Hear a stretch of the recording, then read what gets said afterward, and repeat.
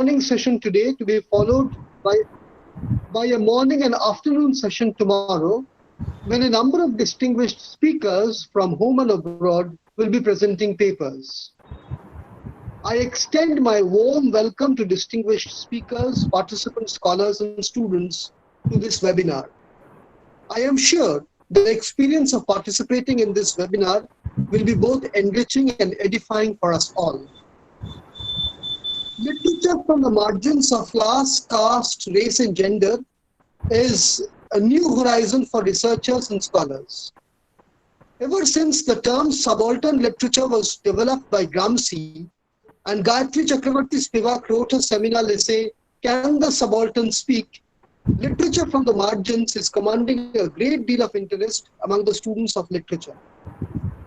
Once literature from the margins gained currency, works by writers from the margins became included in the graduate and postgraduate syllabi of universities of India and abroad.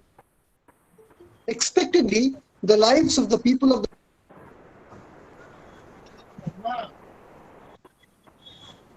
Debashish, your speaker has been muted. Debashish, please unmute your microphone. Oh, Yes. could you not hear anything? No, sir. Could you hear what I had to say? SBS sir? Continue, sir. Continue. Should I start again? Yes, Should I yes, start again? continue. Continue. Debashish, We are continue.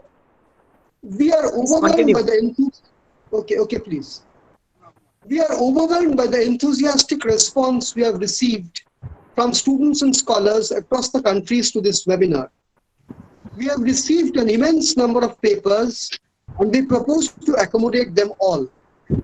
A webinar of this magnitude is really unthought of. To accommodate all the papers, we have planned to conduct parallel and simultaneous sessions tomorrow afternoon.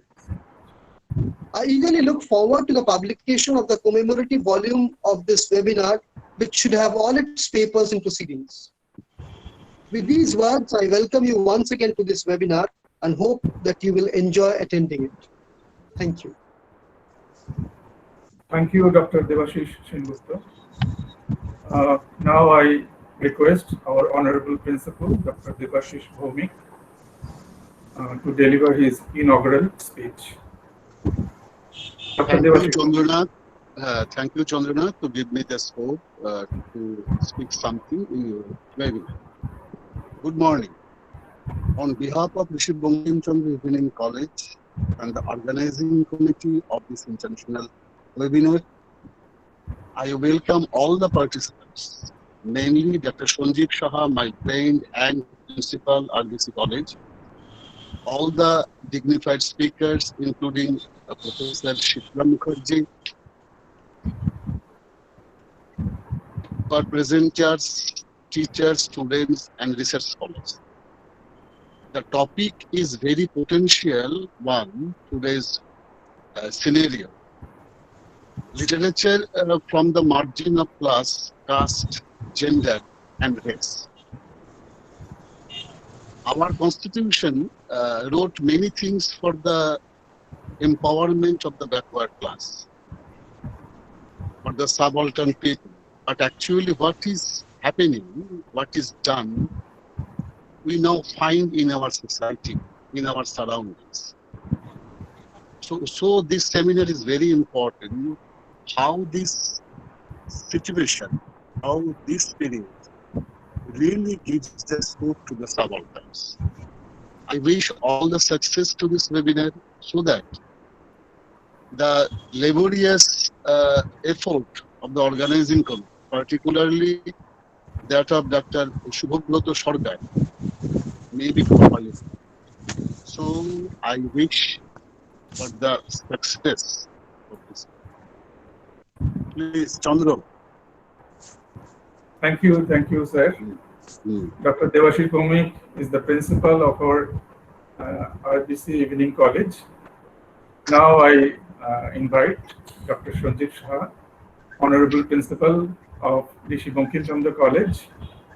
Sir, please, your inaugural speech. Thank you, Chandra. Good morning, everybody. Respected Principal, Rishi Bankim Chandra Evening College, Dr. Debashish Bhowmick, and also my friend indeed, Professor Sipra Mukherjee, Department of English, West Bengal State University, will deliver the keynote address. Professor Ipshita Roy, faculty member of Kolani University, and other distinguished speakers, dignitaries, faculty members, participants, and friends. It is a great privilege for me to speak a few words at the two-day international webinar on English literature from the margins of class, caste, race, and gender, organized jointly by the Department of English, Rishi Bankim Chandra Evening College, and Rishi Bankim Chandra College. Participants in this webinar, I gather, are from India and abroad. And it is heartening to know that the webinar has created such a lot of interest in the minds of research scholars also. To have a webinar of this magnitude during these trying times of COVID-19 pandemic is indeed commendable. When we are under the threat of becoming intellectually rusty, webinars of such kind help to revive us. Now let me say a few words on the topic. It is a very interesting topic. Now, interest in English literature from the margins of class, caste, race, and gender has been gaining currency in India over the decades. I believe that the Indian society in most divided on the basis of class, caste, race, and gender. The webinar would then be addressing a living and lived reality of our times. It would be engaging in estimating and evaluating literature by the marginal writers and about the marginal people of our society. It is also high time we did that and tried to bring the marginal writer and the marginal people to the mainstream of the society. The participants and the scholars cutting across the countries who have shown such interest in the webinar have also earned our deep thankfulness. So let me stop here. I am sure that the experience of attending this webinar is for them, and it is they who would be making the webinar successful. I wish a grand success of this webinar. Thank you very much. Thank you, Dr. Sanjib Saha. Many, many thanks, sir. Subrat, would you like to say something on this occasion? Subrat, SGS. Yes, sir. Sir. Hey. So we can start, sir. Okay. Yeah, continue, sir. Okay.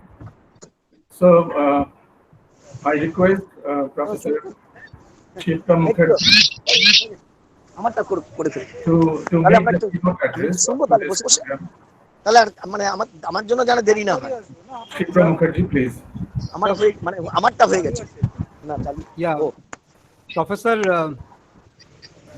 Professor Kamalika Das will introduce Professor Dr. Sipra Mukherjee. Okay. Yes. Yes, Kamalika Das, please. Yes. Good morning, everybody.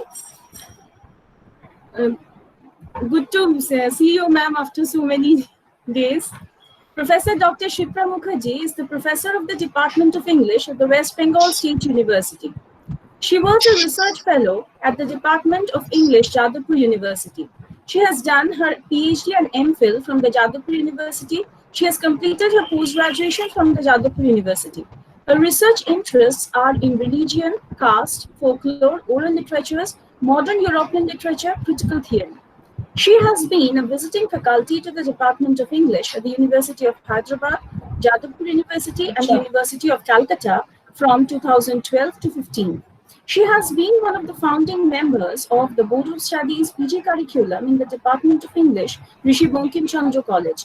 She is also a visiting professor to the department. She has also received numerous grants and fellowships. Notable among them are ICSSR funding for research project on interpreting folklore, understanding the relation between folklore, religion and caste in East India, 2013 to 15. Research grant from the UGC India, Faiths in the Margins, 2009. Religious conversion in colonial Bengal, 2007. Language and identity in colonial Assam, 2001. She has several publications, including books, translations, peer-reviewed journals, monographs, numerous articles, chapters in books, encyclopedia entries, conference proceedings. She is the translator of the autobiography of the Dalit writer Monoranjan Bapari, History of My Chandal Life, Itibit Vritte Chandal Jibon, from Bangla to English. Other translations include The Final Question, Sharat Chandra Chattopadhyay's Shesh Proshno, Nanchera Valmiki, the translation of Monohar Moli Vishwash's story, Wasafu. Outside the academy, she is a member of Ebong Ala, a voluntary non-profit society which works with youth to encourage critical thought. The current focus area is the Sundarban School on island Bali too. Thank you. I welcome ma'am to deliver your keynote address. Thank you, Tamalika. Thank you, madam. Madam, for the keynote address, Dr. Debashish Sengupta will be the chair for this keynote address. Dr. Debashish Sengupta, sir, please chair the session. Yes, madam, you can continue, madam, please. Yeah, Dr. Debashish Sengupta. Thank you, Shubhabrata. I would like to invite Professor Sipra Mukherjee to deliver the keynote address, please. Thank you, Debashish.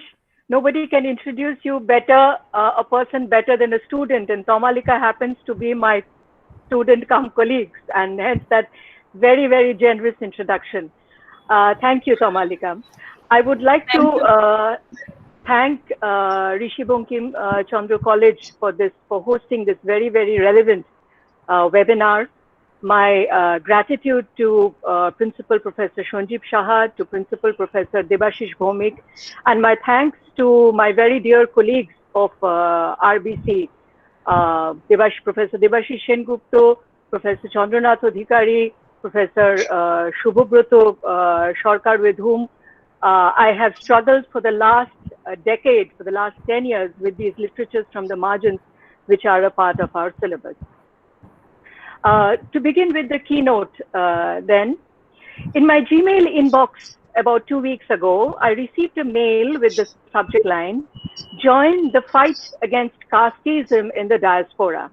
It had come from the India Civil Watch International, and this is what it said.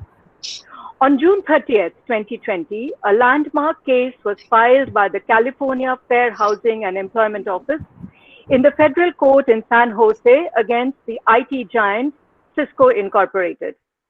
The case, filed on behalf of an employee of Cisco, charged his immediate supervisors of discrimination against him on the basis of his caste. John Doe, which is the name which is given to this person who filed the case, that's not, of course, his real name, was a principal engineer at Cisco when his supervisor, an Indian Brahmin, outed him, revealed him to colleagues as a Dalit. An action whose context meant an immediate lowering of status of this person due to assumptions being made about his abilities and capabilities. This led John Doe, this employee, to file a complaint with Cisco's HR, who did not find anything the matter. Since caste does not exist as a protected category under any anti-discrimination law in the USA, federal or the state.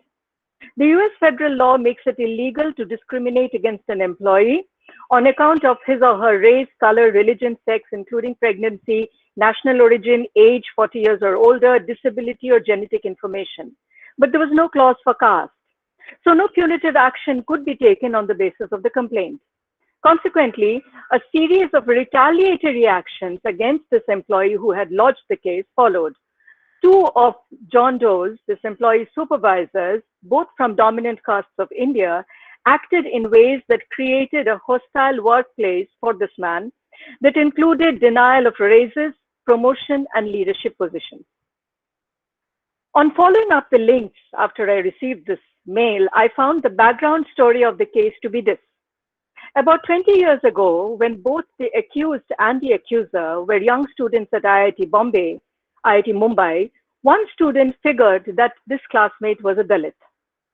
This conclusion was arrived at when the student did not see the other's name on the general merit list, and so figured that this other student had been admitted via reservations, which is the affirmative action program followed in our country. 2 decades later, when both the men were employed at the Silicon Valley headquarters of the tech multinational Cisco, to quote the news report of The Wire, at Cisco, the upper caste employee carried the knowledge of the other man's lower caste with him and passed on the information to colleagues at work, leading to the complaint and a civil rights lawsuit, which accused this colleague and another colleague and Cisco itself of unlawful employment practices. Now, it's not new that caste discrimination, it is not that caste discrimination among Indians in US workplaces has not happened before. But till date, before the India Civil Watch International and other groups took up the matter, companies in the West had largely ignored the practice, or even if they wanted to look into the practice, they were unable to, because in strictly legal terms, this offense against caste was not unlawful. The offer letter that the employee received upon recruitment spoke of not allowing for discrimination on the basis of race, gender, religion, etc., but makes no mention of caste. When the complaint would be taken up with the HR, the human relations section of the company, the employee would be usually informed that the offer letter was for all geographies and that caste was not a global issue. With this case, activists hope caste discrimination will begin to be acknowledged as a violation of the Civil Rights Act, which makes it unlawful to discriminate on the basis of religion, ancestry, national origin, ethnicity, and race or color. The reason why I decided to begin with this example is to highlight the need to consistently redefine the margins. The upper caste, but Brahmin, runs the chance of being discriminated against on grounds of race or religion in the white majority Christian countries, and is no longer in the dominant position he enjoyed on the Indian subcontinent. But even as she or he identifies with the non-white margins of the US in this case, he or she occupies the dominant position with relation to his sisters or brothers from the Indian subcontinent who hail from castes that are allegedly lower than the caste that he belongs to. If you remember the case of the Indian diplomat in New York who was shifted to New York, Devyani Khobragade, who was born into a Dalit family, who was indicted on charges of visa fraud and abuse of her maid, Sangeeta Richard's trust, paying her far lower than the minimum wage, making her work 90 to 100 hours a week, we will find another example of the shifting margins and therefore the shifting centers also. The margins move and shift as we move spatially and temporally. They shift from the center to the margin, as in the case of this Brahmin employee, or are pushed out even further towards the periphery. They lose their marginality as they move from the margin to the center. Sometimes they overlap with other margins, or may sometimes be in conflict with these other margins. They change, they metamorphose, they transition from one into another. When we attempt to discuss the literatures from the margins of caste, race, class, and gender, therefore, we are in contested territory that is a landscape of shifting sand. This has much to do with the definition of marginality itself, a quality that is determined largely by the possession or the absence of power. This rather simplistic understanding elides the presence of other margins that remain invisible and therefore, because invisible, remain unknown. To establish oneself and be recognized as the margin, the subaltern must first become visible. And for literatures to be written, the subaltern must speak.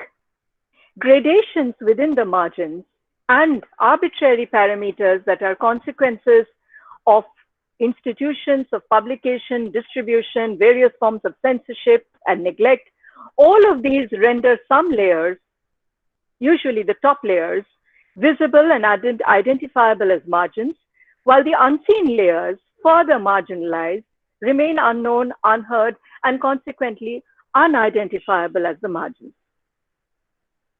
Despite this mind-boggling diversity of the communities identified within the margins, as may be grouped under caste, class, race, and genders, the margins have been speaking and colluding with each other for, as far as our knowledge of histories go, at least over a century. This is more striking than may appear at first. Consider the range of processes that render these communities marginal. Consider the range of strategies that are used by these margins to attempt an emergence from their marginalized positions. Yet, despite these differences, and indeed this impossibility of grouping or studying them all together, the margins have been found to connect, to draw strategies from each other. Nelson Mandela thought of Gandhi as his political guru. Gandhi is most revered for his commitment to non-violence and the Congress movement. This is a quotation from Nelson Mandela. And the African National Congress movement was strongly influenced by his Gandhian philosophy. It was a philosophy, he says, that achieved the mobilization of millions of South Africans during the 1952 Defiance campaign, which established the African National Congress as a mass-based organization. The American civil rights movement, too, was not only deeply influenced by the thought and practices of the Indian freedom movement, but it was also part of a wider anti-racist struggle that in the era of decolonization, the late 40s and the 50s, connected activists across Asia, Africa, and India. Asia, Africa, and beyond, not just in India. In India, the Dalit Panthers take their name directly from the Black Panthers, the African-American group that was active from 1966. We read Bama's novel or testimonial, autobiography, whatever you may call it, Karukku, or Urmila Pawar's Aidan, and ask our students to understand them using terms like the testimonial, which we take from Latin American literatures across the world. The blend of the real and the fantastical that we find in Indira Goswami, the Northeastern writer's novel, Man from Chindomosta, is very near the blurring of this dividing line between real and unreal that we find in Shobhendra Shekhar Hashda, the tribal Santali tribal writer's novel, Mysterious Ailment of Rupi Baske. So this is what I will try to touch upon today. Literatures that are otherwise very varied in their features. There will therefore be much that I will be leaving uncovered, for with such a range of peoples, such a range of literatures, one must begin by pleading guilty to incompleteness. I will begin with one feature that is commonly recognized as a characteristic of marginal literatures, and I will try to build in textual analysis as far as is possible. The presence of the body in all these marginal literatures. I begin with some words written by Toni Morrison, inscribed at the National Memorial for Peace and Justice, which come into view after the area that commemorates the individual victims of lynching. This is what she has written. And oh, my people out yonder, hear me. They do not love your neck unnoosed and straight. Love your neck. Put a hand on it, grace it, stroke it, and hold it up. And all your inside parts that they would just as soon slop for hogs, you got to love them. The dark, dark liver, love it, love it. And the beat and beating heart, love that too. More than eyes or feet, more than lungs that have yet to draw free air, more than your life-holding womb and your life-giving private parts. Hear me now, love your heart, for this is the price. The foregrounding of the body tells of the processes of marginalization. The strategies of humiliation and dominance that must be written out on the bodies. These processes could range from our very Indian process of untouchability, the fascist process in Germany of wearing the yellow cross, the refusal to allow the women to wear the breastcloth, the outlawed seats on buses, which Rosa Parks fought against, the beatings, the lynchings, and the innumerable other kinds of processes that are carried out to humiliate, to subjugate. This foregrounding of the body also foregroundings of the body also tell of the resistance that must be voiced through the body that must walk in processions, the body that submits to the possibilities of being jailed or beaten. Both the strategies of the one who marginalizes, who is in the point of power, and the resistance of the one who is marginalized necessitates the use of the body. Till very recently, we used to be rather cynical of Facebook protesters, deriding them as armchair revolutionaries, choosing the convenient way of protesting. We cannot do that. We do not do that any longer. For surveillance and discipline has, in the recent years, moved into this digital area of social media.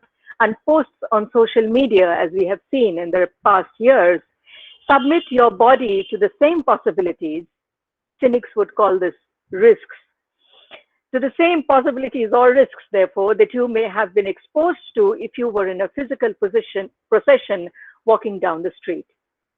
The foregrounding of the body in these literatures takes the reader, as it were, to that last line of defense, the human body, an absurd forked animal, as King Lear said, but capable of the greatest cruelty and the highest nobility. So when the naked Draupadi in Mahashweta Devi's story stands before the uniformed and the armed Senanayak who is afraid, while the unarmed, unclothed Draupadi is unafraid, she becomes the symbol of all that human beings can draw upon, all the powers of the body, and in this imaging of the body, of the mind and the spirit. It is not striking that the story of Mahashweta Devi ends there with Draupadi facing the Senanayak. For as readers, all of us know what is going to follow. No matter how unafraid Draupadi Mejen is, and no matter how much the Senanayak cowers in fear before her, Draupadi will be countered at the end of the story. In fact, she has already been countered by the time we read the story. She has been killed or she has been thrown into prison. And it is without that shimmering vulnerability that Mahashweta Devi portrays in that last image of this tribal girl that makes her image so powerful. Sorry, it is that shimmering vulnerability, that's the typo there. That shimmering vulnerability that Mahashweta Devi portrays in that last image of the tribal girl that makes her image so powerful. Vulnerability and power, two contradictory terms for the one image of Draupadi Mejen. It defies common sense that writers who aspire to raise the voice of the dispossessed, the marginalized, should choose to underline any vulnerability in these figures from the margins.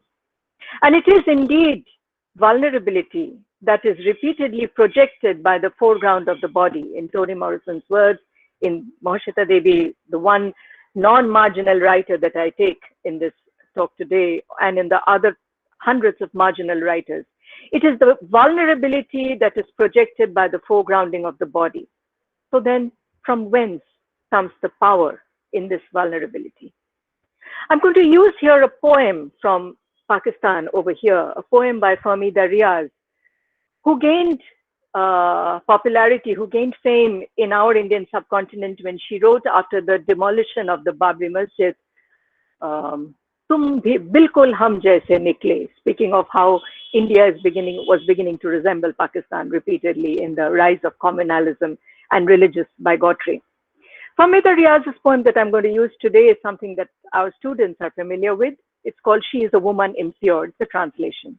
She is a woman impure, imprisoned by her flowing blood in a cycle of months and years, consumed by her fiery lust, in search of her own desire, This mistress of the devil followed his footsteps into a destination obscure, unmarked, unmapped, before that union of light and fire, impossible to find. The body that Riaz is presenting over here, with its materiality, non-spirituality, and consequently its vulgarity, is a wild body.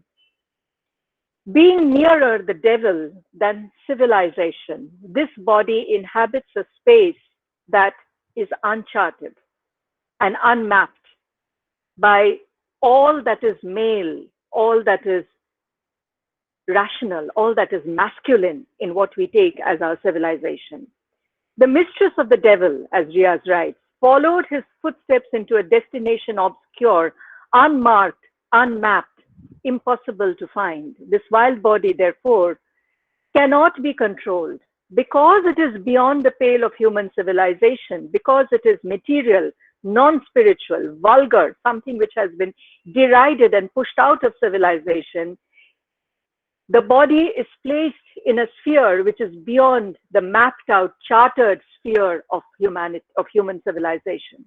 If the aim of civilization is to tame the body into a docile body, to discipline it, and finally enable the individual to transcend the body and achieve the higher mental or intellectual existence that is the epitome of civilization, then the reiteration of the bodily presence in all these texts on the margins place the marginalized body outside the familiar, where the registers of civilization do not hold.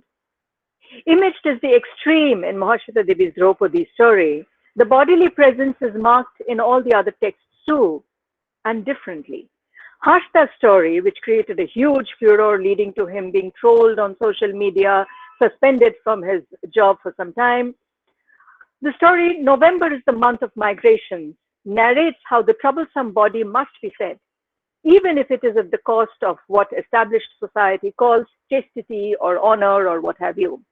As she sells her body for 2 cold bread pakoras and 150 rupee note, it is the hungry, poor Sautali girl who appears to remain in control, observing the challenging contours of the policeman's face in the dim light. At times the policeman grimaces, at times he smiles. In this deliberate, almost aggressive foregrounding of the body, neither the mind-body division nor the mind-body hierarchy is retained. Quite the contrary, the body becomes the conduit of power sourced from the community ancestors. It connects with the rest of the bodies around this body, the vulnerable body. So one body becomes one of many bodies, not just in the historical present, but through history. You remember Chinua Achebe and the others arguing about how they would root in very specific locales the characters of their texts. In Marathi Dalit poet Arun Kamble's poem, Which Language Should I Speak?, the grandfather, the permanent resident of the grandson's body, hollers and screams at his grandson whenever the young man attempts to blend in with the civilized society and speak in the refined tongue.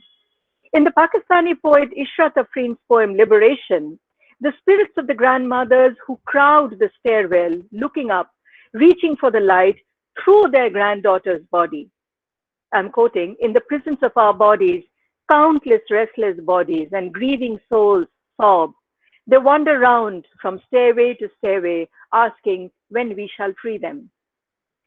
What this does, I think, is enable a continuity of the bodies, despite beatings and lynchings, giving the body an almost romanticized, mythical status, enabling it to move beyond individual deaths. It makes the undead men of Monranjan Bapari's story of this title, who do not die, who cannot be killed. I'm quoting from the story. Many years ago, about 40 years, a man like you had thought he had killed me. How stupid. From the Terai, we flew down to the plains, to Bengal, to the villages, to the cities. We melted with the crowds in Bihar, Jharkhand, Chhattisgarh, Maharashtra, Odisha. From one, we became many. We became hundreds, lakhs. Another man said, we are there in 18 provinces of this land. How? Because we've died. You think we are dying, but we are not. The more you kill, the more we grow in numbers. Namara Manush, this is. Dopti Medhen's imminent death, consequently, does not touch us, the readers. for she does not truly, to our minds, die. The Black Lives Move Matter call, which is ongoing now, taken up after the murder of George Floyd, showed protesters chanting Floyd's last words in unison, "I can't breathe, I can't breathe," negating, as it were, his death by the repetition of his last words. The attention that is given to detailing the body, the bodily rituals, raises the body, as it were, to a higher sphere than is espoused by those at the center. The presence of the physical body, from women's literature to queer literature to Dalit literatures to Black literatures, privileges what we may call a mindful body, challenging the mind-body hierarchy familiar to the mainstream center. Associated with this rejection of the mind-body hierarchy is the rejection of the logocentric worldview, of course, and the supremacy of rationality. In short, it's a rejection of the center narratives because they do not fit the margins. Many years ago, in 1982, Gabriel Garcia Marquez spoke of this outsized reality in his Nobel lecture. 1 million people have fled Chile, he said, a country with a tradition of hospitality that is 10% of its population. Uruguay, a tiny nation of 2.5 million inhabitants, which considered itself the continent's most civilized country, has lost to exile 1 out of every 5 citizens. Since 1979, the civil war in El Salvador has produced almost 1 refugee every 20 minutes. The country that could be formed of all the exiles and forced emigrants of Latin America would have a proportion larger than that of Norway.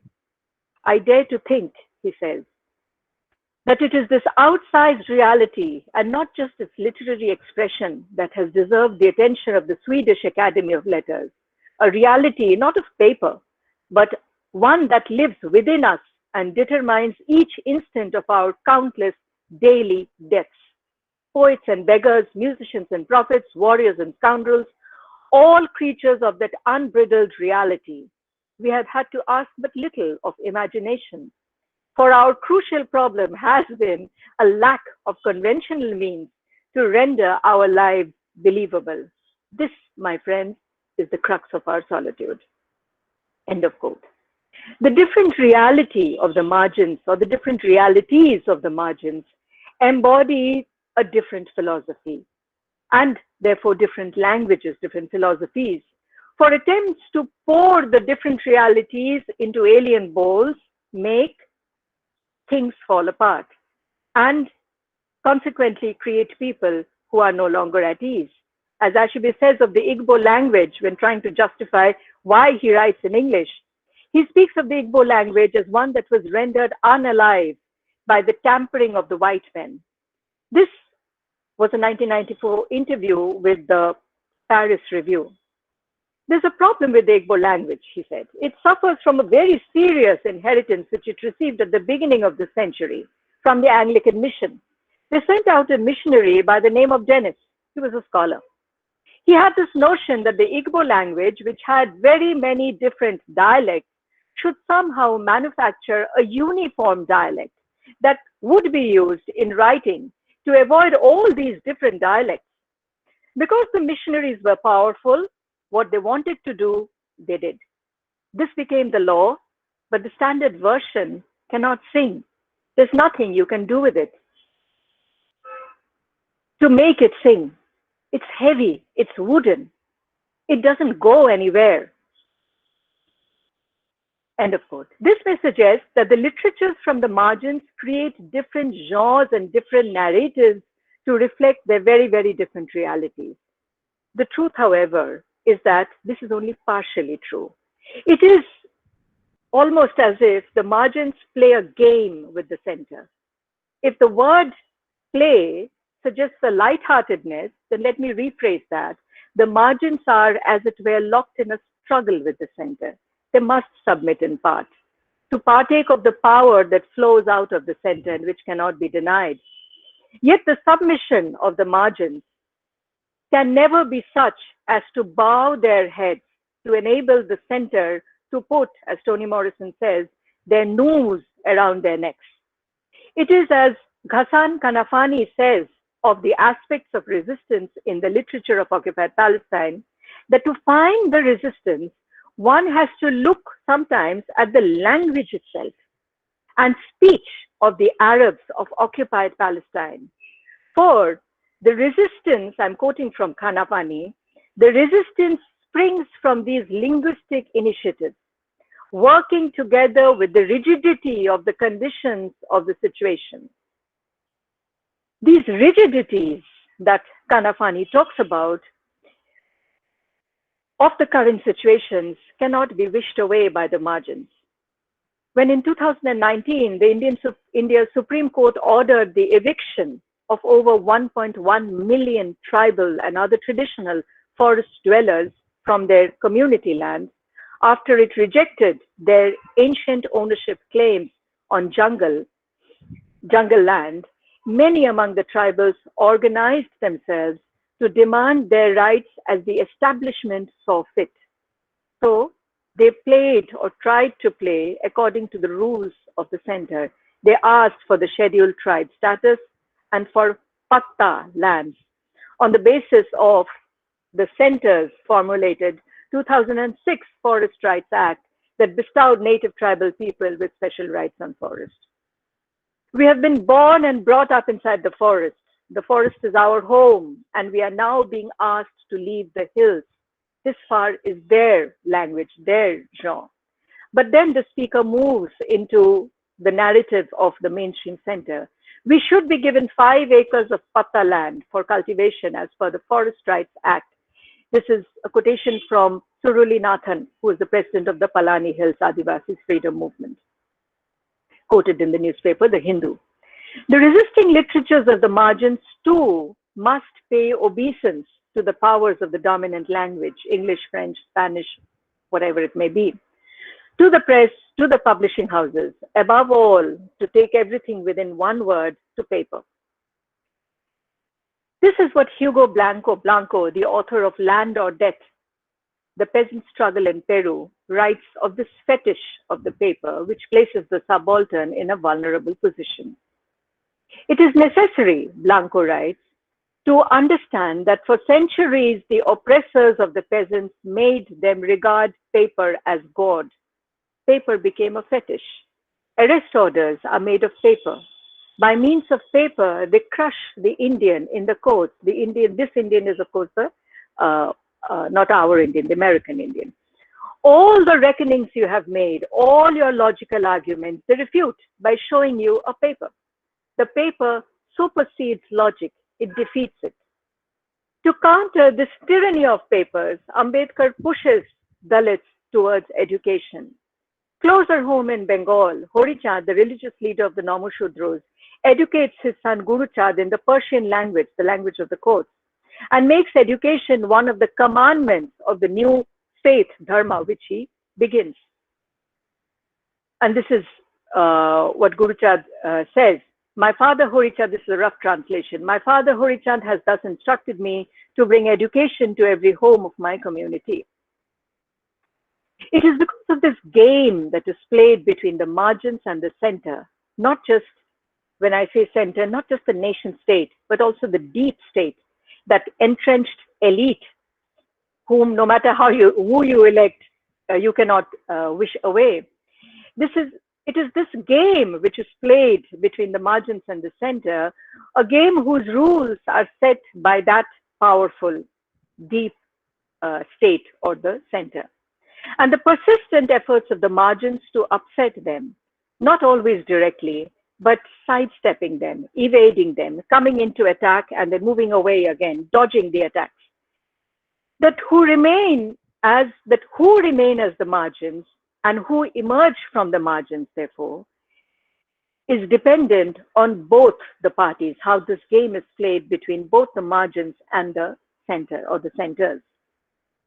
My final point today will go back to this recreation of the reality which is attempted by the margins, and the one element that we find reiterated, that within the realm of the literatures crafted by the margins is crafted somewhat differently by the margins, we find indicated the very, very different realities of the margins. And it is within this that the writer must insert what Kumkum Sangari has called the politics of the possible, when the real blurs into the unreal, pointing towards possibilities that may be crystallized someday, if not immediately. So in the collection Survival and Other Stories, the powerful upper caste man can, at the end of the story, be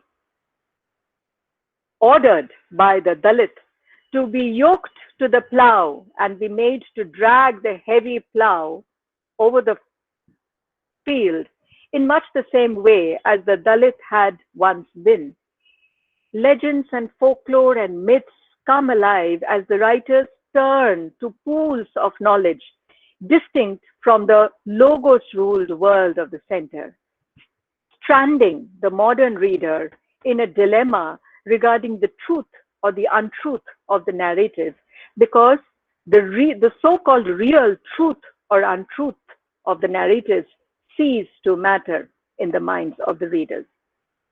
Attempting to show why a critical take on the legacies of the Enlightenment is necessary to historians, Dipesh Chakraborty writes, at stake in this Indian debate is an important question about how and in what terms one may, in writing subaltern histories, see the subaltern classes as political actors. Theoretical conceptions of the political are always secular, but political action by peasants, which is the margin that he is talking of in this essay, during and after the nationalist movement often involved the agency of gods and spirits. Is this necessarily an undesirable form of political imagination? Should the peasant be educated out of this tendency? The constitution makers of our country, India, accepted the need for a separation of religious and political institutions. Yet a study of the literatures from the margins does not allow for this separation. In exploring the resistance literatures born out of humiliation and oppression, it becomes necessary to recognize the irrelevance of this secular religious binary. Explorations of the literatures in scholarly terms, therefore, has repeatedly noted the need to recognize the secular resistance against injustice and to recognize that secular resistance against injustice and oppression is often embedded in a religious discourse. In fact, I am not even certain whether the term religion, which is a very mainstream term, can be used over here, or whether we should use a more undetermined word like non-secular or spiritual. Here, I would like to quote from an interview that Toni Morrison gives regarding the writing rituals which she follows, and I'm going to end with that, to indicate this non-secular sphere within which the margin literatures seem almost always to be written. This is what she said in that interview. Recently, I was talking to a writer who described something she did whenever she moved to her writing table. I don't remember exactly what the gesture was. There's something on her desk that she touches before she hits the computer keyboard. But we began to talk about little rituals that one goes through before beginning to write. I at first thought I didn't have a ritual. But then I remembered that I always get up and make a cup of coffee while it is still dark. It must be dark. And then I drink the coffee and watch the light come. And my friend, she said, well, that's a ritual. And I realized that for me, this ritual comprises my preparation to enter a space that I can only call non-secular. Writers all devise ways to approach that place where they expect to make the contact, where they become the conduit, or where they engage in this mysterious process. For me, light is that sign, is that signal in the transition. It's not being in the light, it's being there before it arrives. It enables me in some sense. It is this sense of a cause, I think, that transcends the individual, moves into that area, large area of the entire community or communities at times, moves beyond the rather narrow boundaries of the rational into the other sphere, defying the merely rational, secular, modern worldviews which mark these literatures from the margins. Thank you.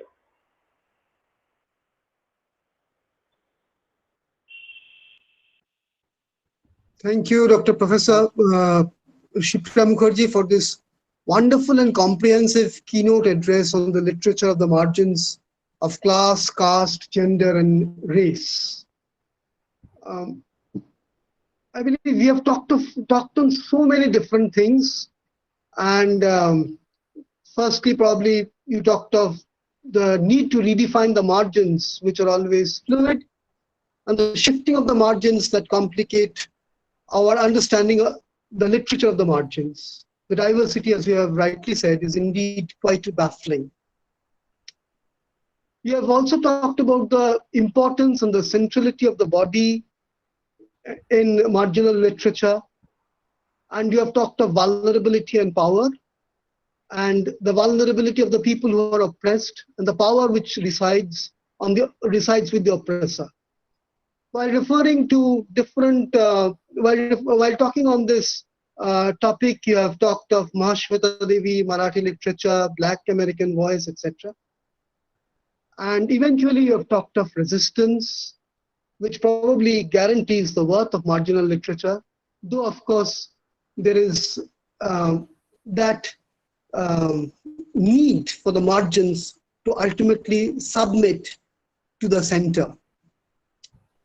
I must once again congratulate you for this wonderful keynote address that you have given.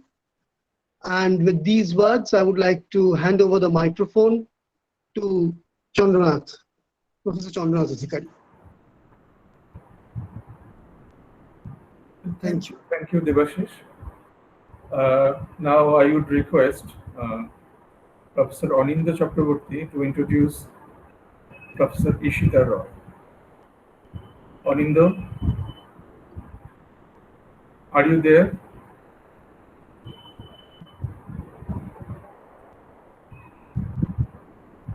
Yes, sir.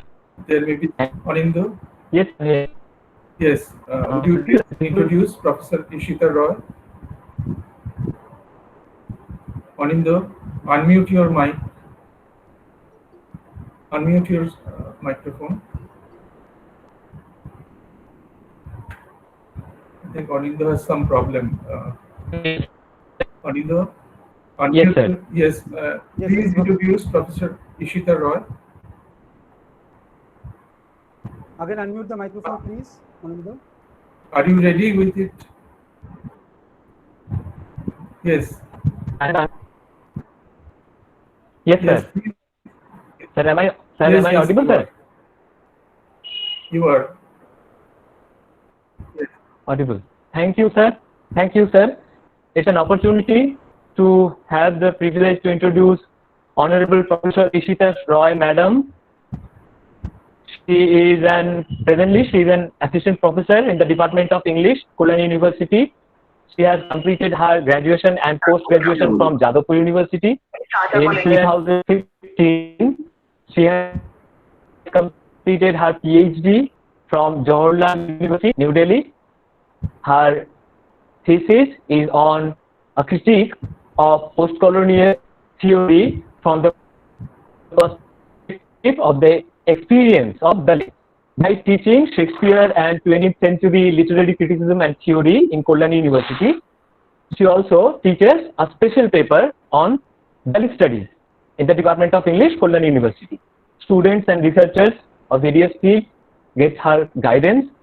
Recently, she has contributed in a book titled Women in Indian Politics, Translation, Transition and Transformation. Apart from that, she has participated in many national and international conferences, both inside and outside the world. And she has also taught in the Department of English, UG PG Studies in Rishi Bankim Chandra College. We have got the opportunity to attend her classes as students. Thank you, ma'am, for being here. I would request Professor Ishita Roy, Madam, to start her session. Before that, please. I request Professor Sipra Mukherjee, would you please, ma'am, chair the next session in which Professor Ishita Roy will speak? Yes, of course. Gladly. How much time do we have, Chandranath? She will speak for 30 minutes.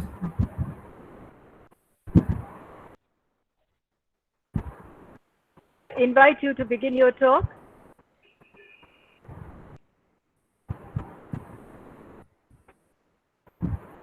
Ishita has to unmute your mic. Am I audible now?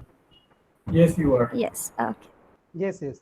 Okay, Yes, thank you, Professor Shubhabrata Sarkar, for giving me this opportunity to be in the company of esteemed academicians and audience alike to present my talk here. Thank you, Shipradi.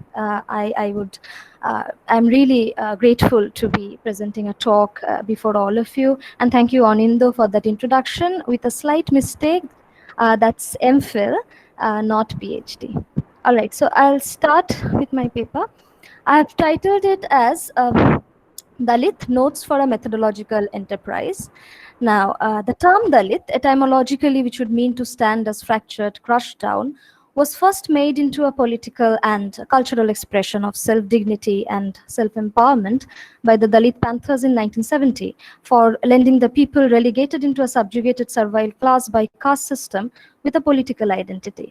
So studies documenting the rise of Dalit political movement from since the pre-colonial to the post-colonial nation state bear evidence to the claim that it is only because of a robust anti-caste mobilization of the mind that the term Dalit emerged in full scale as a historico-political category. So one can refer to the work of Gail Ogvet, Christopher Jaffrolet, Rosalind O'Hanlon, even Anupama Rao, Kanchailaya, then the first, anthology, important anthology of Dalit writings, Poison Bread, edited by Arjun Dangle. So there's a clear historicity to the term. Dalit emerged out of people's movements in real-time developments.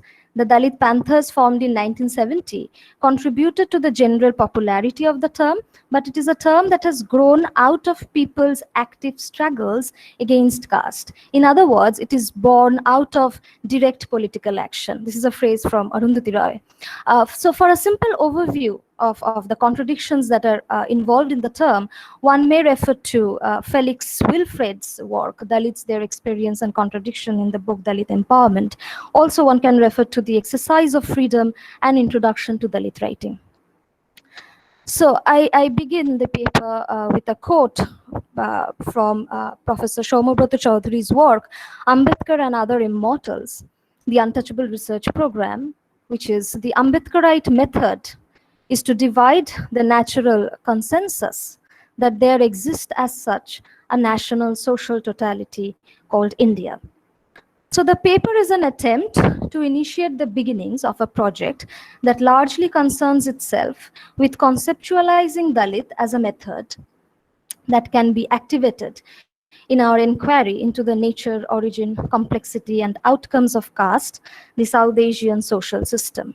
Caste as South Asian social system. This definition appears in Morton Class' book by the same name, which is Caste, The Emergence of South Asian Social System, first published in 1980.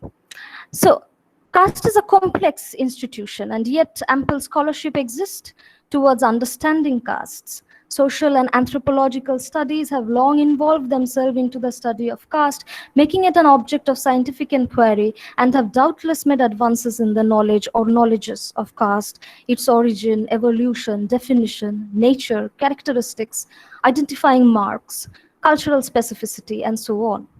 It is, however, not necessary that these accounts are not without their theoretical fault.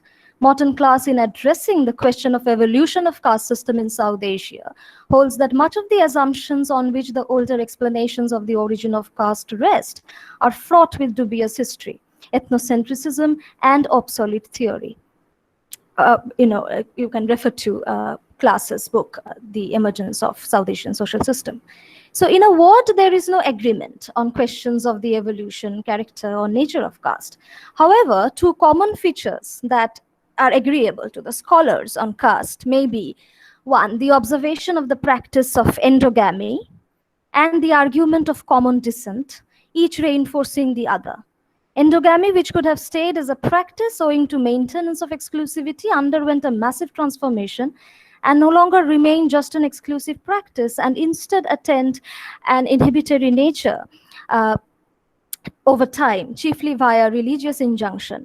And the ways it came to attain this inhibitory nature is something that Ambedkar deals with in quite some detail in his paper Caste in India, the Mechanism, Genesis and Development, which he presented in the Anthropological Seminar in New York in 1916.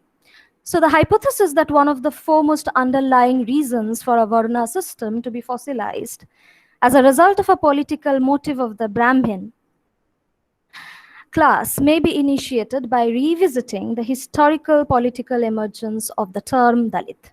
Dalit in this sense does not remain confined to a discursive production of marginality only, but rather functions as a political facilitator to the subject of understanding caste and its micro-performative meanderings a little further to ultimately expose its political ideological character. So employing Dalit in the reading of caste and its functions this way reveals an understanding of caste that does not take into account its fundamental political character, inadequate, an understanding that does not take into account the fundamental political character of caste is inadequate and futile to the objective of an egalitarian casteless society.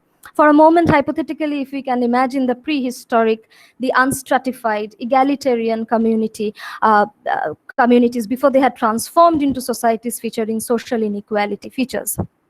This is something that one can refer to in Russian ethnologist A. Kutsenkov's explanation of caste in India in the book Soviet Anthropology and Archaeology.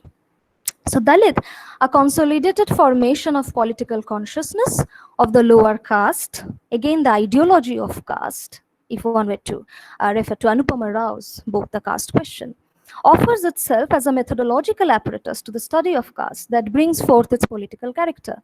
Or in other words, we can employ Dalit as a conceptual category to drill into the ideology of caste, to reveal caste's workings. We can put it like this: Dalit is a method of reading into the political nature of caste.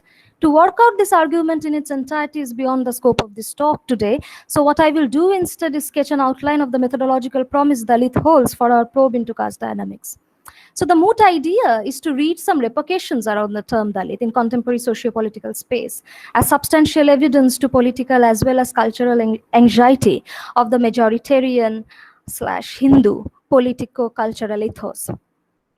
I'm referring to the majoritarian cultural and political ethos in India as Hindu because I don't think it is any unknown fact that Hindu as a category has always been invoked by major national political dispensations in India to establish claims for their legitimacies to political rule. For instance, it isn't the case at all that only the BJP plays what is said as the Hindutva card. Another national political party, Congress, does too. For example, Congress MP Shashi Tharoor writes a book called Why I Am a Hindu in 2018. And then he writes a book, The Hindu Way, an introduction to Hinduism in 2019. So, and interestingly enough, Kancha Ilaiah, a well-known Dalit intellectual and activist, writes Why I Am Not a Hindu, a Shudra critique of Hindutva philosophy, culture, and political economy. So he had written this book in 1996. Again, in 2009, he publishes another book, which is titled as Post-Hindu India. Since you cannot see the paper, so I will mention here that I have highlighted these terms, post-Hindu, not a Hindu. So post-Hindu India, a discourse in Dalit Bahujan socio-spiritual and scientific revolution. Albeit the BJP and Congress ideological differences then, what they remain singularly devoted is to the common sensibility of Hindu.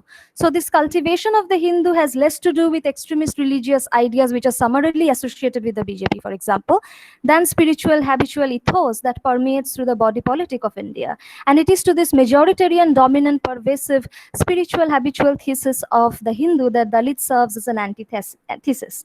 Ilaiah's title of the book is indicative of a philosophical political intervention to the Hindu cultural Gestalt.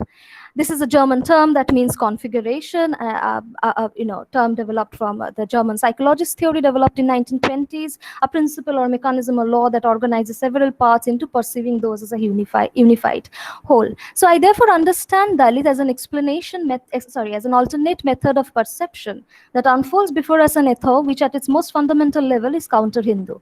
Ilaiah clearly belongs to a tradition of political cultural thought of which the most profound ideologue has been Dr. B.R. Ambedkar, whose writings and life demonstrate a possible counter-Hindu worldview and being. In such a demonstration, Ambedkar inaugurates a social programming where interactions between individuals shall be based on the idea of equality and the necessary configuration, such an idea that encompasses within itself. For my use of phrase like programming, social programming, I'm thoroughly indebted to Professor Soumyabrata Chaudhury's works and ideas on Ambedkar, and more particularly to his book, Ambedkar and Other Immortals, an Untouchable Research Program by Navayana Publishing. So where interactions between individuals shall be based on the idea of equality. So in Ambedkar's analysis, caste is inimical to any sense of equality. If caste has had an almost axiomatic nature of formation, mechanism, and development, given that it is, a near inexhaustible hypothesis, which is why it can still develop. A caste can still continue. There can be a new caste altogether. Caste continues to grow in size. Ambedkar, as a defense mechanism against caste, declares the infinite project of axiomatic equality. To this, I am also indebted to a lecture by Professor Chaudhury titled Ambedkar and the Idea of Equality. This is available on YouTube. Ambedkar further recognized caste as a founding principle of Hindu, a principle of formation that inheres in itself social, economic, cultural, political inequality, ultimately premised upon ingrained psychological notions of hierarchical difference between people. So in Caste in India, Ambedkar, addressing what he calls this complex intricacy of a hoary institution, points out the basis of the evolution of a common culture in India, despite its being a mix of distinct culture of the Aryans, Scythians, Mongolians, Dravidians, is not a mere case of amalgamation, the foremost proof of which bears in the remarkable contrast that the east of India would have in physical color to the west of India. Rather, the feature, this is according to Ambedkar, the feature that lends to the indubitable cultural unity that covers the land from end to end is caste. And precisely for this reason, it is all the more difficult to theorize on the problem of caste. And any definition that does not venture into explaining this fundamental homogeneity of caste that binds India across its heterogeneities would remain an inadequate endeavor, so far as explaining caste in its fundamentals are concerned. So Ambedkar writes, and I quote him, "But it is because of this homogeneity that caste becomes a problem so difficult to be explained. If Hindu society were a mere federation of mutually exclusive units, the matter would be simple enough. But caste is a parcelling of an already homogeneous unit, and the explanation of the genesis of caste is the explanation of this process of parcelling." So what is made explicit here is the constitutive character of caste, the ethos of Hindu society. And Ambedkar's analysis that no anti-caste position can go together with the system of belief, practice that in totality has a name called Hindu to it, is again not a very strange idea altogether. For example, let us consider what Gandhi says in his Gujarati journal Navajivan. In 1921, Gandhi writes, and I am quoting, "I believe that if Hindu society has been able to stand, it is because it is founded on the caste system. To destroy the caste system and adopt the Western European social system means that Hindus must give up the principle of hereditary occupation, which is the soul of the caste system. Hereditary principle is the eternal principle. To change is to create disorder. I have no use for a Brahmin if I cannot call him a Brahmin for my life. It will be chaos if every day a Brahmin is changed into a Shudra, and a Shudra is to be changed into a Brahmin." So this is Gandhi saying, and I've quoted him from Arundhati Roy's The Doctor and the Saint, an introductory essay to Ambedkar's Annihilation of Caste, annotated edition by Navayana.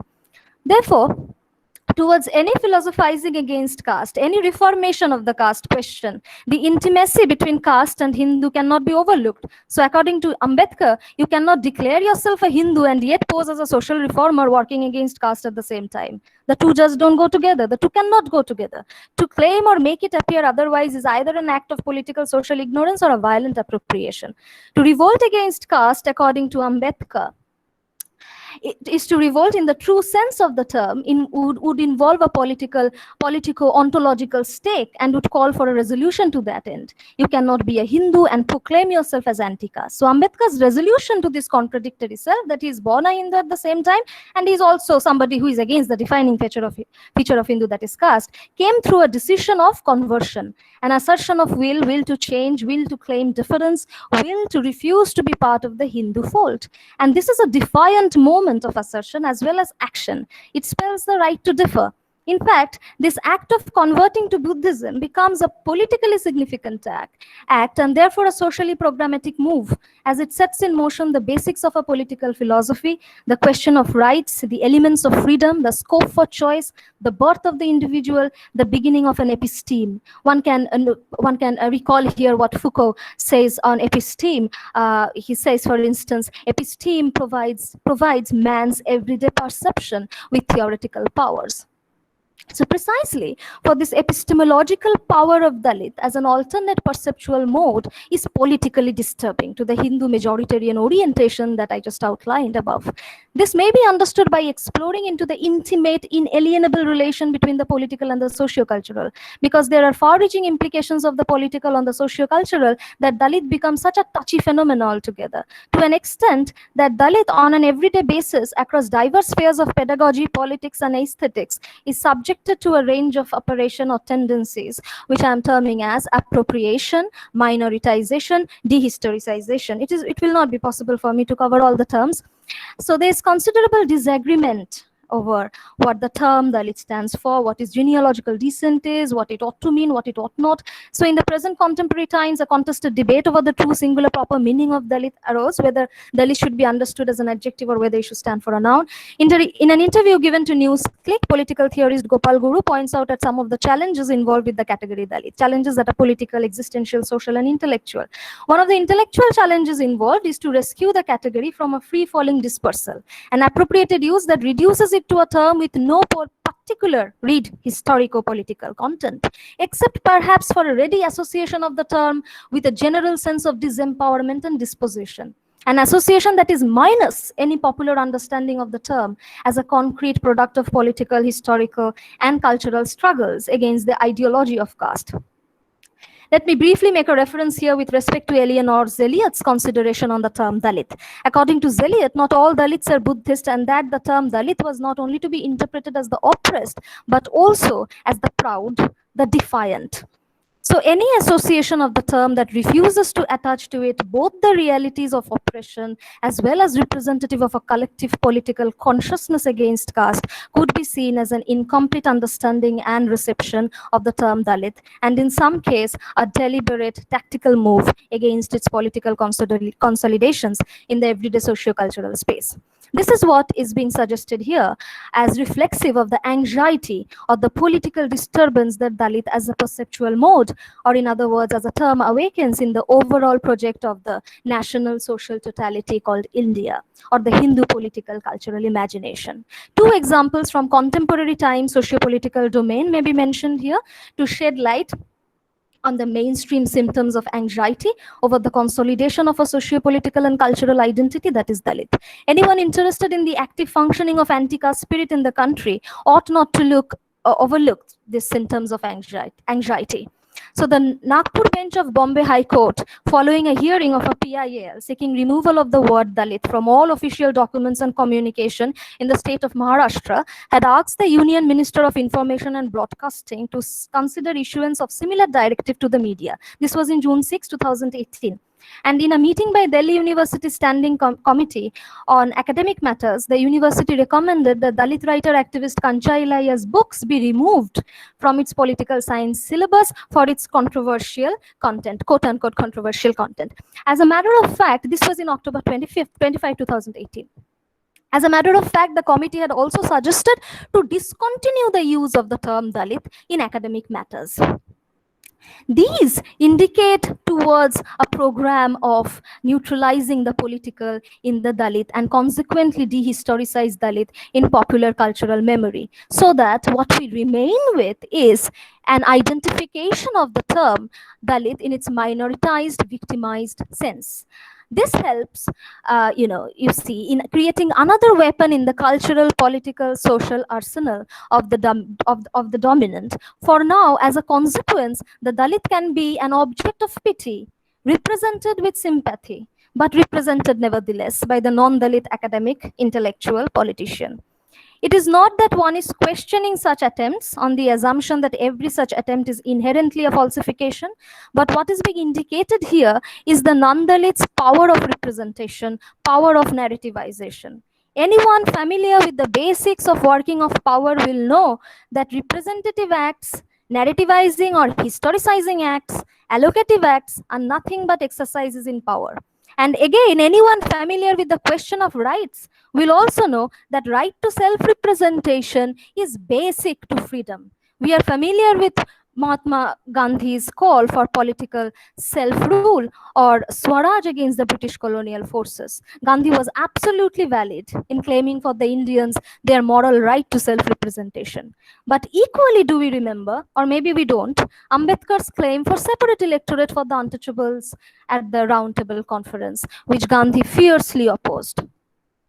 What is intriguing here is that while Gandhi perfectly understood and therefore protested against the patronizing colonial self, he refused to comply with Ambedkar's analysis of the Brahmin Kshatriya Vaishya patronizing self to the Shudra. I could have quoted the paragraph from Annihilation of Caste where Ambedkar talks about this patronization of the upper caste towards the lower caste, but I'm running for a positive time, so I will continue.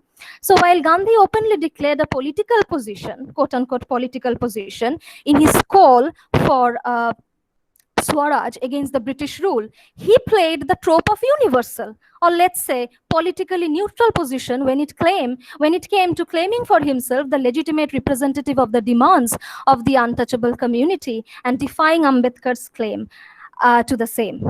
So please note that a question of legitimacy is being invoked here by Gandhi, a basic question of legitimacy. So when Gandhi claims to represent colonial India by virtue of being the indigenous inhabitant, it is legitimate politics. When Ambedkar rises to represent the interest of a community of a people he is born into, a community whose very survival has been at stake by the dominant upper caste, it is illegitimate politics, more precisely separatist politics. Even to this day, Dalit politics is unabashedly called as identity politics, as if non-Dalit politics is anything else. This masquerading of the dominant as universal and not separatist, not identity specific, not caste specific or class specific, is a subject of inquiry of the politically conscious marginalized Dalit. To begin with, then, there is no politically neutral position. In fact, taking cue from Stanley Fish, one can endorse neutrality but cannot inhabit it. For there is no asituational articulation. All of us speak from a position. Braj Ranjan Mani opines in De-Brahminizing History, Dominance and Resistance in Indian Society. There is a writer behind every writing, and it matters from where one writes and with what objective and perspective. Therefore, part of the Dalit methodological enterprise in the inquiry of tradition, history, practices that uphold the moral merit of Varna theory, like Gandhi does, in especially, you can find this in his response to Annihilation of Caste, and simultaneously decry the caste subaltern's resistance to the same, should involve, and I have made some bullet points here, should involve: 1, problematizing the neutrality quotient and falsely universal. 2nd, exploration into the historical dialectics of caste, anti-caste thought. 3rd, research into moments of tension and anxiety, and therefore adoption of preventive measure by dominant hegemonic upper caste disposition in narrative history, political movements, cultural programs, institutional reforms. Look up for appropriation tactics. 4th, minoritization ploys, patronizing modes, dehistoricizing tropes in any sphere, political, cultural, social, of upper caste representation of the marginalized Dalit. In other words, to be aware of the politics of representation. And representation needs problematizing, for as Raymond Aron notes on its connection with ideology, a system of representation of the social world which implies an order of values and suggests reforms to be carried out, upheavals to be feared or hoped for. 5th, celebrating tales and stories and politics and cultures and literatures by the marginalized Dalit herself that debate and critique dominant caste ideology. To critique a certain, and the last, to critique a certain cultural perception of the Dalit as a curious sight or object of minoritization. Minoritization or pity is not so much a feature of Dalit literary poetics. I'm saying this here because you will find this argument, a similar kind of argument in D. N. Nagraj, Flaming Feet, where he is talking about Dalit poetics to some extent, which is based on the minoritization or mode of pity. And I'm disagreeing with Nagraj here. So it's a result of common cultural, it is not so much a feature of Dalit literary poetics as it is a result of common cultural perception about Dalit by a specifically non-Dalit sensibility of critiquing Dalit literature or accommodating, articulating the Dalit within a mainstream discursive political cultural aesthetic practice in which the latter appears as either a source of palpable cultural and political anxiety or a discursive object of pity. To this question of a specific perception of the Dalit as the object of pity that haunts our everyday attempts at cultural education, an example from the realm of aesthetic poetics, too many examples of the realm of aesthetic poetics can be cited here. I'm just mentioning it here. One is Subodh Sarkar's poem, Ami Krishnakoli Mahato, in a collection of poems called Tinti Meyer Golpo. So I deal with this part in the second part of the paper. So I'll complete the first part of this today in this talk. So I will end by just can you hold your mic a little away? It's creating a bit of a disturbance. Okay. Is it okay right now? Yeah. I will end by dwelling briefly on is it fine right now? Yeah. This is perfectly okay. Yes. Yeah. I will end by dwelling briefly on the term caste ideology. Any ideological discourse, for that matter, let it be noted that in its double process of subjectivity formation, where the individual is made subject to its discourse, and qualification, where the individual is provided with the know-how of living our everyday life as a subject to the same, along with elaborate justification, it will have to maintain a correspondence between its subjection and qualification. For this, one can refer to an excellent work on the ideology of Varna by F. Franco and V. Sherry Chand. So the controversy around the nomenclature of Dalit in the foregoing part of this paper reveals that with the term Dalit and its popular presence in socio-cultural spaces, a vital contradiction between the two aspects of subjection and qualification of the caste ideology is brought about, and whenever such instances occur, they generate considerable interest to the student of ideology studies. For such moments inaugurate the possibility of counter-ideological forces, which is not necessarily an altogether undesirable thing, for only then it emerges as a necessary strategy against the dominant. I will rather again end here by quoting from an article published on the Wire on the wake of this nomenclature controversy, written by Kavita Muralidharan, translated by J. Arani. She writes, "The direct meaning of Dalit may be broken or shattered, but its use is being opposed only because it has now become a term of empowerment for the oppressed community that uses it." So with this, I will end the talk here. Thank you. Thank you for patiently listening. Thank you, Ishita, for that very interesting exploration of the word Dalit, the term Dalit, and about how it is used as a political facilitator, almost like a methodological apparatus, as you said, and about how we need to guard against the dangers of fossilization, because otherwise we risk having the term appropriated by the very powers against whom we are, or the minorities, the margins are fighting. I don't know if we have any questions over here.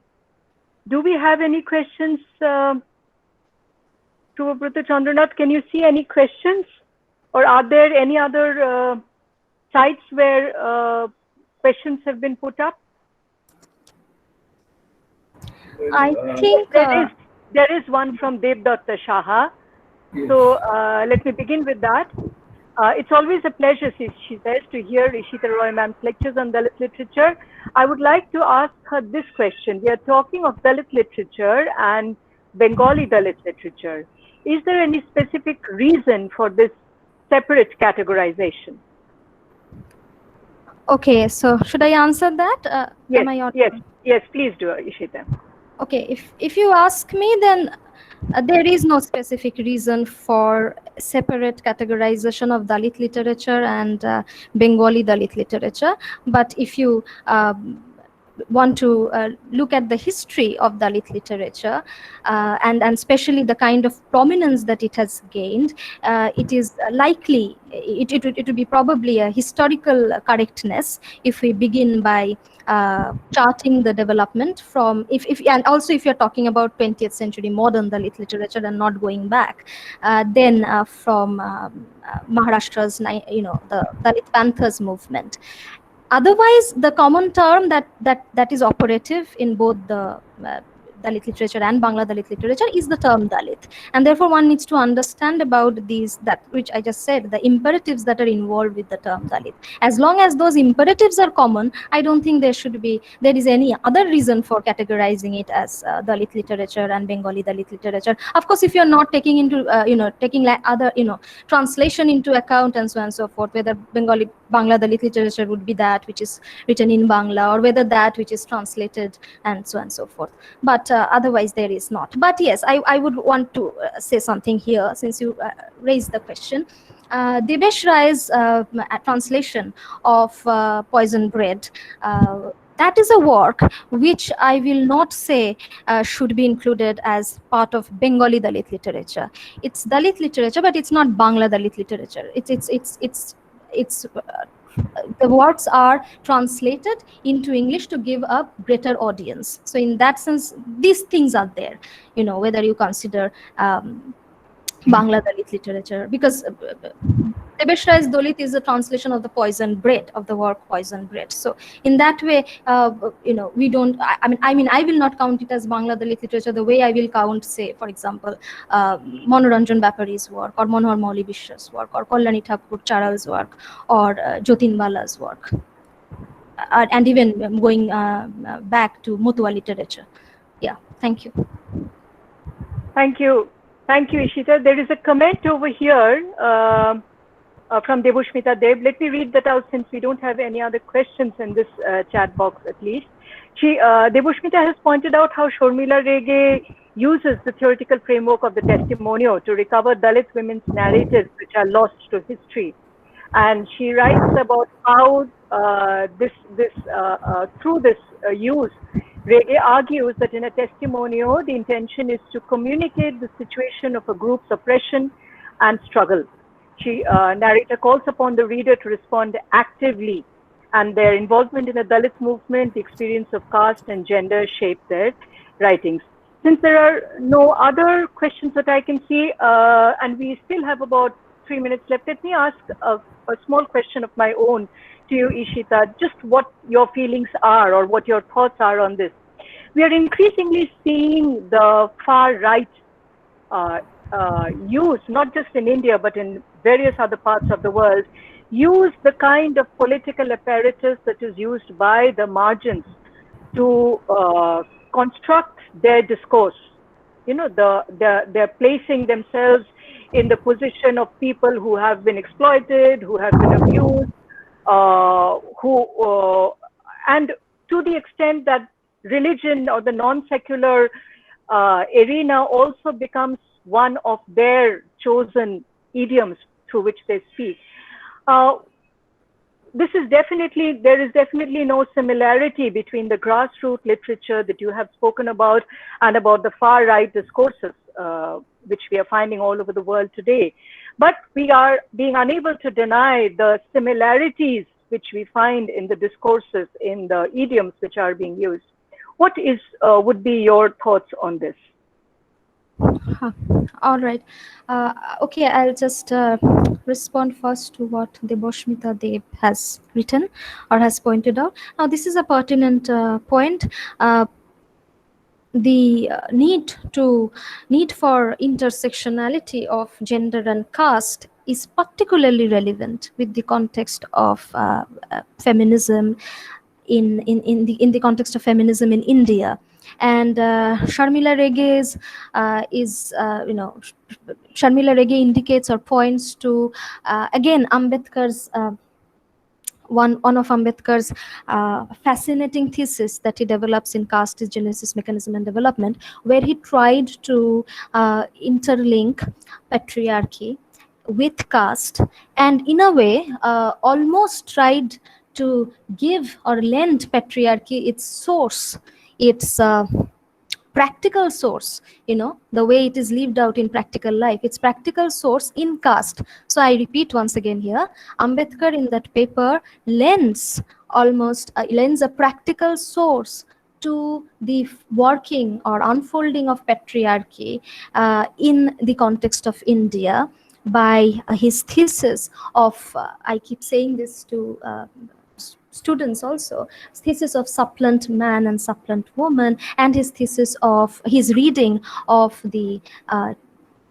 child marriage institution in the Hindu religion, the institution of sati that was there. So although there has not been much development from Ambedkar's point, theoretical development from Ambedkar's point, but Ambedkar raises a pertinent question there, which again is followed up by Uma Chakravarti in her work Brahminical Patriarchy, which is again which is something that you can even source to Pandita Ramabai's work, The High Caste Hindu Woman. So the intersectionality of caste and gender is definitely required, because no ideology can work, absolutely in an independent fashion. Ideologies work in connection with each other. So, you cannot have patriarchy without the ideology of caste. Neither can you have the ideology of caste without patriarchy as a vehicle. And one also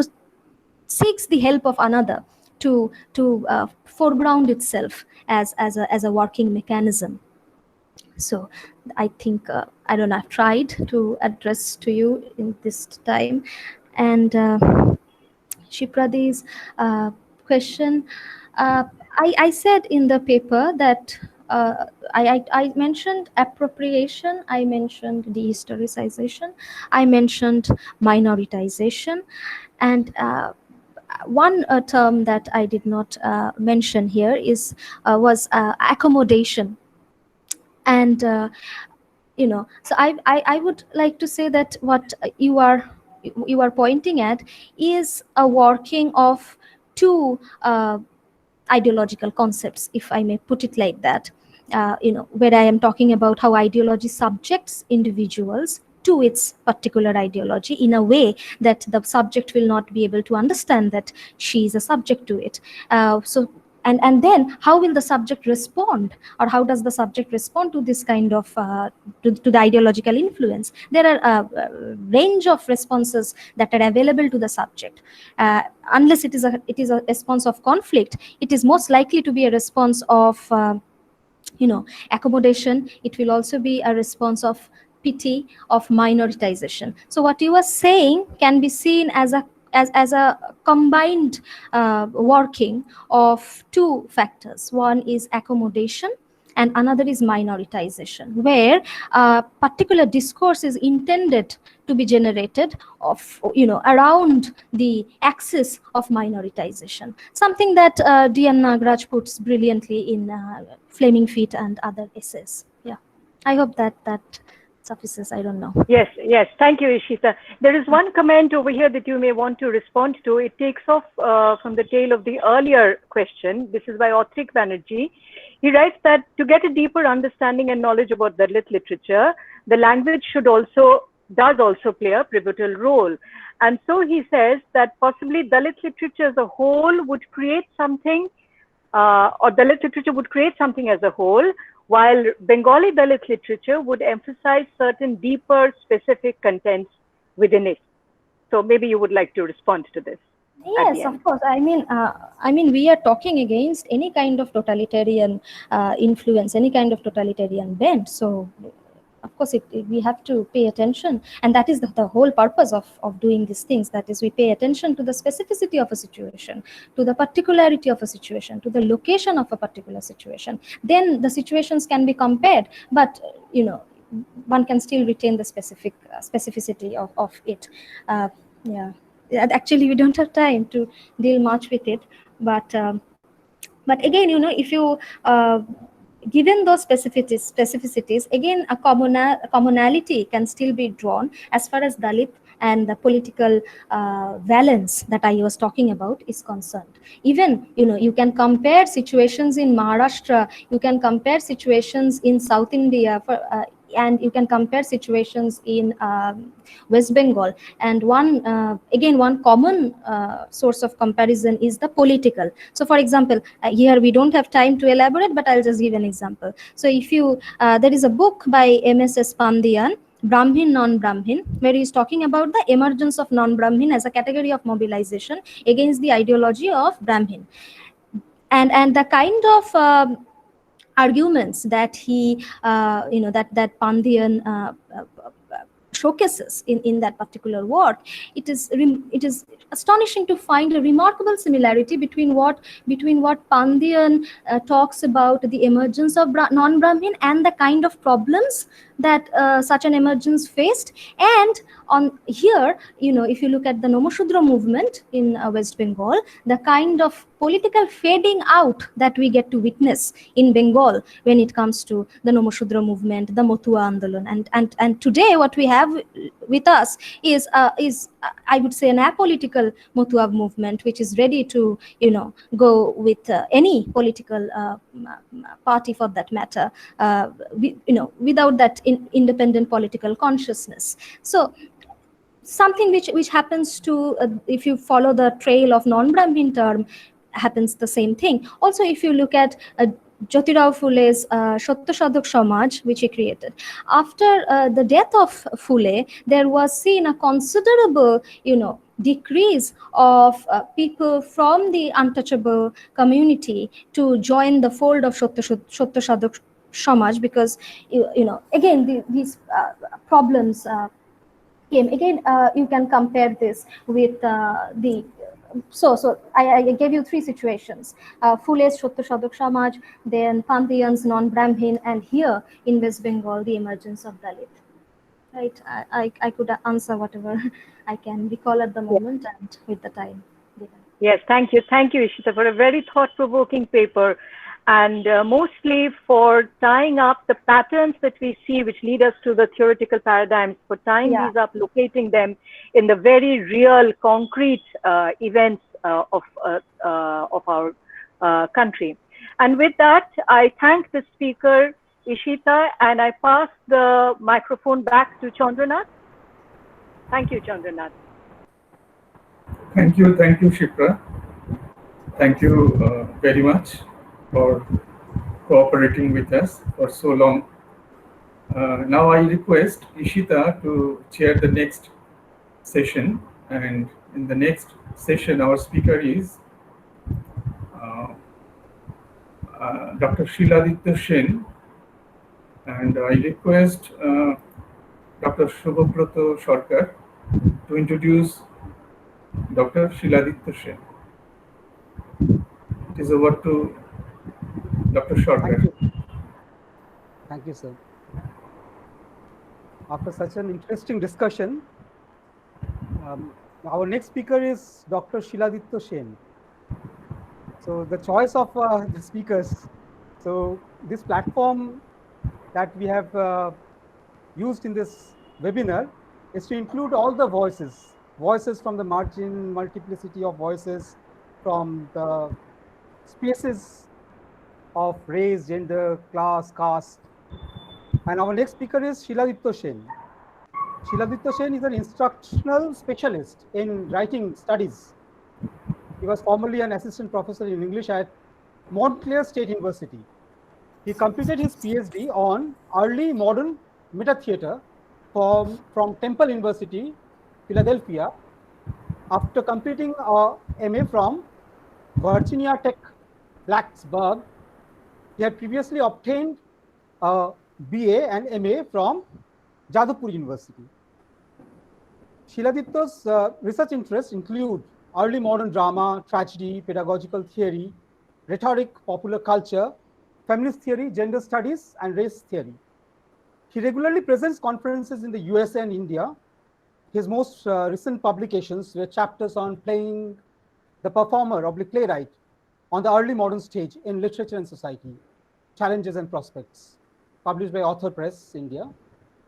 Another publication of repute was Cleopatra as Metatheatrical Monarch in Shakespeare's Queens, published by Palgrave Macmillan, USA. He has a forthcoming chapter on abuse, coercion, and power in Octavia Butler's Blood Child, published by Routledge. So we have Dr. Shiladitya Sen from USA at now the time in USA is 1:30 a.m. 1:30 a.m.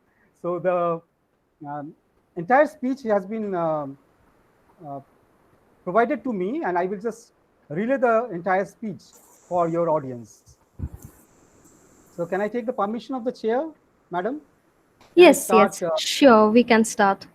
Yes, sir, please start. So this is a discussion on the relevance of the issues of class, caste, race, and gender altogether with reference to the play Othello.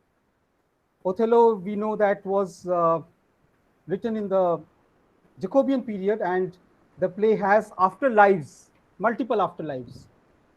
18, 13, 14, African American is performing the play in England.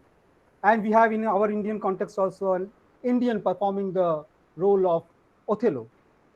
So race and caste, race and class, caste and class, all these issues are being taken against the backdrop of the civil rights movement that has again caught our imagination with the brutalities that are going on throughout the world, especially in America against the African Americans, in India against the outcasts, against women, against children, against so many. We have the long list based on ethnicity. So this platform has provided us this opportunity to discuss, open a systematic surveillance, interventionist surveillance into this area. So Shiladitya's lecture is based on this. You can post your questions in the box so that he can respond to these.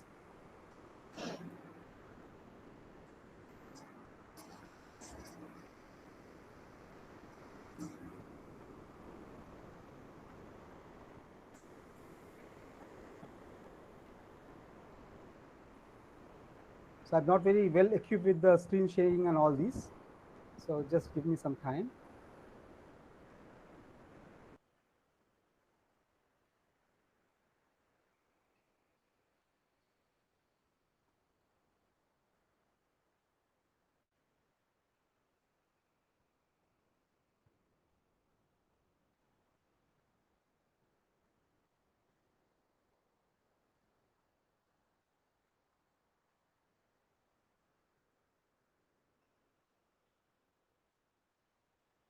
Am I visible now? Can I share? I start sharing it. Yeah? Can everyone see him? Dr. Shiladitya Sen? Hello? Yes, yes. You can see. So I can start his speech? Yes, okay, yes. Thank you.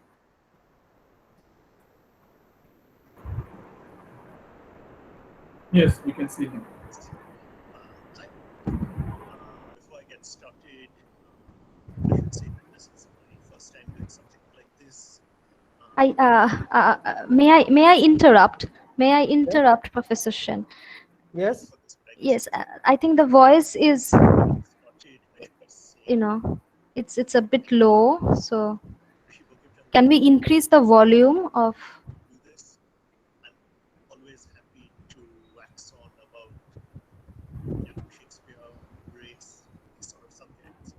And I should give a special shout out to Professor Shubrata Sarkar, who's the person who contacted me and who's been in regular communication with me, has put up with all of my emails, answering my questions, and also told me some very interesting things about Shakespeare performance in India, which I did not know about. So I owe you one, Shubrata. That said,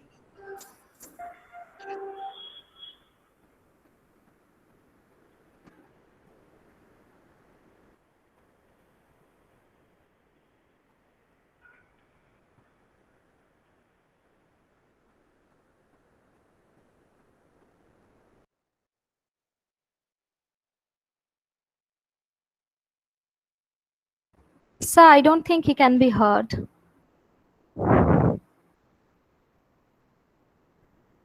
Shubhabrata sir, I don't think he can be heard.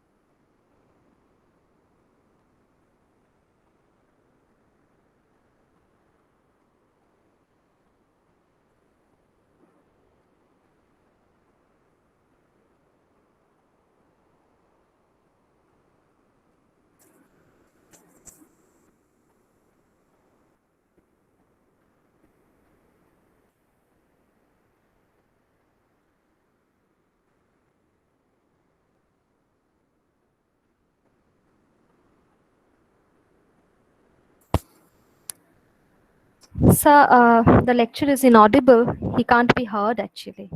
I think it's muted or something. It's muted.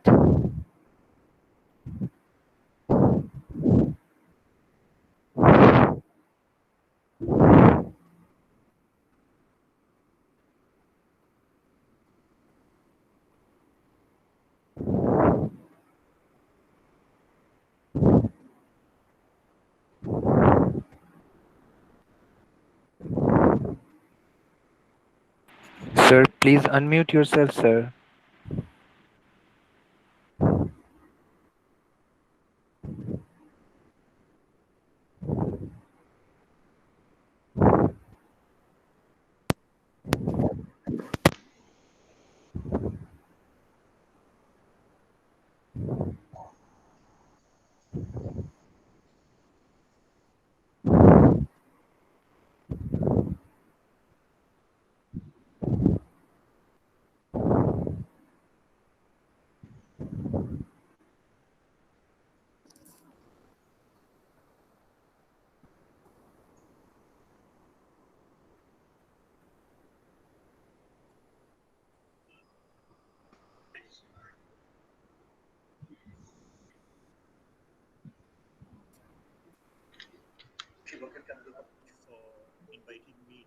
Is he audible now? Not very well, but he's audible, but not very well.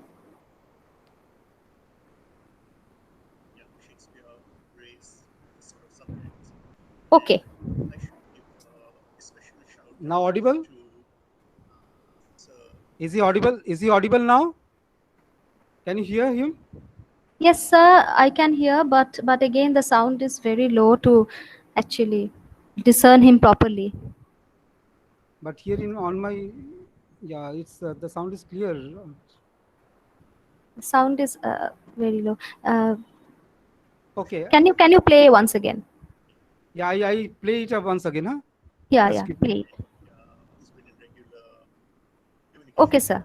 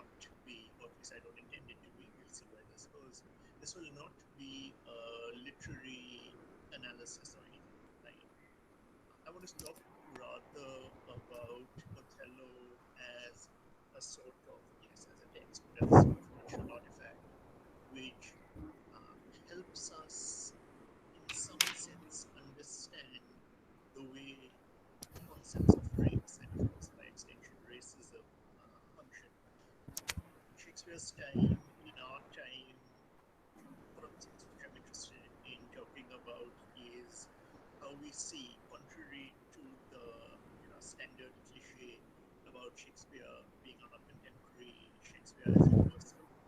He was very much a man of his time, though we can draw certain connections as I'm going to be trying to do today. But how we can see that much about racism has changed from his time to ours. And of course, at the same time, many things have stayed the same. So that's things which I do want to be talking about. In order to clarifying things, I should also mention that when I am talking about racism, Sir, I'm once again interrupting. Yes. I think it's not that very audible. Can you please check the comment thread? Some of them are commenting. They are asking you to cast the screen instead of presenting. Okay, is he visible now? Yes, he is visible, but Yes. barely audible. Just check whether he's audible or not. Yeah, fine. Loosely speaking, the West, and I am focusing more on America because that's where I'm located, and also because of the fact that race and racism. Is he audible now?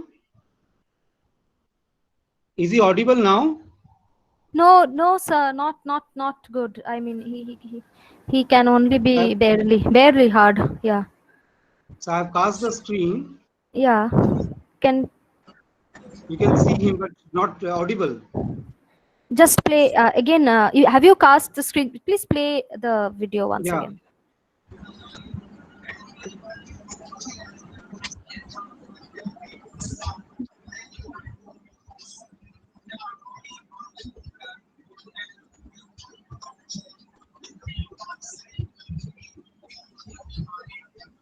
Sir, this is he's not audible actually.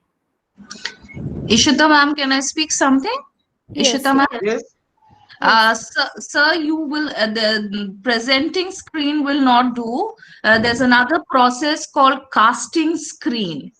You will have to download that on your browser, cast screen, and then you'll have to cast the screen wherever you have saved this video, and then only we'll be able to hear the voice. That's a different process. You cannot do it through presenting screen. Otherwise, we'll only see the video. We cannot hear anything if you don't cast your screen. Thank you.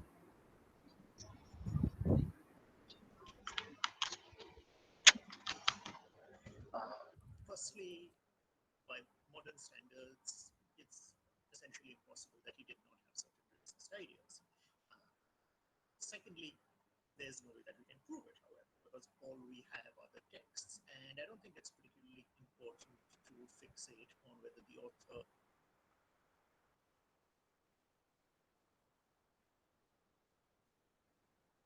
So, with the permission of the chair, can we move on to the next one in that case? Yeah? Hello? That would be better. Ishita, unmute yourself. Unmute yourself, Ishita. Oh, I'm sorry. Am I audible now? Yes. All right, so Kabir is waiting. Yes, so I don't. Yes, we can move on to the next one. I don't have any problem with that. We can move on to the next one. Next presentation. So our next speaker.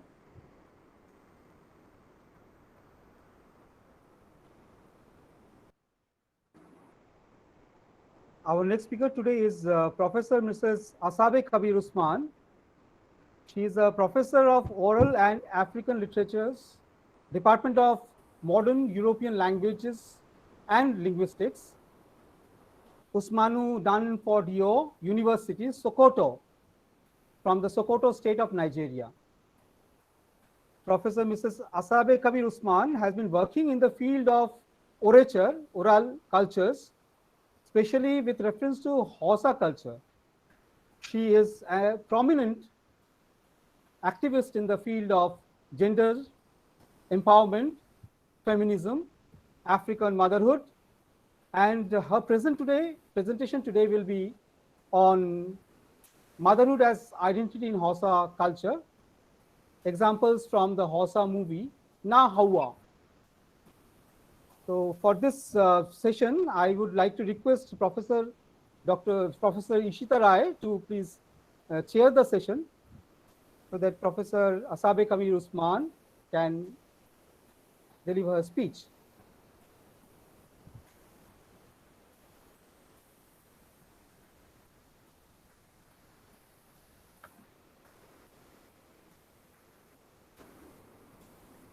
All right, so we are moving on to the next presentation, next talk by Professor Asabe Kabir Usman. I hope I pronounced it correct. Yes, you did. Oh, okay, ma'am, you're welcome here. Thank you. We are eagerly waiting for the presentation, so you can really carry on. So it's good morning here in Nigeria and good afternoon to you all. Can you hear me? Yes, we can. Okay, that's good. I wish to thank the organizers for inviting me to be part of this beautiful webinar. I enjoyed the one that took place 2 days ago, and I'm happy that I'm part of this one. I believe that when we're talking about literatures around the world, we should bring in different literatures so that people will get to know a lot about other people's culture.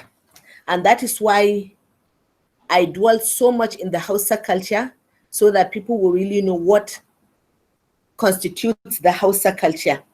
And my title today is Motherhood as Identity in Hausa Culture and Examples from the Hausa movie Na Hawa.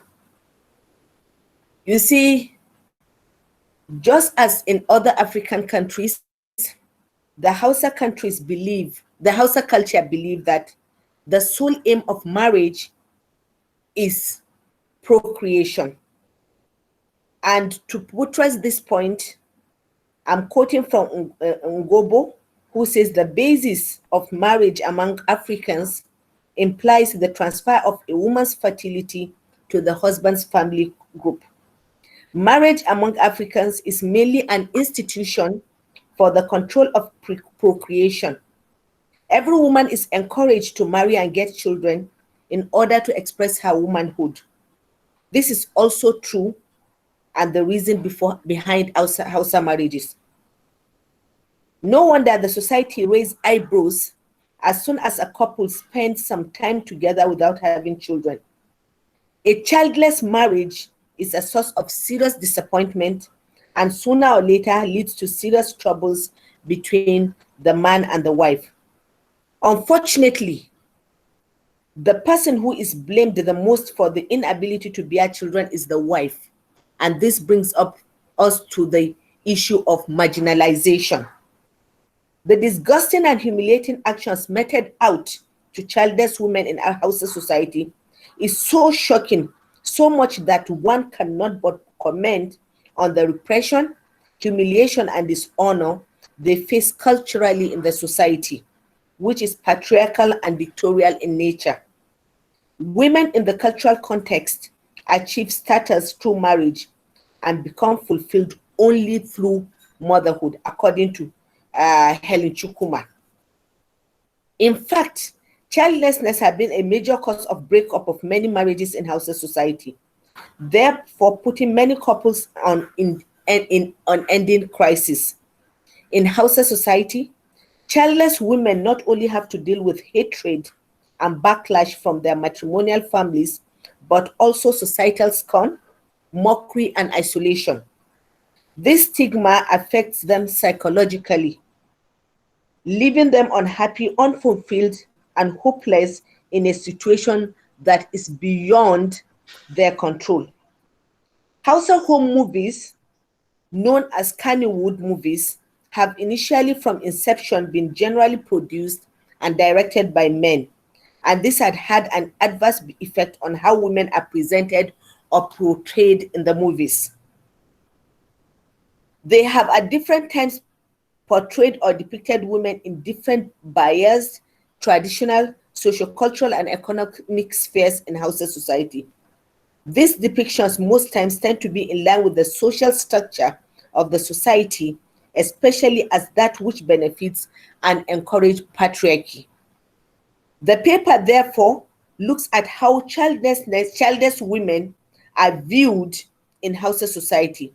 And using the Hausa movie Nahawa, we appraise how the movie has been used to perpetuate the myth that women can only claim their identity through motherhood.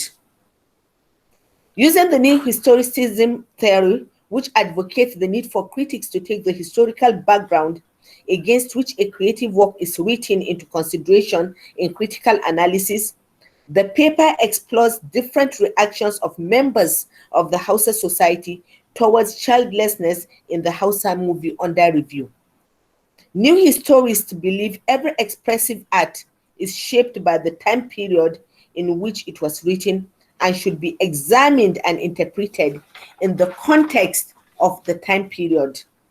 The theory therefore suggests that specific social context, like the characters, events, time, place, and language in a piece of creative work, should be central to the creative work and should not only be tied to the cultural, traditional, political, and economic practices or events from the time period in which it was written, but should also be part of the interpretation process.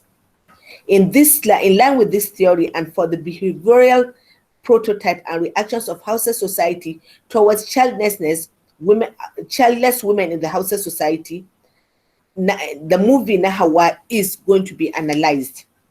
But before we do that, I want us to have a glimpse of what Hausa family life is and the place of woman in the Hausa society. In traditional Hausa society, the woman, though considered a part and parcel of the society, is considered subordinate to man, and her advice is not to be taken, for it is believed that a woman is unworthy, unintelligent, and unreliable in giving advice. As a daughter, she is expected to obey the societal rules and expectations set down for her, first by her father and elder brothers if she has any, and later by her husband when she eventually gets married. As a wife, a woman is expected to rely on her husband for everything. Her views or choices are not taken seriously, and she's only recognized and respected by the society if she obeys the wishes and commands of the husband. Whatever the odds, she's expected to keep the home front peaceful and keep her husband happy, even if she is not happy. The society sees her task and role in the upbringing of children as unavoidable and uncompromising. As a mother, the woman is expected to be good, responsible, loving, caring, and affectionate. Childlessness is the most horrifying situation to befall a woman. It becomes a trauma that not only affects her, but her entire family. The woman always gets the blame, whether the case of the infertility is her fault or not. And no wonder Chukuma, and I'm quoting, opines that the female character in African fiction is a facile, lackluster human being, the quiet member of a household, content only to bear children, unfulfilled if she does not, and handicapped if she bears only daughters. That is the end of the quote. Most times, a childless woman automatically loses her respect, value, and regard, even among her women folk, who should be more understanding and sympathetic. To a woman, the birth of a child is a practical proof of her identity. So important is the identity of women appraised through their motherhood status that Chukuma asserts, and I'm quoting again, a wife loses her individuality, and when she becomes a mother, her power and status are reflected in her children. If she has no children, any meaningful status evades her. This traditionally and culturally acclaimed beliefs about the women getting their identity through womanhood in Hausa culture, as discussed above, will help in our analysis of the movie Nahawa. Could a woman's inability to bear children make her lose her identity? And that's the question I want to address. So the Hausa home movie. Nollywood, the Nigerian movie industry, has been a vibrant sector since the early 1990s. As a result, the video culture has proliferated so much that today it is the most vibrant sector of the Nigerian media, and contemporary video culture has created a distinctly new media era which interacts with all the forms of the mass media and popular culture. The Hausa movie industry, known as Kannywood, also came into being as a result of the influx of local traditional open-air drama groups found in northern cities in the early 1970s. So the synopsis of Nahawa, I just gave a little synopsis so that everyone would understand. Hawa and Abashi had a long and historic courtship in their village.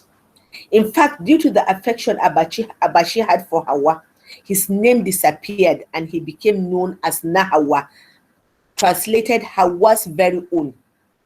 Despite Abashi being poor, Hawa refused to listen to any other suitor that sought her hand in marriage. She endured mockery and disdain from the villagers for refusing to get married even when all her friends had gotten married. She was waiting patiently until Nahawa was rich enough. Despite the several challenges they faced, they eventually got married. Things started falling apart when Hawa failed to conceive after several years of marriage. They both had faith in each other, but this hope was short-lived. Nahawa's mother kept oppressing them and stressing the need for them to have children. She eventually forced her son to take a new wife. And when the new wife got pregnant immediately after the wedding, the mother-in-law's joys knew no bond. In fact, she did all she could to alienate her son from Hawa. She not only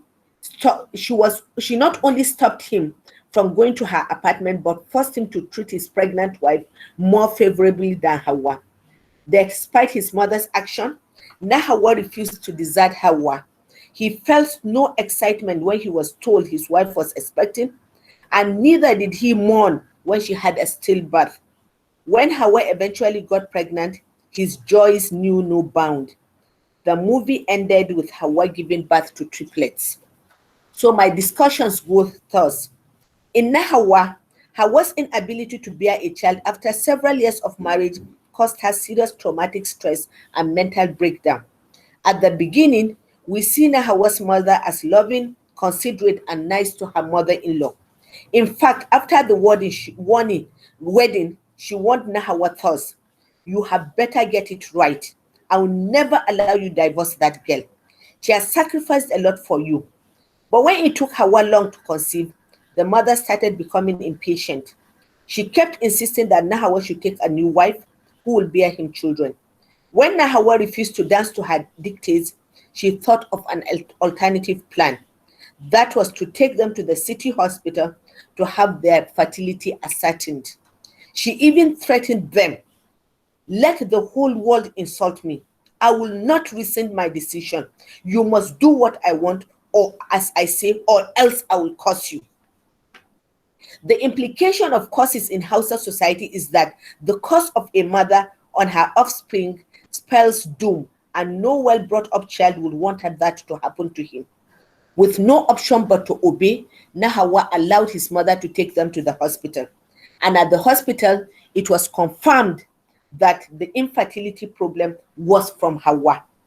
Though Nahawa did not believe the doctor's pronouncement, his mother believed it, and that prompted her to get a second wife for Nahawa. Here we see the woman becoming an object that could be discarded when she was no longer relevant. The society only viewed the woman as a reproductive tool. And since Hawa had failed to perform the task she was contracted to perform, she had to give way to someone who could do that task. Hawa was depicted as a good-natured and industrious woman who was so much loved by her husband, even when she failed to conceive after several years of marriage in a society that saw childbearing as the only value attached to a woman's identity. This caused her so much psychological, expressive, physical stress, and even sleepless night. But in her primitive outlook to life, Nahawa's mother failed to see her daughter's-in-law's predicament as a possible work of fate or as a problem of hormonal imbalance. Instead, she saw it as her worst fault, especially after the doctor confirmed her worst fears. Ironically, the mother, who is also a woman and who should otherwise protect her daughter-in-law, failed to do so and instead forced her son to take another wife. The once nice and understanding mother-in-law suddenly became an enemy and showed outright hostility towards Hawa. The fears and anxiety of not seeing her grandchildren before she dies affected the mother's frame of mind and by extension her attitude towards Hawa, whom she once considered as her daughter. Like the belief of most members of Hausa society, without a child, a woman's life remains meaningless. Even when Hawa suggested that he should reject his mother's request of taking a second wife, his reply was, just like any patriarchal man would, "What do you want me to do, Hawa? She's my mom and she has a right over me. I have to obey her wishes." Incidentally, this response, coming from a man who claimed to love his wife dearly, portrayed the Hausa cultural values of respect for parents. Alone with his bride, Nahawa rudely said to the bride, and this shows you that he is a man in and out, a patriarchal man, "I did not ask my mother to get me married to you. I did not beg for your hand in marriage.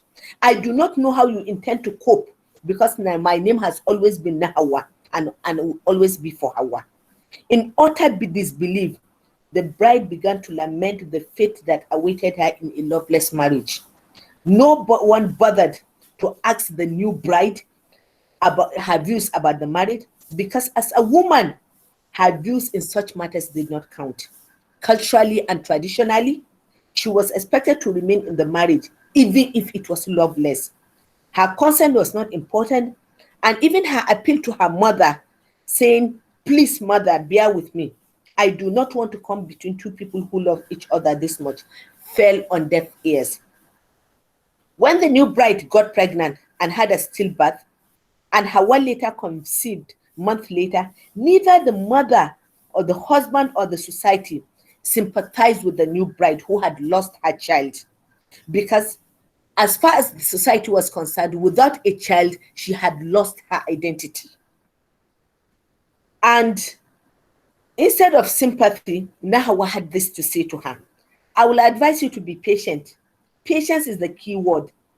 Hawa is pregnant, and this has further ignited our love.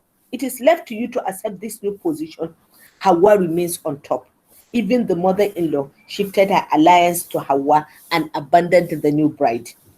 Though in Hausa society, which is predominantly a Muslim one, procreation is of utmost importance, and it is generally believed that both the husband and wife have very crucial roles to play.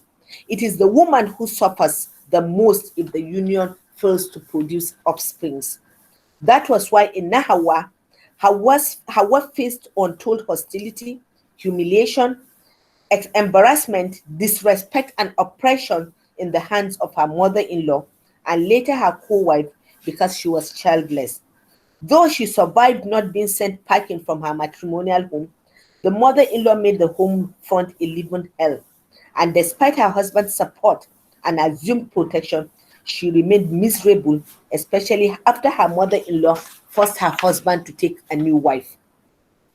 This adversely suggests that in Hausa culture, a woman's identity lies in her ability to bear children. Practically, so conclusively, I'm concluding this. Practically, the traditional Hausa society has a way of shaping or destroying individual characters, and all his or her actions or thoughts are interpreted and judged based on the societal norm and ideological belief of the society. In artistic works like the movie Nahawa, a character's actions and response to issues are habituated by the social and geographical setting of the work of art and the ideological belief of the society being depicted. The trauma of childlessness women go through has inspired not only literary writers, but also movie makers to use their literary works to challenge and satirize this societal and cultural traits that uphold a woman's identity only through her ability to bear children. By so doing, they, like other literary artists, have justified the very important role of literature in society, which is criticizing certain ills of the society which it mirrors. Thank you very much for listening. That's the end of my paper.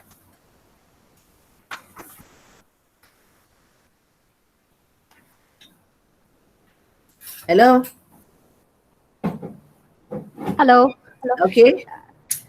Thank you, Professor Usman, for that insightful talk. And I can wait before somebody makes some questions, because as of now I cannot see any questions. So I would request the audience that they can contemplate on asking questions to ma'am.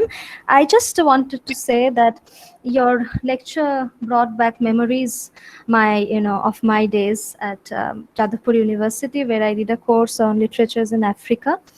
So thank you for that. And you're welcome. All right, so I just have one thing to ask you. That you brought the element, the question of patriarchy and marginalization of women. So, do you agree with the view that in post-colonial text, for example, texts that are celebrated in canonical, they are celebrated as canonical text, for example, Chinua Achebe. Yes, and then Nogugi, and also Inca, for example. Do you consider that in these texts, they are, although they are, these are the texts that are read as post-colonial text, in the sense that they are emancipatory, but there is also this critique of these writers being sexist. So do you agree with this? This is my question. I don't really get excesses in the depiction of women. No, I'm saying that sexist. Okay, yes, I agree that they are sexist, because you see, Ngugi, Chinua Achebe, and Soyinka depicted women the way men see women. Yeah. Because that is their view. You can just imagine sitting a man down and asking him how it feels like to carry a 9-month pregnancy. You see, only a woman can tell you the feelings. Only a woman can tell you the feelings of going through labor, but the man will only imagine. And it is so they project women according to their own views. The way Ngugi will project his women is different from the way I will project my women, because I am a woman. So I agree that these male writers were sexist, and many of them are still sexist. Yes, thank you. So as far as gender is concerned, these so-called celebratory post-colonial texts, they need to be read against the grain, right? They do. We really need to read them using the feminist lens, and then we'll understand these books better. Yes. This writers better. And that is why you see today in Hausa society, we have crop of women who write in the Hausa language. And every day they express their views about what is happening in the society, especially the patriarchal society that the Hausa people belong to. Yes, thank you. Thank you. I think we have a couple of questions here. So, ma'am, I'm reading the question for you. This is Debushmita Deb. Her question is, in context of Nigeria, how is the concept of motherhood shaped by intersections of race and gender? Okay, you see, motherhood actually is shaped when we talk about race and gender. You find out in my introduction, I said the race, the tribe or the people determine how the outlook of the people you are depicting vary. You see, the Hausa people might see race and gender in a different light. The Yoruba people in Nigeria will see that, just like the Indian people will see the concept of motherhood from different angles. So definitely, when you look at race and you look at gender, you see that the different races and the different gender, male or female, view motherhood from their viewpoints, from the viewpoint of the gender and from the viewpoint of the race they come from. I hope I've answered that. Yes, ma'am. There's another question by Chinna Devi Singh Gadi, and the question is, how are the new fashion trends affecting women in Nigeria in general? Okay, I don't actually understand what he means, the fashion trend. Is it the fashion, the new literary writers, or I don't really know what fashion he means. Maybe okay, you could tell. Yeah. I would ask Chinna Devi to clarify on that question. Okay, she means dress sense. Chinna Devi means dress sense by fashion trend. Dressing? Dress sense. Dress I think sense. she's speaking of the impact of the West, as she said in the next comment. The impact of the West? Yes, the impact of the West. Yeah, she has written. Yes, we have the impact. Yes, they have been impacted negatively and positively. But culturally, it is seen that the negative effect is more than the positive effect. And that is why we are trying to stick to our culture, our orators, our oral arts, so that we still hold them in esteem. And that brings about the writings of a lot of cultural things, so that we stick to them. Really, Western culture of fashion has actually affected the Hausa culture in Nigeria, and more importantly, negatively. I think that suffices. Ma'am, there is another question from Professor Mukherjee. Is this film in the Hausa language? Do Hausa filmmakers make films in other languages? What is the reach of Hausa films, given that this is one of the most important languages? Yes, the film is in Hausa language. Hausa filmmakers, but with subtitles, just like you have Indian films with subtitles. You see, English language is the official language in Nigeria. So when these films are cast in Hausa language, the translations are there for everyone to understand. And do Hausa filmmakers make films in other languages? Yes, if they are conversant with other languages. Some Hausa speakers speak Yoruba, so if they speak Yoruba, they participate in Yoruba films. Many of them speak English, they take part in English films and so on. So they are really depending. Yes, they make films in other languages.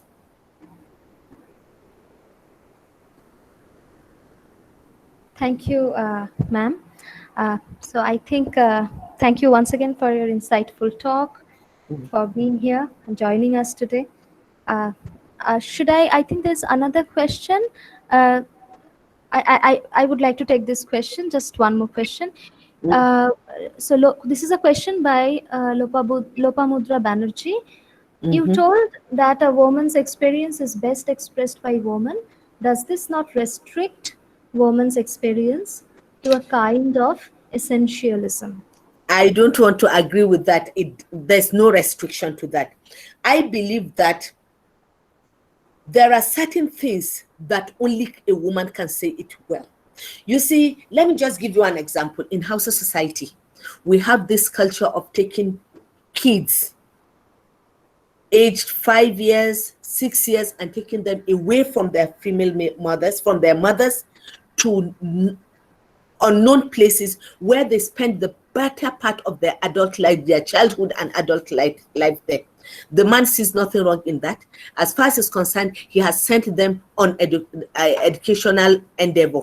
So can you tell me how the man will feel? I think it's only a woman who can feel that pain after carrying the baby for 9 months, nurturing the baby, taking care of the baby, seeing his first step, his first words and other things, and then overnight someone just snatches this baby away from you and you don't even have any say in the future of the child. I think only a woman can relieve that. I quite agree that some men, there are certain things that men can say. In Hausa society that is polygamous in nature, a man can marry up to 4 wives. He does not care about whether the women are happy in the house, whether the new wife is happy, how do you expect a man to explain that?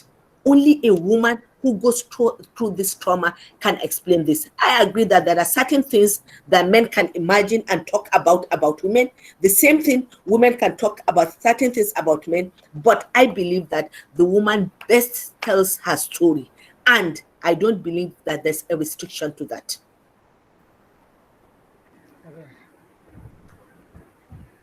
All right. Ma'am, there's another question. I think this is the last question that I would take up, and then we can pass the session to Professor Sarkar. So this question is motherhood in Nigeria can only be attained, conceived through biological children? Can adoption give the same status in a patriarchal society? When we say Nigeria is a large entity. And in Nigeria, we have more than 450 languages. So, and Hausa language is one of the languages, and that is why I'm talking about Hausa culture. I can't talk about all Nigerian cultures, but I'll be specific to the Hausa language. Yes, a child could get its identity from the mother through biologically, but a child can also get his or her identity through adoption. And believe me, in Hausa society, when a child is adopted, the child grows up, gets married, and have children without even knowing that his or her adopted parents are not actually his parents.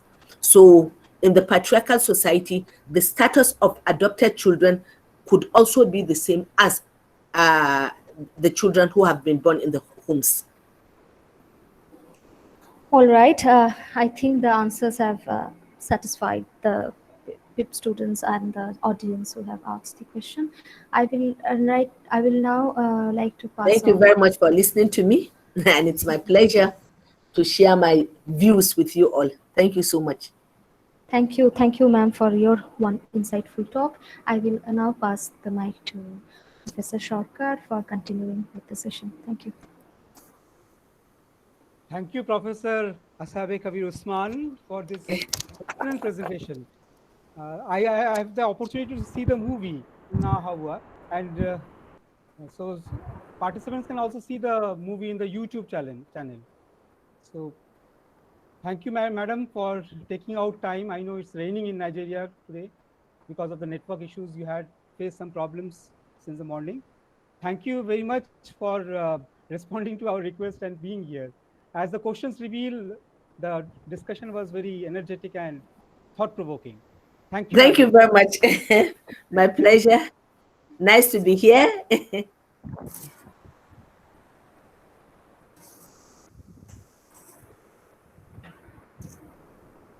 Thank you. Sir, can you continue, sir? May I be permitted to host the lecture of Dr. Shiladitya Sen? Can I try once again? Yes. Okay.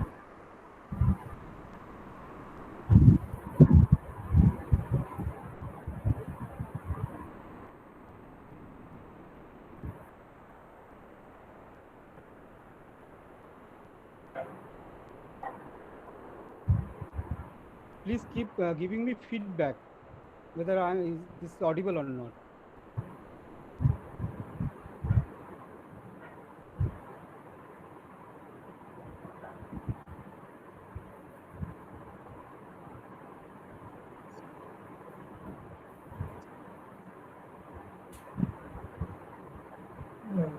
He is not audible. Not audible. Not properly.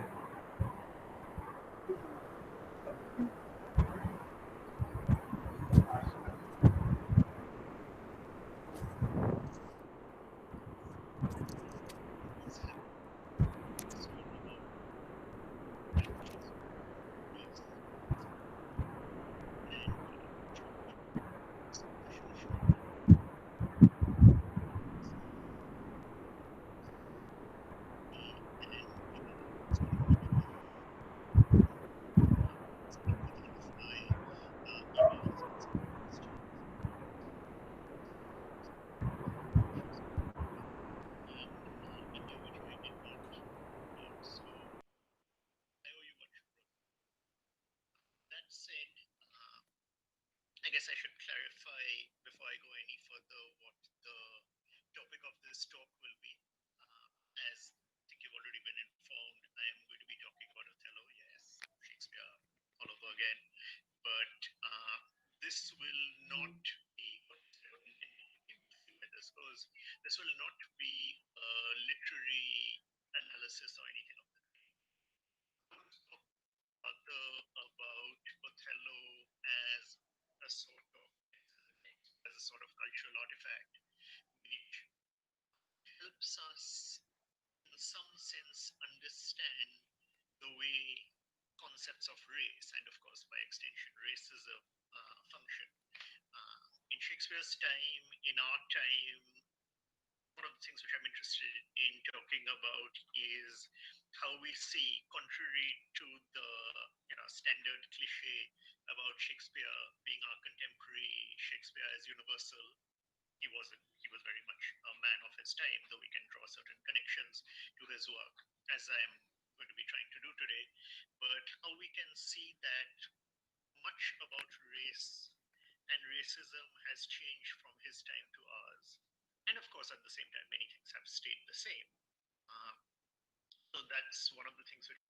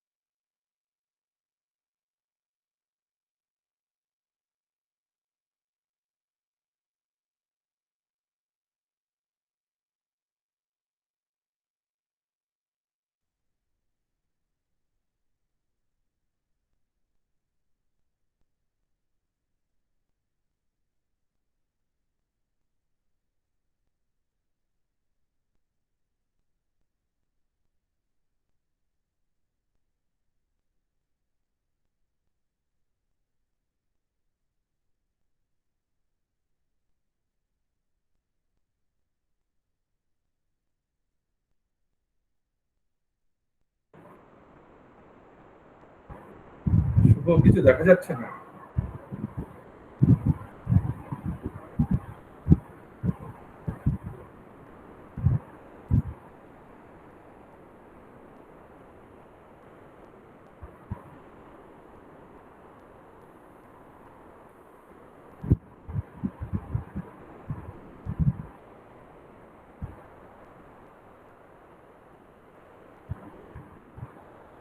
We can't hear you.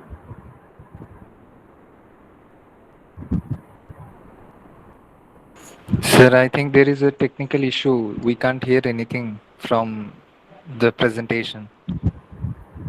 Yeah.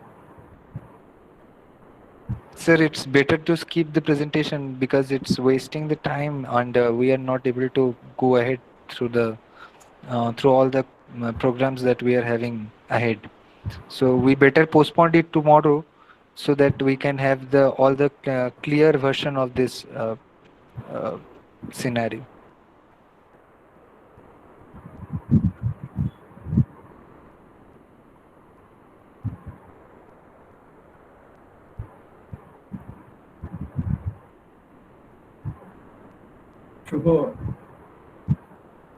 Shubhabrata, are you there?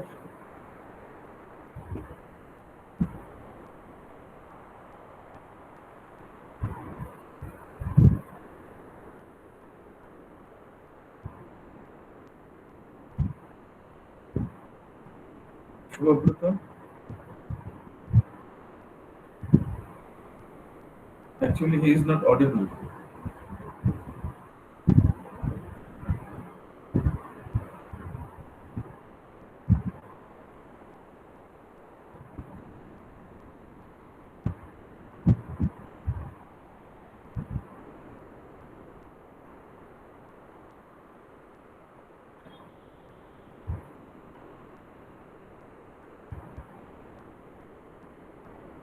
Shubhabrata.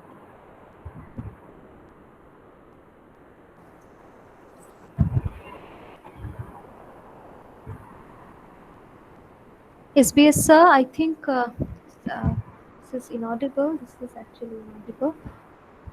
I think sir can't hear us. I think we can write him in the comment section. Not audible actually. Actually, as per the schedule, I am the next speaker. So, is Shubhabrata there? Yes, continue, sir. Yes, sir. So I think we should continue with the next speaker. Shubhabrata, let us drop Shiladitya's program.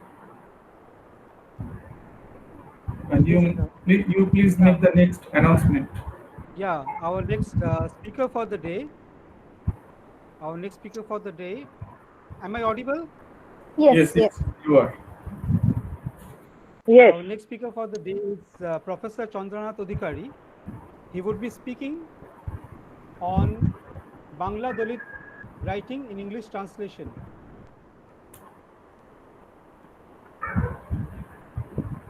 I now request Professor Ishita Rai to chair this session because Professor Kabir Usman's network is not connecting.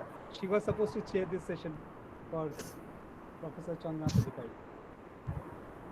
All right, sir. It will be my privilege to chair this session where I will be able to get to hear Professor Chandra Odhikari. All right, with everyone's permission, then I am requesting Professor Odhikari to commence with his talk. Thank you, Ishita. Good afternoon to all of you. I have prepared some visuals. So let me see whether I can make you see it.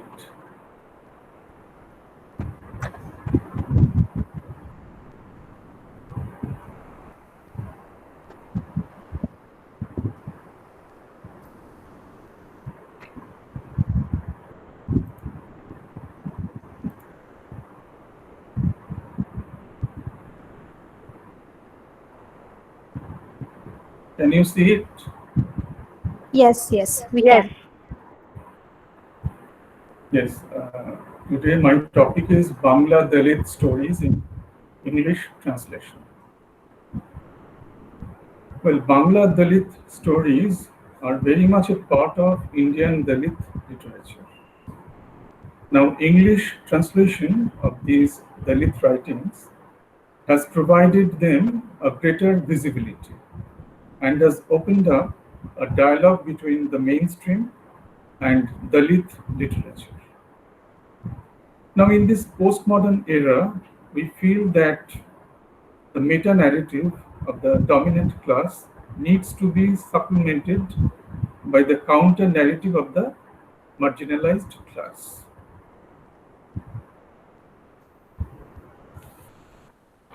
Dalit literary movement is a part of the Dalit movement in India. Now you see in the picture, it is a picture of Jyotirao Phule, and there is a common belief that this Marathi social reformer popularized the term Dalit.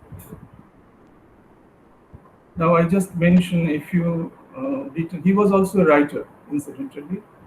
Some of his books, Gulamgiri, 1873, Ishara, 1885, Sarvajanik Satya Dharma Pustak. Now, in all these writings, he attacked the Varna system of Hinduism. This is Dr. B.R. Ambedkar. His intellectual leadership strengthened the Dalit movement, and he led the movement at multiple levels: intellectual, legislative, cultural, and literary.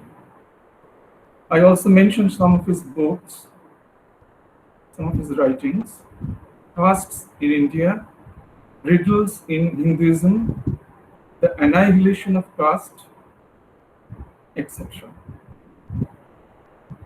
Now, what I'd like to say that these persons, they prepared the ideological base of Dalit movement in India, and Dalit writings are an offshoot of this movement. Now, the Bengali Dalit writers, they were undoubtedly influenced by the Dalit writings in Marathi, Gujarati, and Tamil. The Maharashtra Dalit Sahitya Sangha started their journey in 1953. And at the center you may see the logo of the Dalit Panthers. This organization, Dalit Panthers, was established in Maharashtra in 1972 by Namdeo Dhasal, J.B. Power, and Raja Dhale. The Gujarati Dalit writing first came into existence with the publication of a poetry journal, Akrosh, in 1978. The first Dalit novel in Tamil, written by a woman, Dalit writer, Shivakami, and it was published in 1989. In the picture you find on the top Professor Achinta Bishwas, and below him Manohar Mouli Bishwas. Now they are the key figures of the organization, the Bengali Dalit Sahitya Samstha. And the Bengali Dalit stories with which I shall be dealing with today, these are chiefly the contribution of the Bengali Dalit Sahitya Samstha, founded in 1992. Now this organization started their magazine. It was a quarterly one, titled Chaturtha Duniya, almost at the same time, right from the time of their foundation. Now the name Chaturtha Duniya, the fourth world, it has some implication in it. Now, as you know, we the people belonging to the countries of Asia, Africa, Latin America, we are called people of the third world. Now, this organization, or the people connected with this organization, they believe that within this third world, there is the fourth world. The have-nots, the marginalized people, they form the fourth world. Now, in 1996, they published a special collection of short stories named Chaturtha Duniyar Golp. Now, the stories that I shall talk about today, they belong mostly to this collection. Dalit writers like Anil Ghorai and Nalini Bera, they of course published their works independently through such publishers as Turju Prakashani, Puruna Prakashani, and there may be other publishers.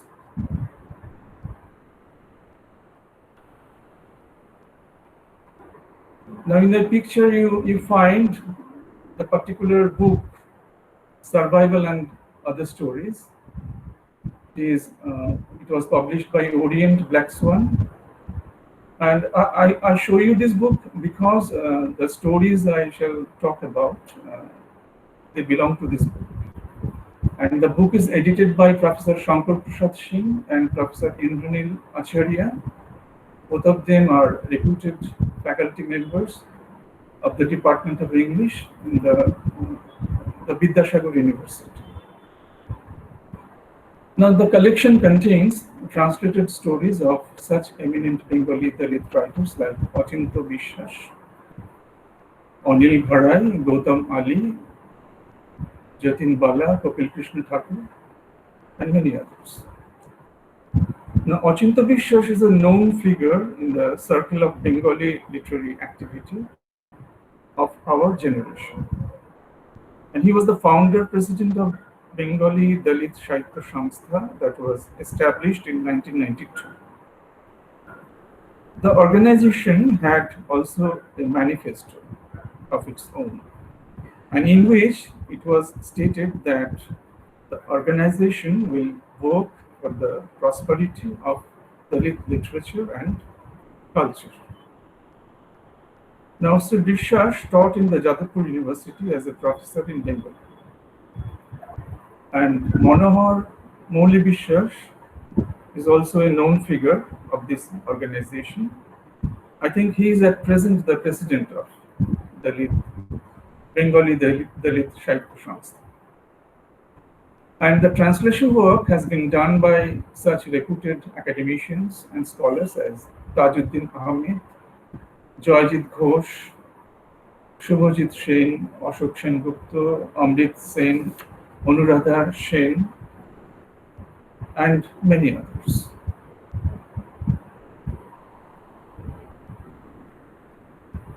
The first story that I shall discuss is Survival. It is written by Shamul Kumar Pramanik, and the original Bengali title of the story is Ekono Adim. I have selected this picture. In the picture you see that it is a rat hole and the snake is there.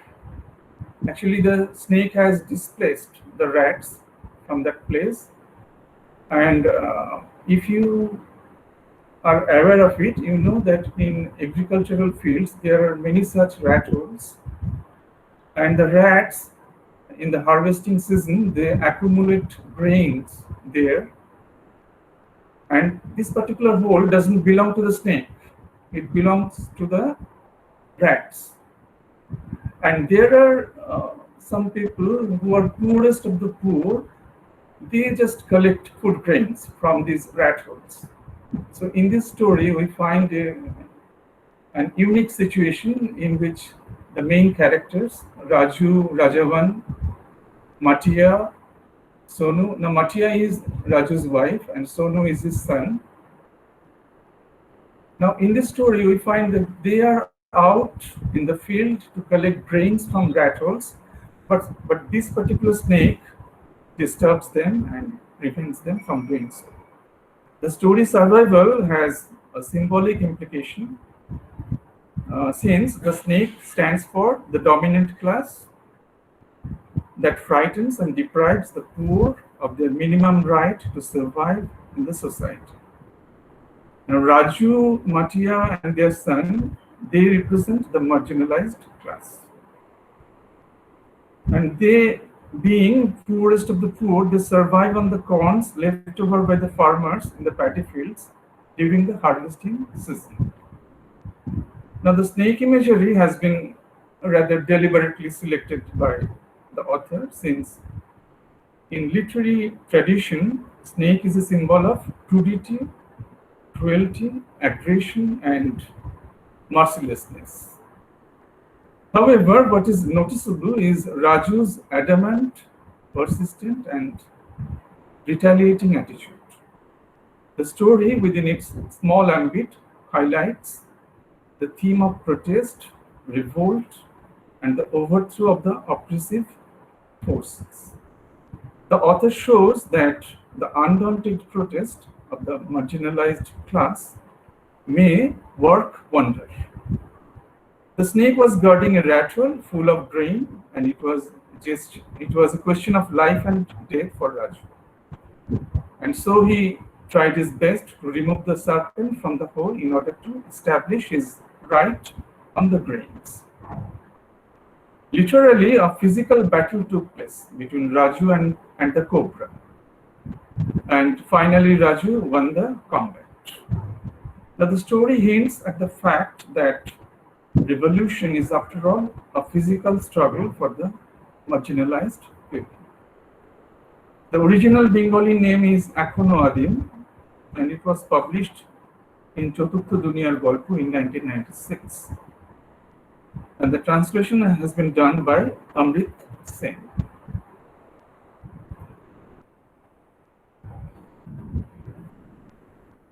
The next story is Deceit. Now in the picture you find a river. It is the river Borakor, and at a distance you see the Maithon barrage.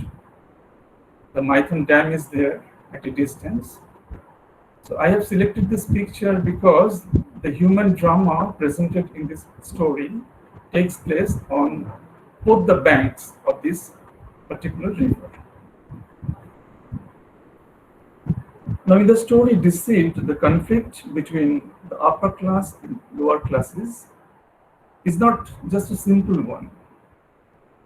Achinta Biswas, the writer, has probed deeply into the complexity of moral lapses on the part of both the classes, upper and lower.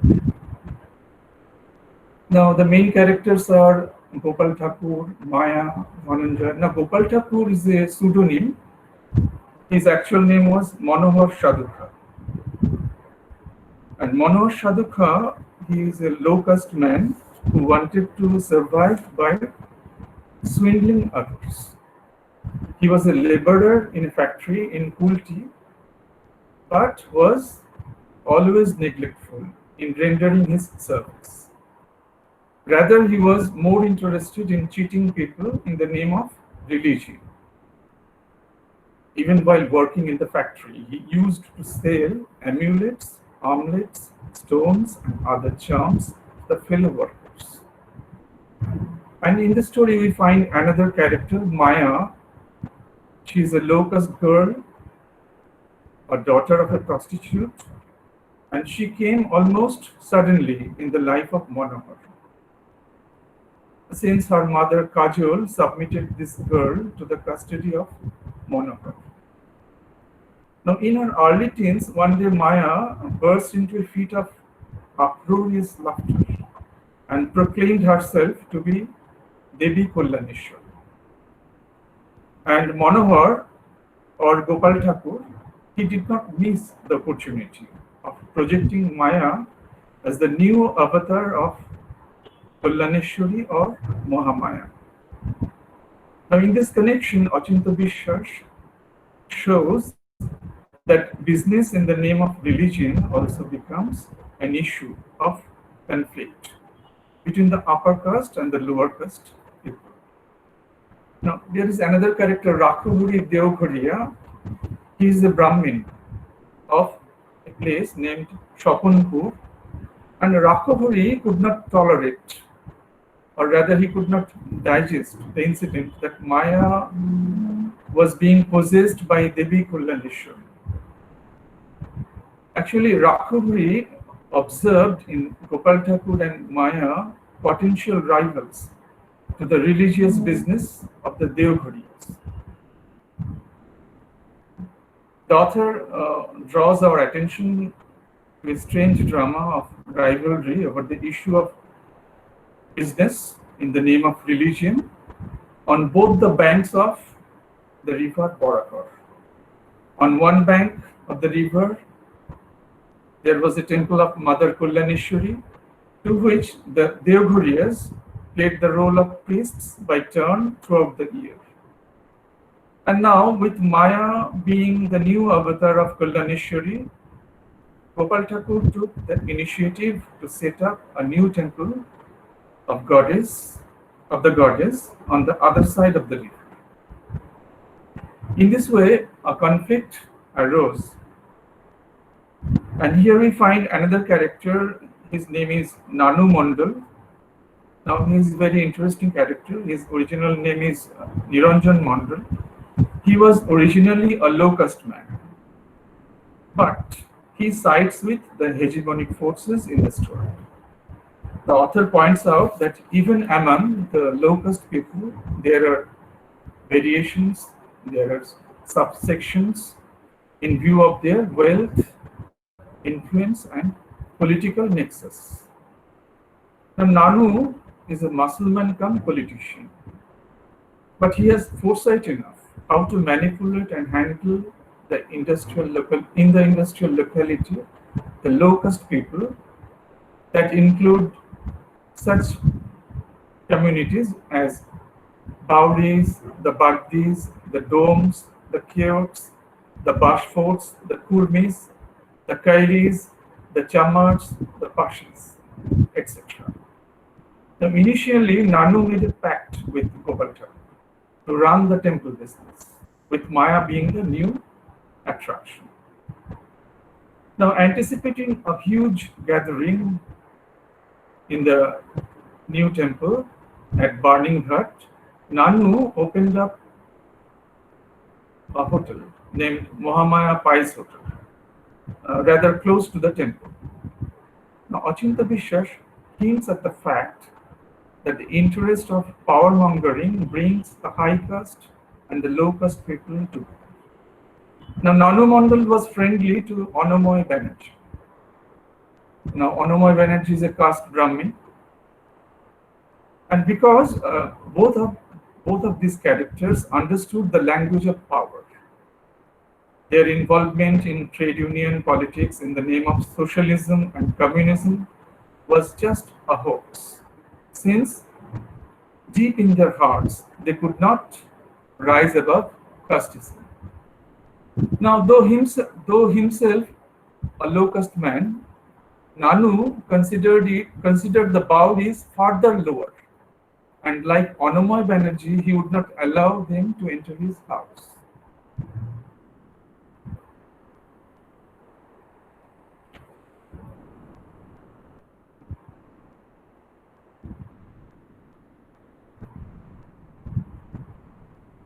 Since there is not much time, I should conclude with this last story. This is footprint of an elephant. In the picture you find a footprint of an elephant, and the original Bengali title is Hati Chhap. The story is written by Anil Ghorai, and the main characters in the story are Bhima, Toti, Jhabru, Jota, and Bishohori. In the story Footprint of an Elephant, Anil Ghorai makes it clear that even among the low caste people, there is a hierarchical pattern based on power, wealth, and education. Now, Bhima, Jota, Jhabru, and Bishohori, all of them belonged to the same tribal clan, yet Jota is superior to the rest of them, since he is the chief of the village. Now, their village was close to a jungle at the bottom of mountains, and elephants from the jungle invaded the paddy fields of the farmers every year. However, these people have invented a novel method of exacting money from the government, who usually compensates for the damages caused by elephants with monetary dole. Now, Bhima knows the art of creating artificial footprints of elephants on the ground, and thus he ensures that even those farmers whose paddy fields have not been damaged by elephants may get government dole. Now, Jota is the chief, and he was the greatest swindler in this matter. At first, he reaped the harvest partially from his own fields, and then he employed Bhima to draw false footprints of elephants on the reaped fields, and showing those false footprints, he collected lots of money from the government. Now, throughout the story, there are evidences of Jota's corrupt practices. Whenever government loan was sanctioned for the poor tribals, Jota snatched away the half of it, on the pretext that he had already spent a huge amount in the process of getting the loan sanctioned. Now, Bhima himself encountered a similar experience, and the amount he received as loan did not come to any use to him. Now, Bishwahari is a character in this story. Bishwahari's father was poisoned by Jota, and then Bishwahari's mother came to work in the house of Jota after the death of her husband. But Jota disturbed her every night, and most possibly Jota ravished her forcibly. And when she became pregnant, she committed suicide to avoid public humiliation. And at the end of the story, Bishwahari draws a footprint of Jota. Yes, he draws a footprint of Jota rather than that of an elephant. Actually, Bishwahari was learning from Bhima the art of drawing artificial footprints of elephants. But at the end of the story, we find him drawing the footprint of Jota. The ironic implication is that persons like Jota are more harmful to the tribals than elephants. Now, Bhima is almost a tragic protagonist in this story, because in spite of knowing that drawing false footprint is a sin, he cannot help doing it because of hunger.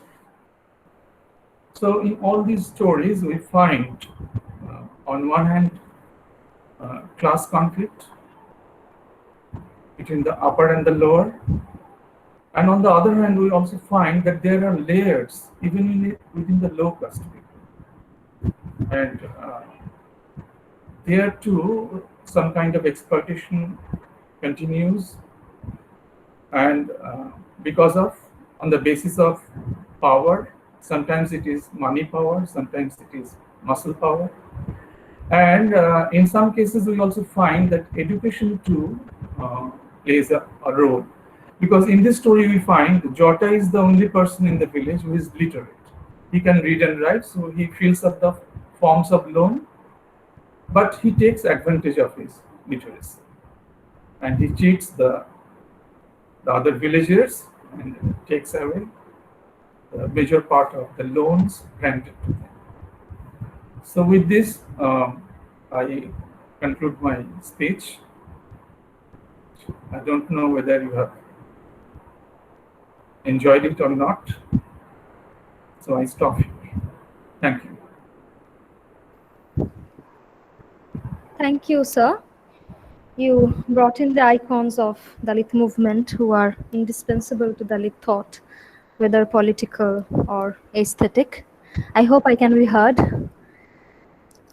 Yes, yes. Yeah, Yes, yes. and thank you for familiarizing the audience with a brief but informative sketch of Dalit writings, as well as a critical analysis of the same.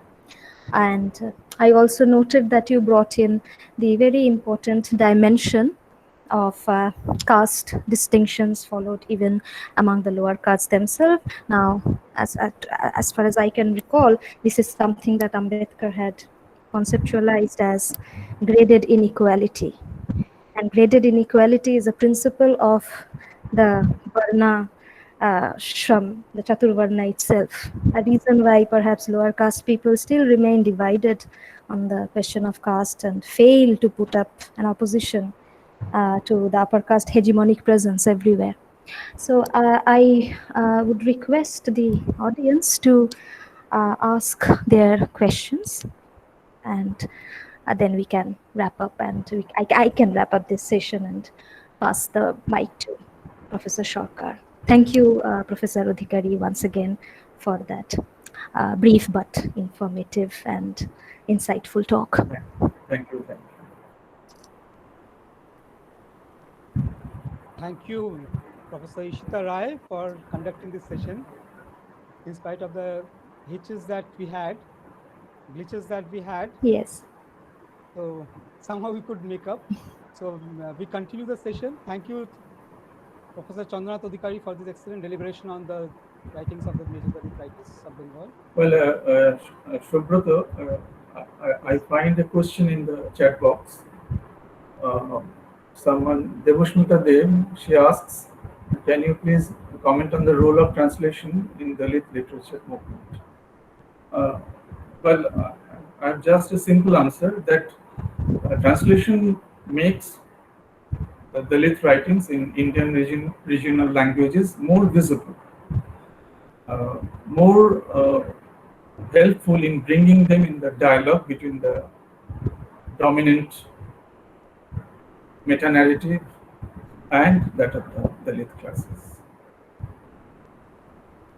Makes them more visible. Thank you. Sir, can I add on to this observation? Sir, yes, yes. Chair, yes, of course, yes, sir. Yes, please carry on. So, translation has been a major area. Translation has been a major area in the field of discourse. And from the regional language, when we go on to translate the text takes new forms. It reaches wider audience, and the elitism that is attached to the English language makes the text, even written in the regional language, more acceptable, and the literary value of the text is generally recognized. Most of the Bangla texts that are there in the field of Dalit writing, and there are plenty of texts. So Bangla Dalit writing has a very rich tradition, starting from Chorjapad. Chorjapad has more than 40 Dalit poets writing Chorjapad. And we have taken up the translation. Large-scale translation is being conducted all over the country, especially in Bengal. Professor Sipra Mukherjee has taken up this lead in her translation. So her translation of Manoranjan Bapari's work, Amar Chandal Jivo Itimritto, has been a remarkable success. The Hindu Prize for Non-Fiction Prose was awarded to her. Similarly, his translation of Dalit poems, songs, and the dialogues for the last 800 years have been taken by Oshit Vishwas and Dr. Shubhra Sarkar, and they have anthologized the poems of the major Dalit writers. Chotoborsho Bangla Sahitya, that important publication by Chaturtha Duniya, that contains poems, prose, as well as dialogues of the major Dalit writers of Bengal. These are all translated in the upcoming volume. So we are taking, and we require the help of the scholars, researchers, translators to make it successful. Vidyasagar University has taken a major project, and Professor Chandra Adhikari referred to that book. From that book, the stories are taken. These are translated into English, and so we can introduce these texts into the English studies curricula and cultural studies. Most of the other universities of India have taken up these texts in translation. The translation has been playing a major role. As Dr. Ambedkar talked about, organization, agitation, education. These three are the pillars of any kind of consolidated movement of the marginalized people who have been oppressed for more than 5,000, 7,000, 10,000 years, we do not know. But such oppression of the majority of Indians who fall under this category of Dalit has to be written back with translation, with writing, with critiquing, and consolidating the strength in order to counter the hegemony of casteist text. Dr. Ambedkar talked of annihilation of caste, and caste should be annihilated. Indian Constitution did that in 1950. So we should aspire to move towards casteist society. And for this, we should also have that courage to speak that these Dalit writers writing from the below, the representation of the toiling masses across class, gender, caste, ethnicity, consolidating their strength to the writings, representing the other half of the silence in order to contradict the meta-narratives that are woven. So Eklavya should again be heard again. Shambhuka, Eklavya, Karna, they should again come and take the center stage in such narratives. So micro-narratives play a dominant role in such translations. Nearly 70 languages are there in Bengal, apart from Bangla language, the dominant Bangla language. And we have tried to translate the text written in those languages also. Yeah. This is what my observation. Thank you. Thank you. Thank you. Sir, may I now request Professor Chandra Adhikari to chair the session, and so that we can invite the next speakers to present. At the end of the session, we will try to host the lecture of Dr. Shiladitya Sen. And okay. Thank you, Dr. Ishitara, for chairing the session. Yes, thank you, Ishita. Thank you. Thank you, sir. I had lost internet connectivity for a brief while. I think now it's working. Thank you so much for giving me this opportunity. Thank you, Shubho. So now it is time for Professor Devdeep Banerjee to present his paper, Tracing Lalan Fakir in the Matrix of South Asian Dalit Literature. So Devdeep, please start your presentation. Thank you, sir. Good afternoon, everybody. First of all, I would like to thank the Department of English of Rishi Bankim Chandra Evening College for arranging such a wonderful seminar, a webinar, and this was much needed. So my topic is tracing Lalan Fakir in the matrix of South Asian Dalit literature. Indian folk culture, specifically Bengali folk traditions, have continued to intrigue the world since the pre-colonial era. The philosophical and spiritual dimensions of the early Bengali literature and music dominated the culture. But as the Indian subcontinent has always been flooded by the waves of different religions, myths, beliefs, and rules, gradually orthodoxy became a part of the culture. The Sanatan Dharma, founded by the Aryans in the Vedic period, transformed itself into a strong and commanding Hinduism. Islam and Buddhism, too, were strapping the common mass with different sets of rules. This resulted to the formation of social hierarchy, and people got segregated into various classes, depending on their birth and profession. And as a result, mutual hatred became the trend of the time. During the 15th century, the Bhakti and the Sufi movements took place, which was the obvious result of the suffocating orthodoxy.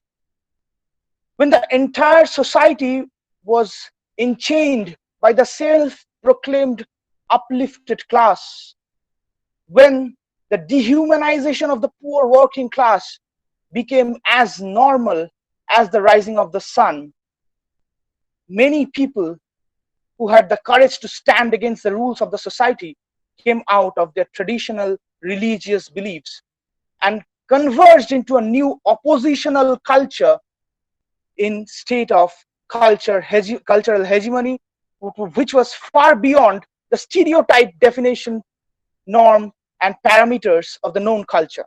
This resulted to the synthesis of the diverse spiritual cross currents and the amalgamation of the Hindu and the Muslims for moving forward in search of one supreme being. They came to be known as the Bauls and the Fakirs. According to Upendranath Bhattacharya, Madhav Bibi and Aul Chand were the pioneers of this tradition, and Madhav Bibi's disciple Birbhadra, who was also the son of the great Nityananda, made this movement popular. The concepts, philosophies, and songs passed from one generation to the other orally through guru-shishya relationship, and the traditions continued. The bauls and fakirs are basically nomadic poets, singers, and philosophers as well, hidden inside the rural areas of East Bengal and West Bengal. They have displayed a different way of liberation of human mind and soul, especially in their songs. We find a confluence of Vaishnavism, Sufism, and Buddhism, but they do not pay much attention to the differences between these religions. They have always believed in monotheism and ignored any caste and gender distinctions and rituals of the conventional religion. Peace and harmony between people had always been their prime focus, and humanity is considered to be the only religion. The ethos sprouted from the belief that God resides within his creations, the Soshta and the Srishti relationship, that God resides within his creations. The Bauls also worship women along with nature, and has created a concept of ecofeminism in their songs, believing on the concept that the balance between the Purusha and the Prakriti is the reason behind life on earth. Music is the only way which justifies their way to their Moner Manush, or the Supreme Being. Fakir Lalan Shah, the doyen of Fakir music and literature, is considered to be the greatest among all Baul gurus. His songs are as simple as his Sahajiya life, but underneath there lies a deep ocean of philosophy. Lalan was born in a typical Hindu family. His original name was Lalan Chandra Kaur. During a pilgrimage, he got infected by smallpox, which did not have a remedy during those days. He was left alone on a banana shaft on the river and was later rescued by a Muslim nurse who helped him to recover. Initially, he lost all his memories, and later he became a disciple of the great Siraj Sai. But after getting his memories back, he wished to travel back to his village. He wished to go back to his village to meet his mother and wife, but he was not accepted in the family anymore and in the society, as he has been in close touch with the Muslims. They said that Lalan had lost his religion. This epiphany became the pivotal point in Lalan's journey. He returned to Srinath Sai and started discovering the bigger truths of life. He became the epitome of religious tolerance, and his heresy against the social evils inspired many people who were choked by the rules of the religion, caste, and class. He was attacked several times by the Pandits, Maulavis, but he in his songs continued to mock the religious politics and conflict that divided the community and spread violence. He believed in the power of music to alter the intellectual and emotional state in order to be able to understand and appreciate life itself. Lalan considered the body to be a microcosm of the entire universe. I repeat, Lalan considered the body to be a microcosm of the entire universe. According to Lalan, Jaha ache brahmande taha ache deho bhande. Jaha ache brahmande taha ache deho bhande, by which it means that the basic elements of the body and the universe are same. So the knowledge of the body tantamounts to the knowledge of the universe, and the Almighty resides within his own creations. As the Almighty resides within his own creation, therefore he dwells in our body. By these concepts of Deho Tattva, he taught his followers to love themselves and the people around them, which resulted to the rise of humanity and tolerance.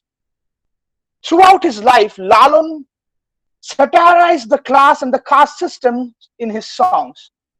In one of his songs, he mocks the society in the opening lines. In an absurd and strange manner, all are holding caste banner. That means, Jat gelo bole eki ajab karkhana, সত্য কাজে কেউ নয় রাজি, সবাই দেখে তানা নানা. I'm reading out the translation. In an absurd and strange manner, all are holding caste banner. Later in the song, he satirizes the upper and the middle class by saying, you consume horse food secretly, lose your religion directly.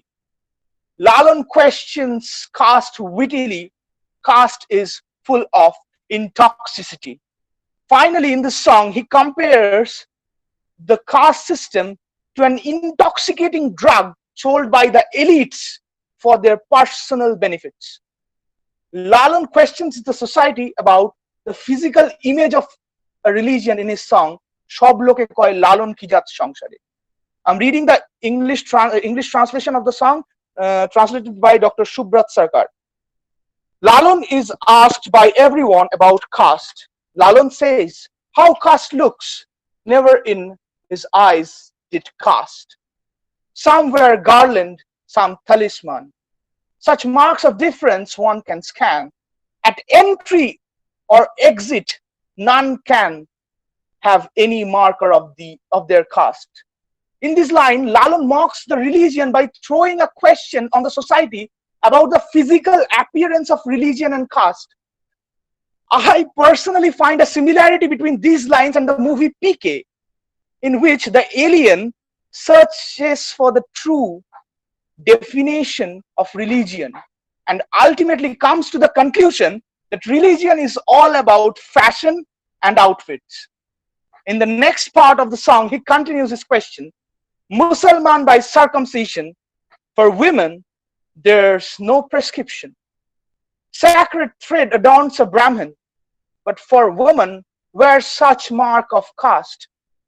Now, this is just not about caste. He adds a feminist angle, a feminist point of view to this song. He demands equal rights for women and men in the society, and as they are also deprived of their basic rights. Lalan raises his voice on behalf of women. Even in Hinduism, a menstruating woman is not allowed in temples, as she is considered to be impure.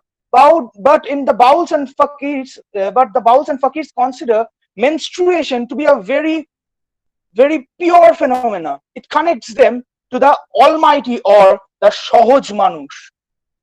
A menstruating woman is even worshipped in the Baul and Fakir practices. A woman's body is considered to be the Triveni of Ganga, Yamuna, and Saraswati.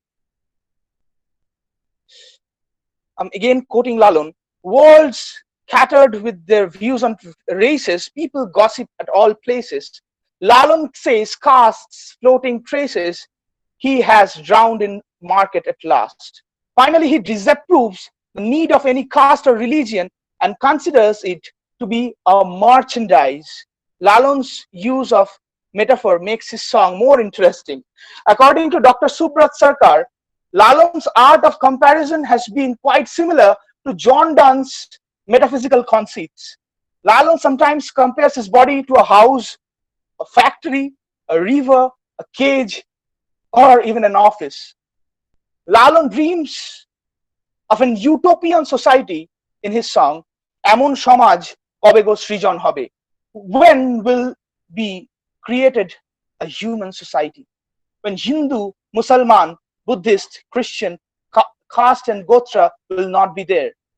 By telling tales of greed, no one will loot what one does need.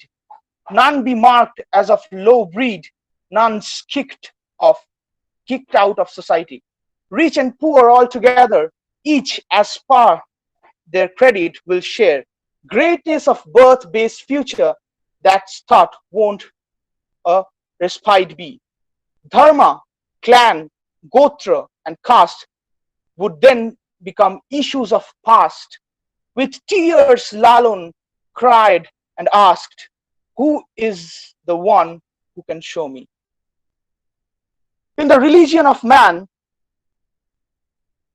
Rabindranath Tagore wrote, I'm quoting Tagore over here, I have mentioned in connection with my personal experience some songs which I had often heard from wandering village singers belonging to a populous sect of Bengal called the Bauls, who have no images, temples, scriptures, or ceremonials, who declare in their songs the divinity of man and express for him an intense feeling of love.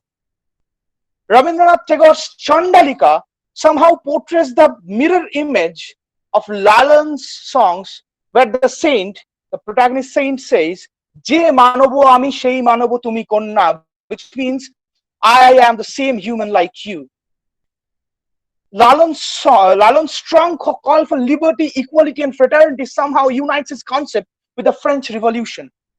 Lalan's concept of equality and abolition of the social hierarchy has a clear essence of communism. In some way, Marx and Lalan converges at a certain point. I have even found parallel state of mind between Lalan and the legendary singer Bob Dylan. In his song Oxford Town, he raises his voice against the murder of a black student in the University of Mississippi. These are his lines, I'm quoting. "He went to Oxford Town, guns and clubs followed him down, all because his face was brown." Now, I'm concluding. Surprisingly, protests of similar kind was done by a fakir of Bengal in the late 18th and the early 19th century. His songs mocked the need of the trivial systems of the society. The cornerstone of this culture revolves around the axis of eternal love.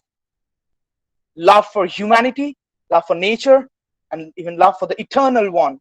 A love that attempts to embrace the entire universe within its sweep. In a world that is torn apart by violence and clash of civilizations, clash of ideals, the words of Lalan would seem to serve as an antidote of the present situation. Thank you so much. Thank you, Debashish, for your inspiring speech. And it is also thought-provoking at the same time. Lalan is no doubt an important figure in Indian cultural history, and more are to be explored on him. Now, if there is any question. First of all, sir, I want to say something. This had been Guru Dakshina for the person who has implanted the seeds of Lalan inside me. I would like to thank Dr. Subrat Sarkar for implanting the seeds of Lalan. It's all because of him that I got interest in this topic. He has been inspiring me since the time I was a student. Thank you, sir. With the permission of the chair, can I intervene, sir? Yes, sir. So in the chat box, one question was there whether in the translation, the essence of the language is lost or not. So in our book, this one, can you see this book? So we have tried to represent the works of major Bangla poets, translate them metrically. And as Devdeep is there, I would like to request Devdeep, please, he has been performing the Lalan songs in America also, and critiquing on Lalan, his relationship with the humanitarian principles, the profound philosophy, his vision of a casteless, classless, genderless society, a society that absorbs everything, like Ravidas's Begumpura, where there is no gun, there is no 1, 2, 3, no kind of graded inequality, where there is total annihilation of caste, total annihilation of class, total annihilation of gender identities, and therefore towards a truly liberal humanist society. So I will request Devdeep, please sing at least one song, the song that you already quoted in your text. Okay. In an absurd and strange manner. No, sir, I think now, sir, I want to perform that song. Okay. Sab loge koi lal.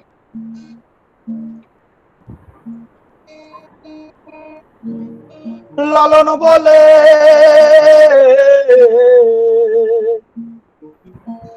Lalan bole,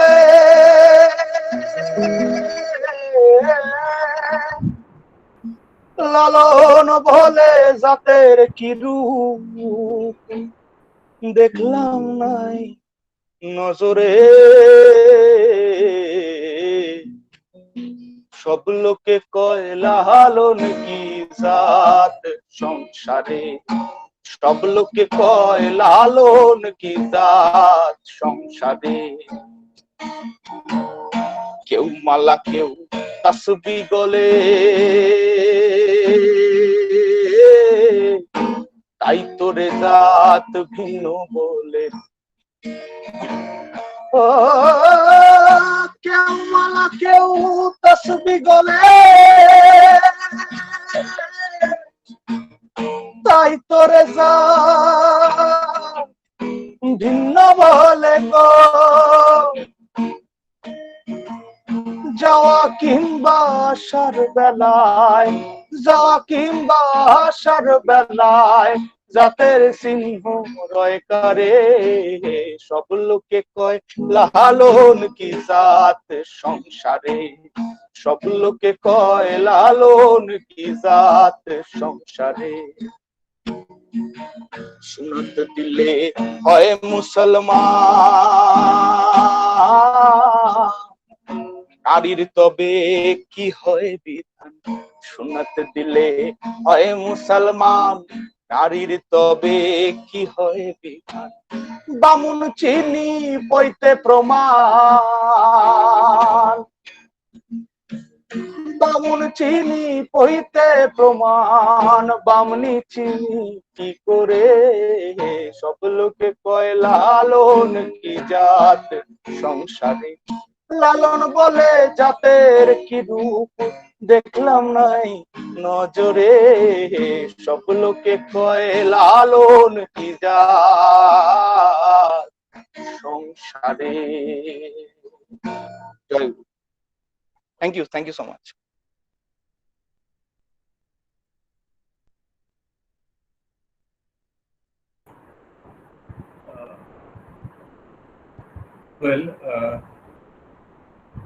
Thank you, Devdeep, for your wonderful song. Thank you, sir. Shobhuto, Devdeep will chair the next session. Sir, you can chair the next session, sir. Yes, sir. I will request you to continue chairing the session, sir. And DS sir is also there, sir. He can co-chair. Dr. Debashish Sengupta can also chair, sir. Debashish Sengupta is there. Is he there? Debashish? Sir, you continue, sir. Sir, let us finish, sir. Okay. Now our next speaker is Dr. Jasmeet Singh. He will speak on the metamorphosis of Dalit spirit in Rathir Rishi. Jasmeet, are you there? Yes, sir, I'm here. I'll be sharing my screen.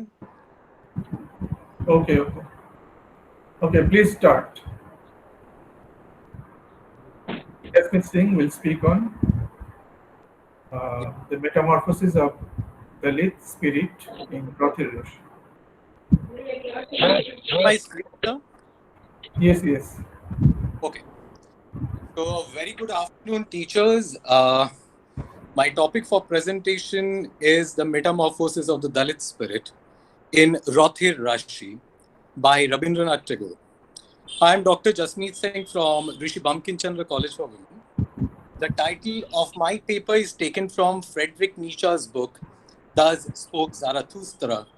And I would like to base my paper on Nietzsche's philosophical postulations on the master and slave morality and the 3 stages of developmental theory that Nietzsche talks about in a chapter titled The Metamorphosis of Spirit. So we'll begin this paper with a description of the features of master morality and slave morality. Now, according to Nietzsche, what master morality is? A person who possesses master morality is one who has the uninhibited will to power. He has the capacity to fulfill one's desire. Real master is about power. And we need to remember that a person having uninhibited will to power will also have a lot of freedom. And with that particular freedom, he can create certain new values in society. So it is the responsibility of a person possessing a master morality to create certain values in society. And because he is creating certain values in society, I can also say that this particular person is an artist, is a creative artist creating values. So real master is about power, and power gives freedom. And with freedom comes that creative aspect. So master can create values.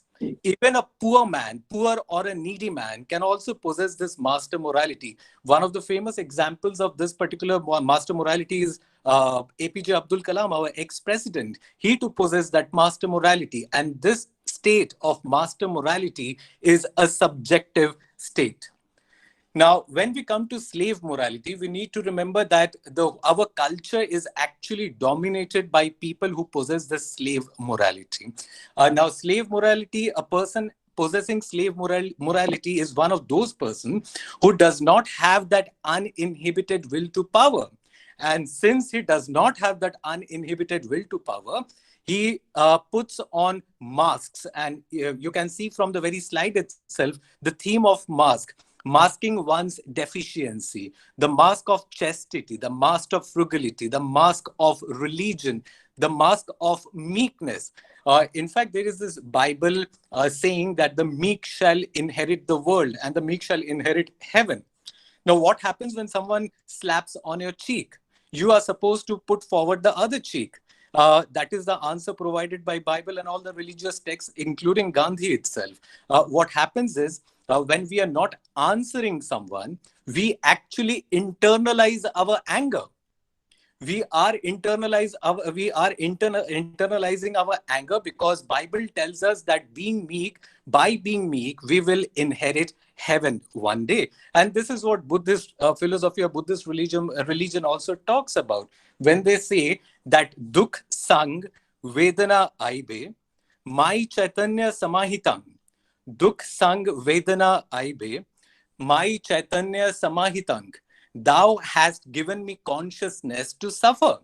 So according to the Buddhist religion, it is only after suffering that I receive nirvana. It is only after being meek that I go to heaven. And what happens when I go to heaven? Saint Thomas Aquinas during the medieval age comes with a very bold and a brave answer to this. He says that the meek will inherit heaven. And what would they do in heaven? They would look down on hell and they would be pleased and happy to see their tormentors being tormented.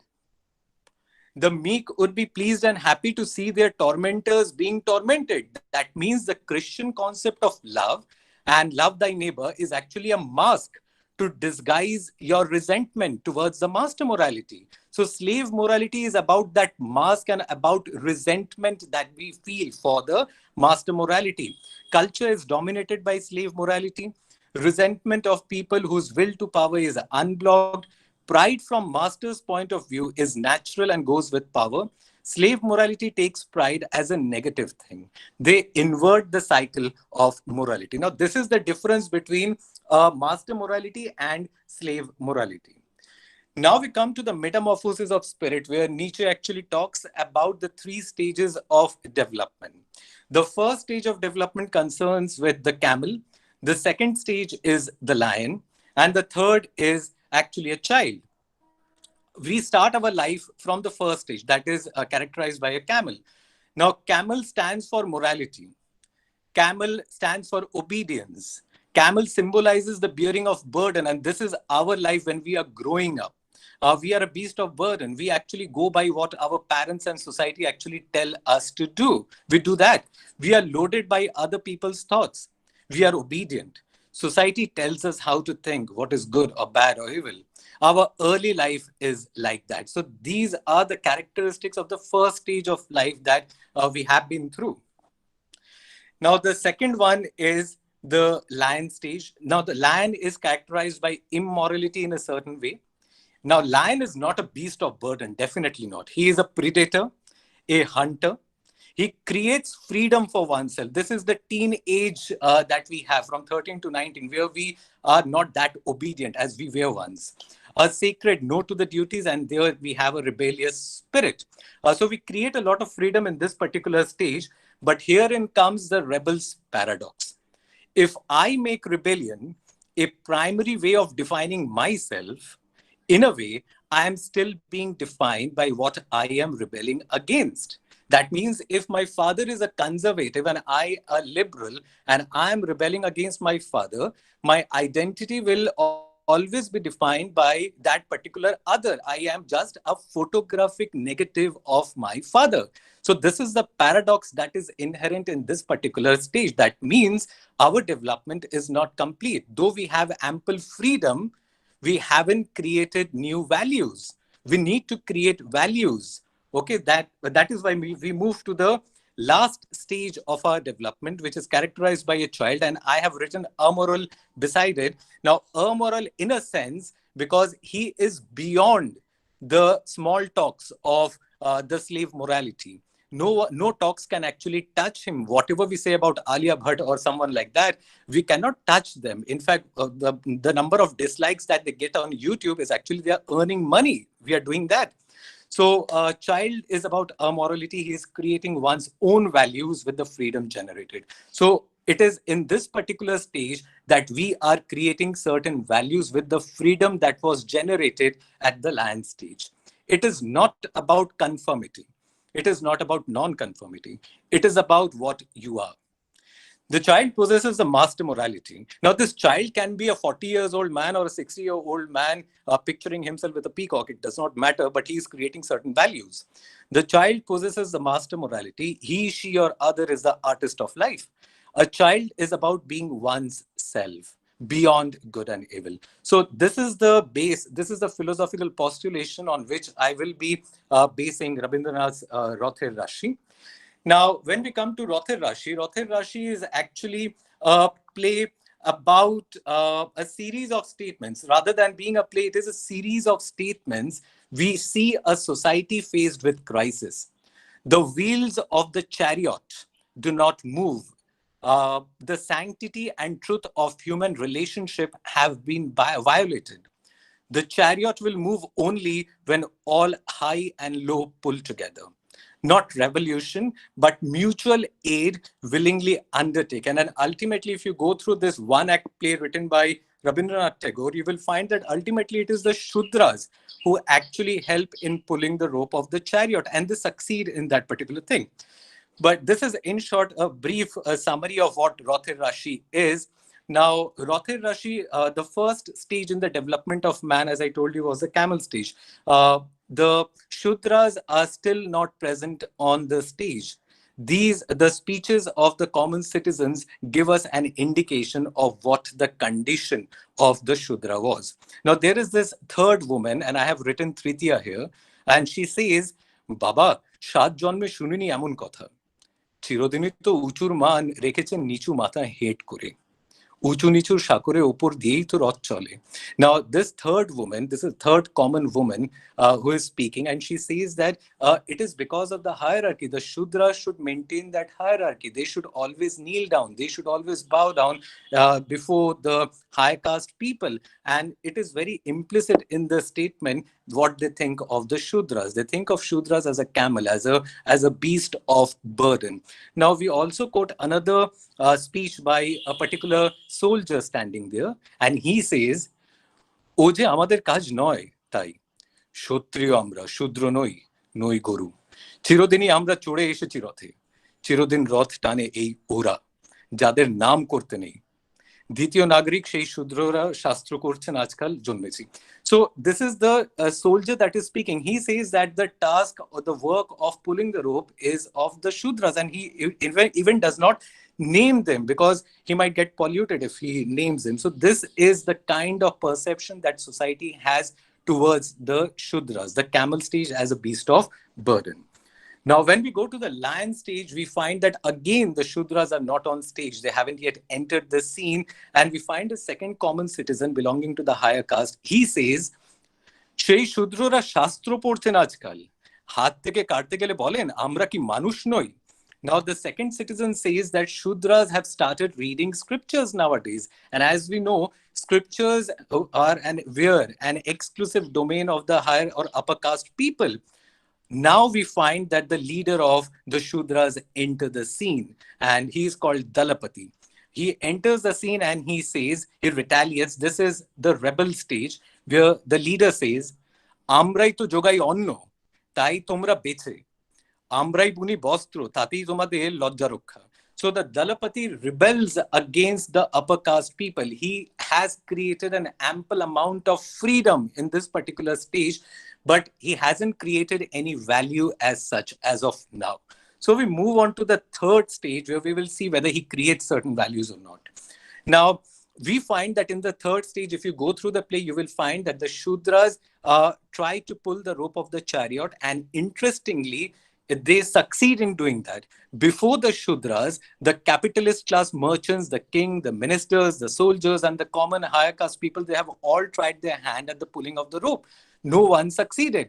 It were the Shudras who succeeded in pulling the chariot. And here we find that an upper caste minister too joins in their struggle to pull the chariot. So we find that the Shudras are actually creating new values where the upper caste people are actually joining them. Though all the citizens of that particular village does not join in this particular procession, but the minister does. And since the minister do join them, the soldiers are also in a kind of a dilemma whether they should join since the minister has joined, and the common people are also in a kind of a dilemma. So there is this particular woman there is a kind of a hermeneutical suspicion. The common people have started asking questions, and this is the generation of new values. Only when we ask questions do we change society. The first woman, Prathama, says, "E holo ki ঠাকুর, তোমরা এতদিন আমাদের কি শিখিয়েছিলে?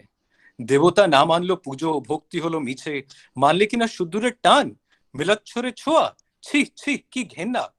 That the woman actually says this is actually a kind of a hermeneutical suspicion. She is questioning the prevalent value systems that she has been taught throughout her life.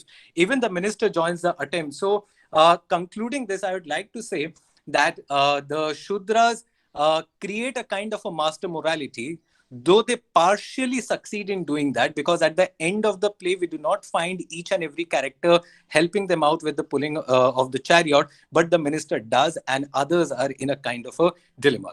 So to conclude, I would like to say that the Shudras have made an effort to create a new value system, overcoming the prevalent one, but they haven't yet created a new, completely new value system.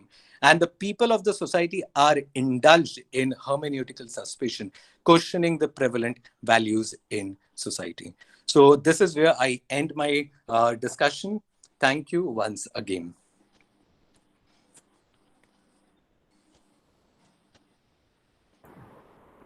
Well, thank you, Jasmeet,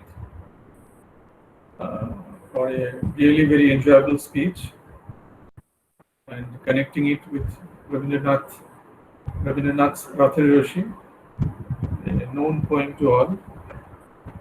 Is there any question?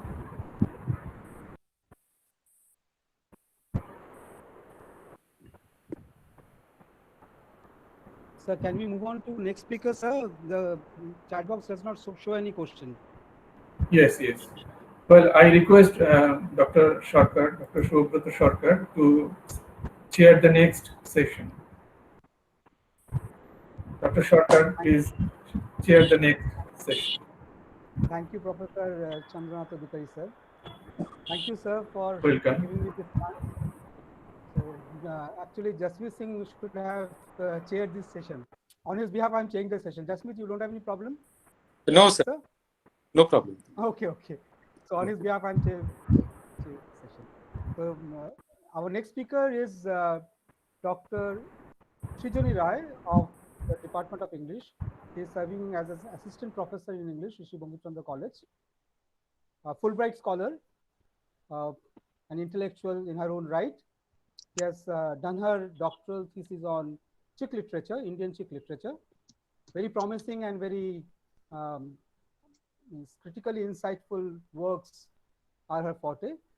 So may I now request Dr. Srijani Rai to make her presentation. Her paper is on the paradigm of the other, working class women and queer men in Indian Sikh literature.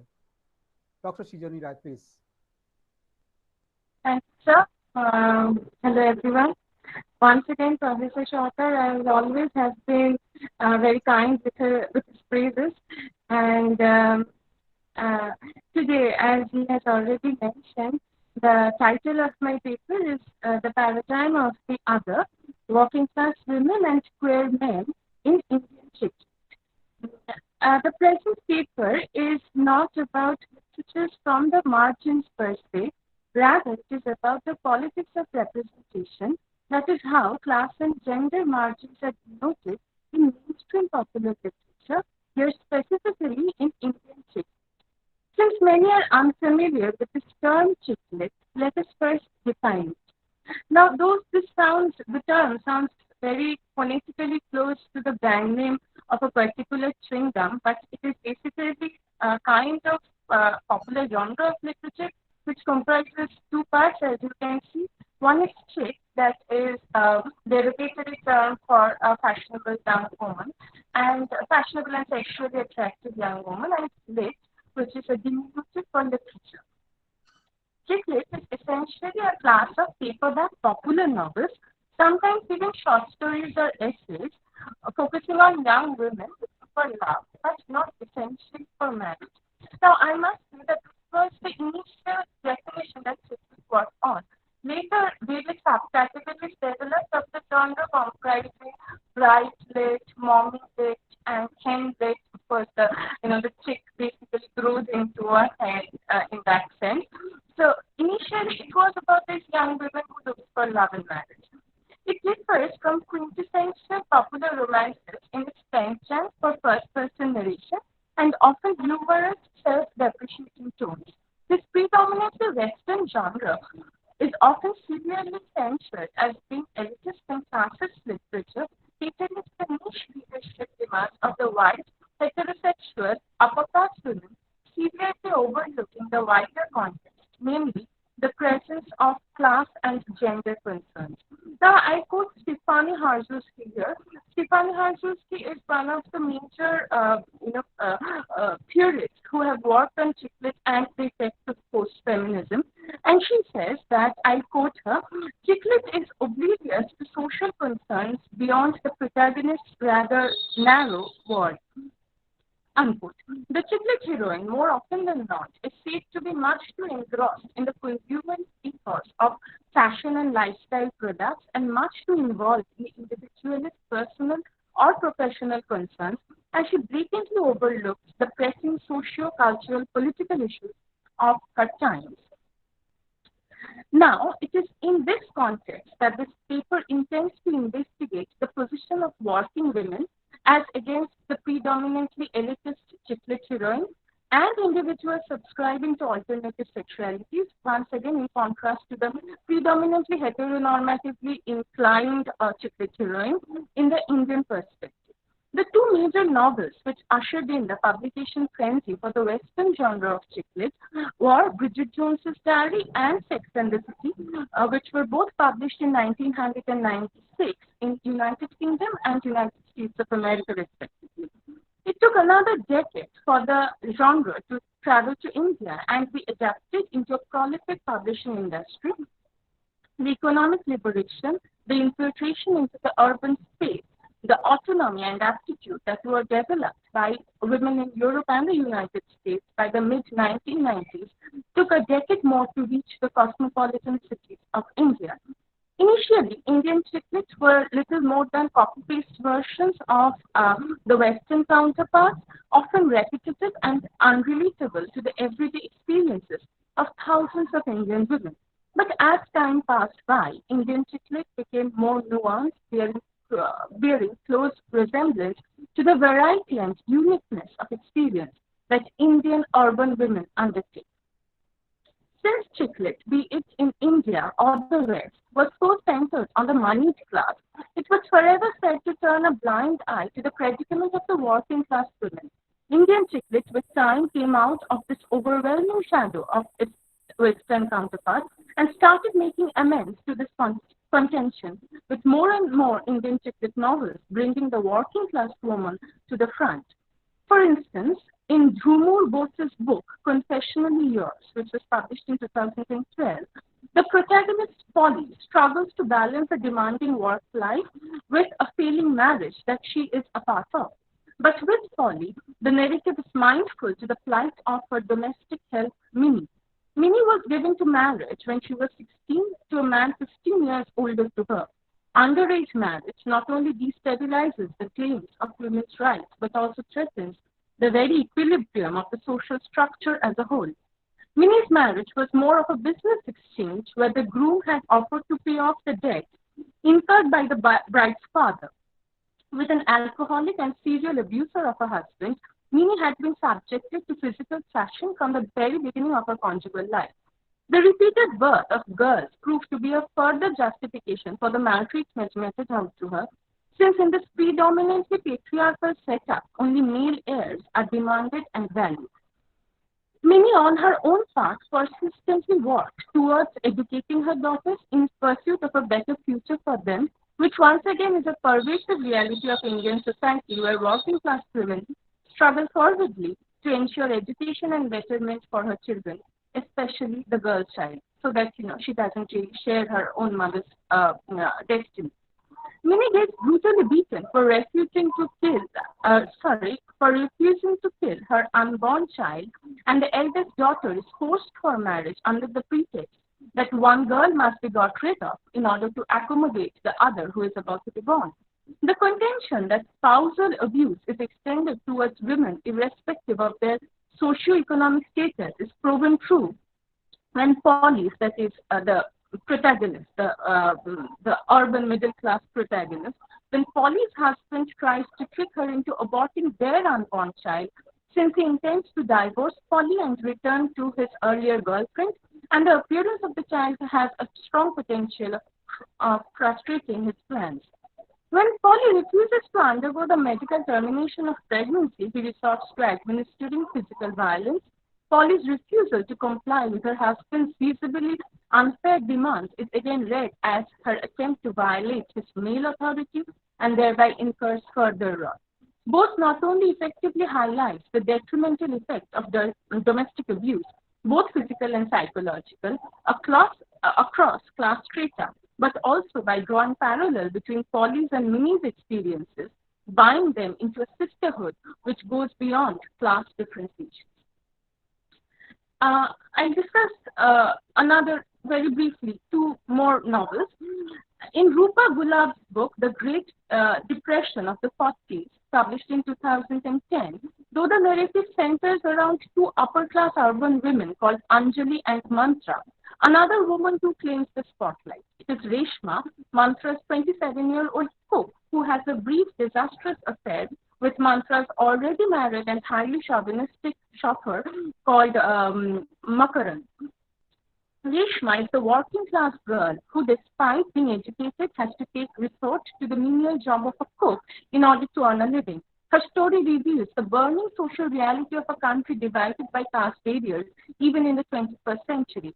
Reshma's parents belong to different castes, her mother being a high-caste Brahmin, and her father being untouchable, and they eloped against the consent of their families. Even before they got a chance to get married, her father was brutally murdered by her mother's relatives, this being an instance of the prevalent Indian social evil called honor killing, leaving her pregnant mother to struggle alone. Reshma's mother refused to disown her daughter and brought her up alone with the aid of a kind doctor who took them under his protection.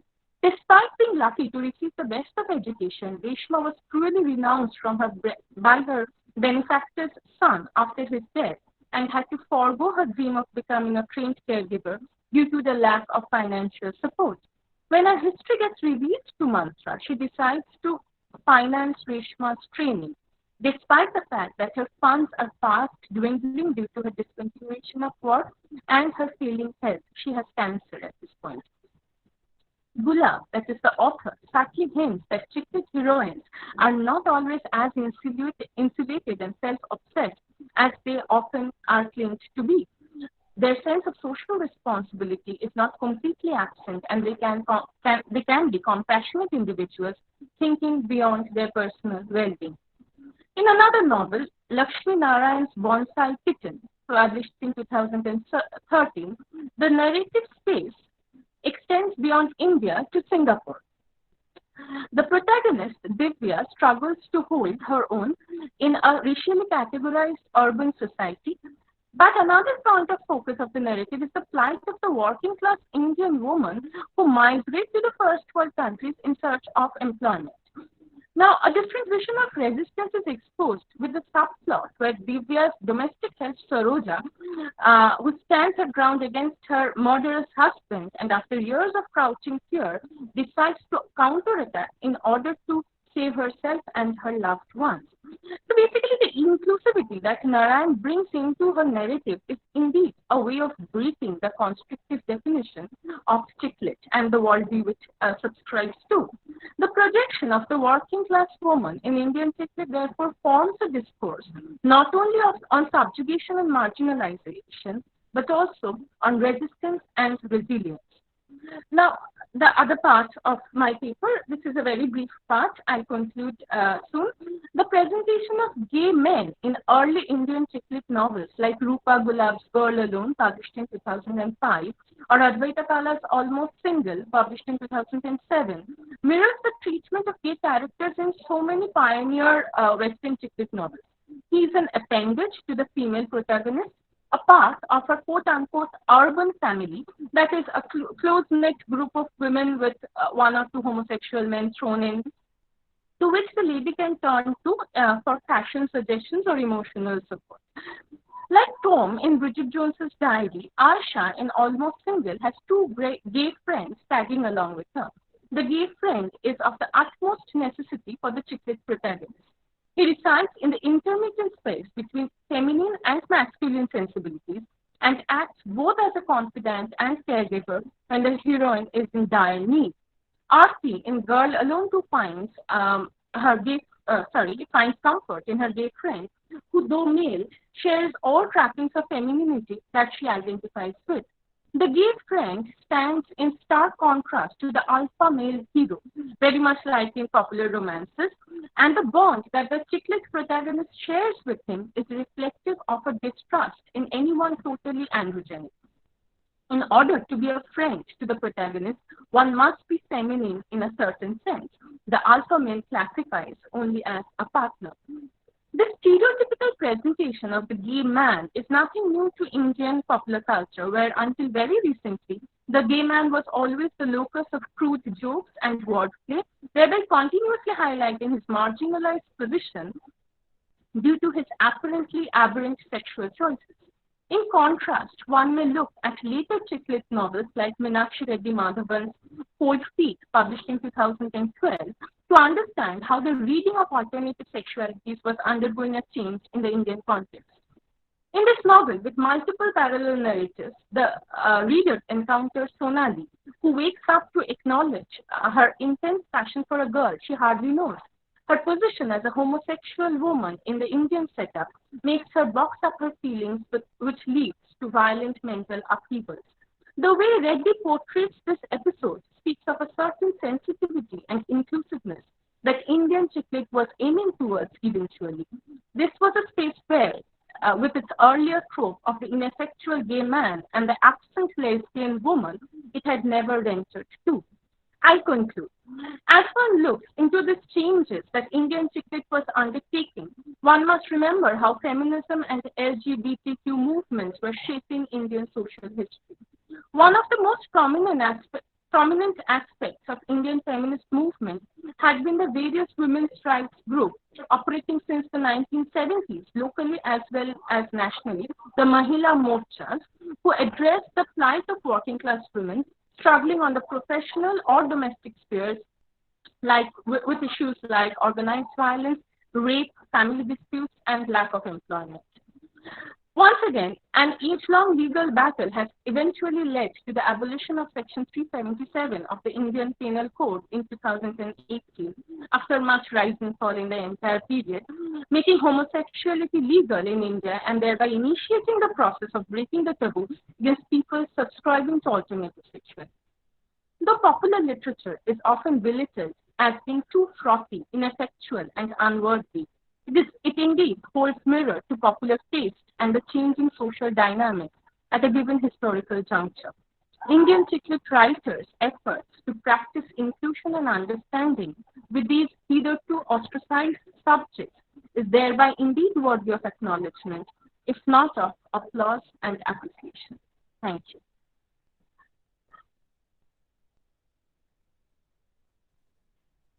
Thank you, Dr.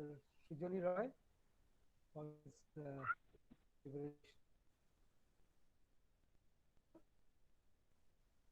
Am I audible?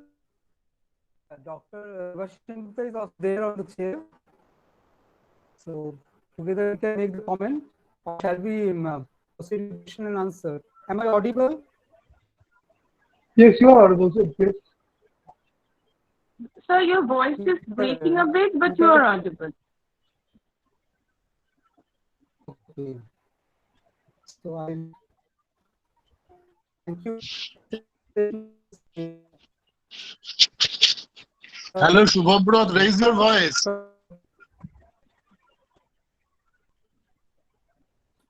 You are audible, but you are audible, but we can't hear you very clearly.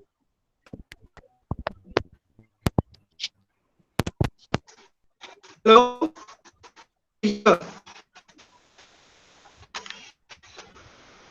Yes, sir, you continue, please. Yes, sir, you continue, please. There is some problem with the continue, please continue. Sir, please continue. Yes, sir. Yes, sir, please continue. Yes, I will now open the entire discussion, entire paper, all the papers for discussion. If anybody has any questions or observations to make.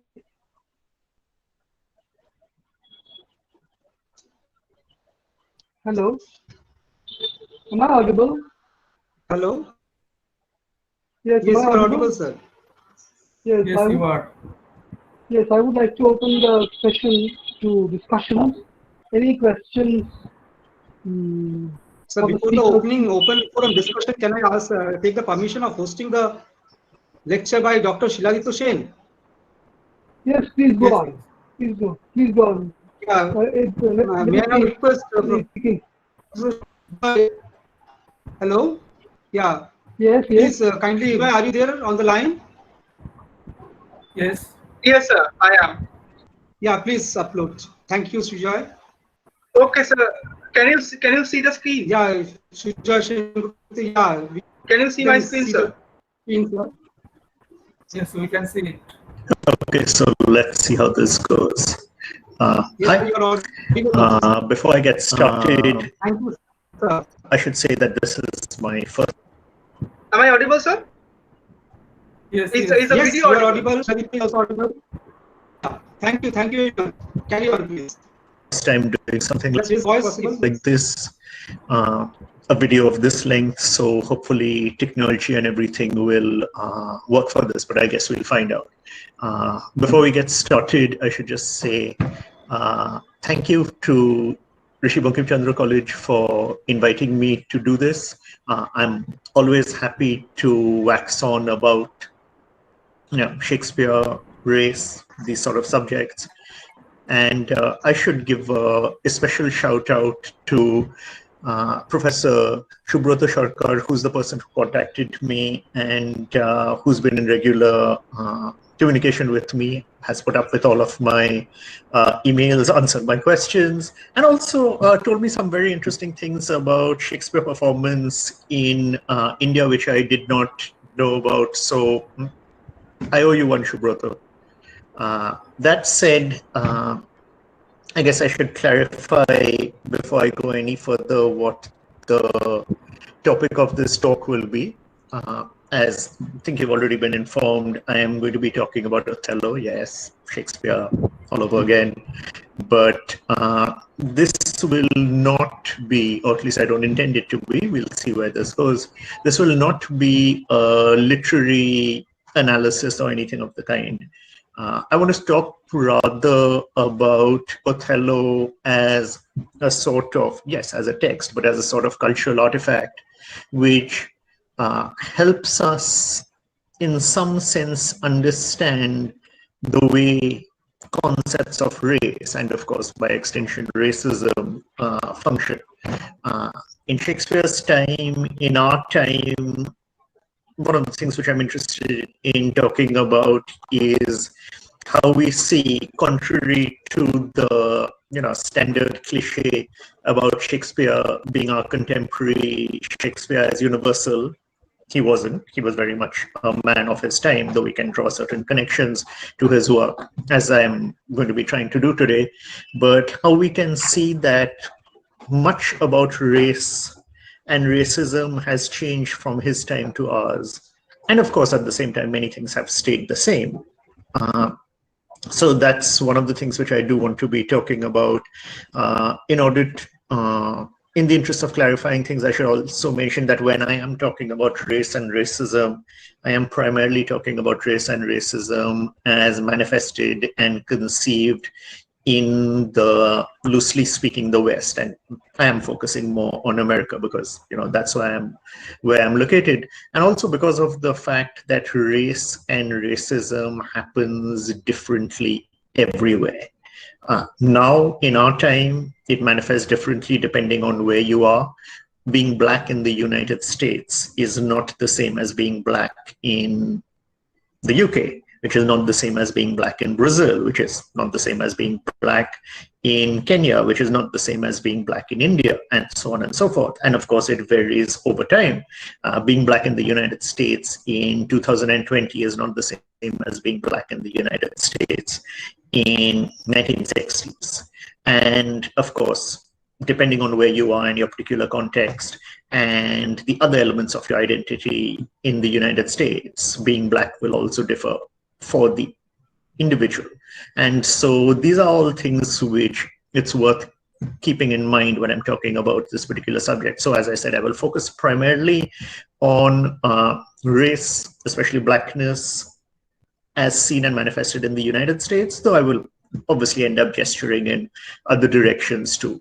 I will definitely not be spending time talking about the whole question, which a lot of people bring up when dealing with the issue of Shakespeare and especially Othello, the question of whether Shakespeare was racist or not. Firstly, by modern standards, it's essentially impossible that he did not have certain racist ideas.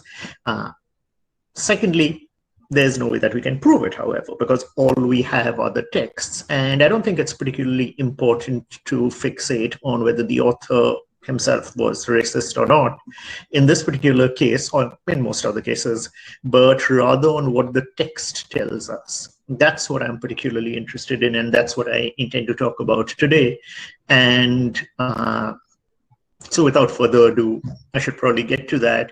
And I would argue that one of the things which Othello tells us is something which we do know for a fact, that race is a fiction. Race is a story. It is a narrative. It is not scientific. You cannot hook a person up to a machine, or you cannot test somebody's DNA, contrary to what the TV shows will tell you, and tell you incontrovertibly what that person's race is, because it's not scientific. Race is something that we made up as far as human beings are concerned. That does not, of course, mean that it does not exist.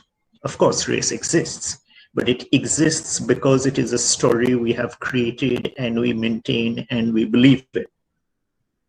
In the interests of being, political, let me just use the example. Ram is not a historical character. Ram did not exist in history, and he certainly did not exist in history in the way that the stories tell us.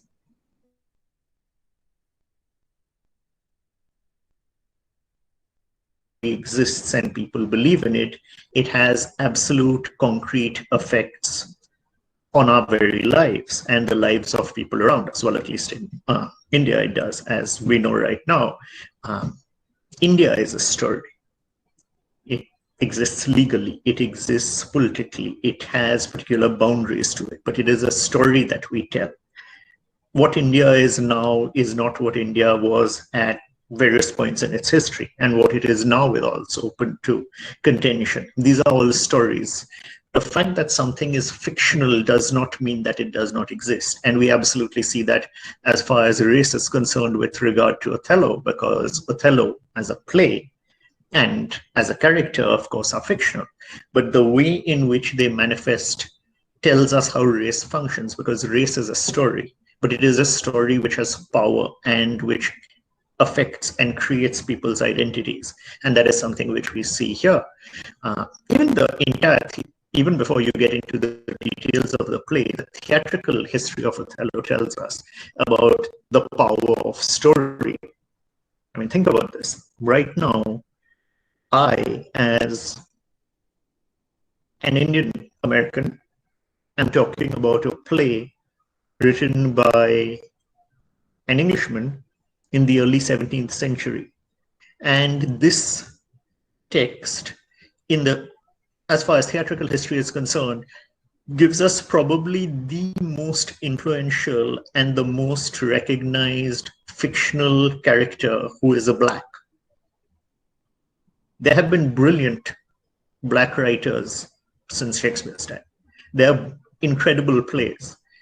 But if you go around the world and you talk to people and you ask them about fictional Black characters from theatrical history, the one who will be most recognizable is Othello. And it is not because of issues of quality, though. Yes, it's an excellent play and a brilliantly conceived character, but it's because of issues of who Shakespeare is, the influence and the story we have about Shakespeare, which also does not match up, obviously, completely with the historical Shakespeare. It's about story.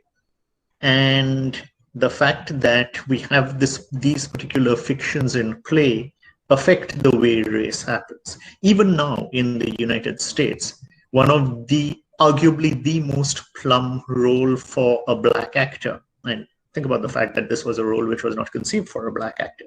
This was a role which was written for white actors acting in blackface in Shakespeare's time. But the most plum role for a Black actor in theater is still Othello. James Earl Jones played it. Samuel L. Jackson played it. And people will keep playing that role because of the sort of history and the resonance and, of course, the story which we have around it.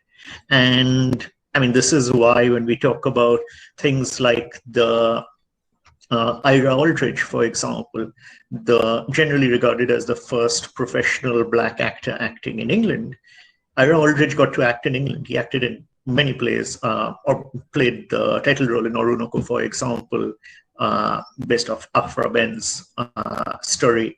But the one he was first known for was Othello. That role is what gave him a chance to express his story. And so we come back again to this particular issue of race as story. And actually, since I mentioned Aldridge, I should mention this goes back to what I mentioned about how race is a story which allows people to express themselves.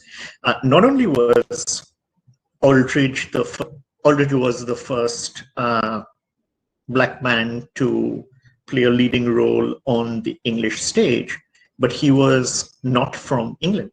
He came from America. And he left America because of the racism which he faced there, and then moved to England for the opportunities which it provided. Interesting analogies with Othello, who becomes what he is in Venice, which he could not have become in many other parts of Europe, most other parts of Europe at the time. And when Aldridge goes to England, because he is unknown there, in order to make himself seem more interesting, he fictionalizes the claim that he is descended from African royalty. He says that he is descended from what is called the Fulani line. He was not, but that's one thing which he adds on to his story.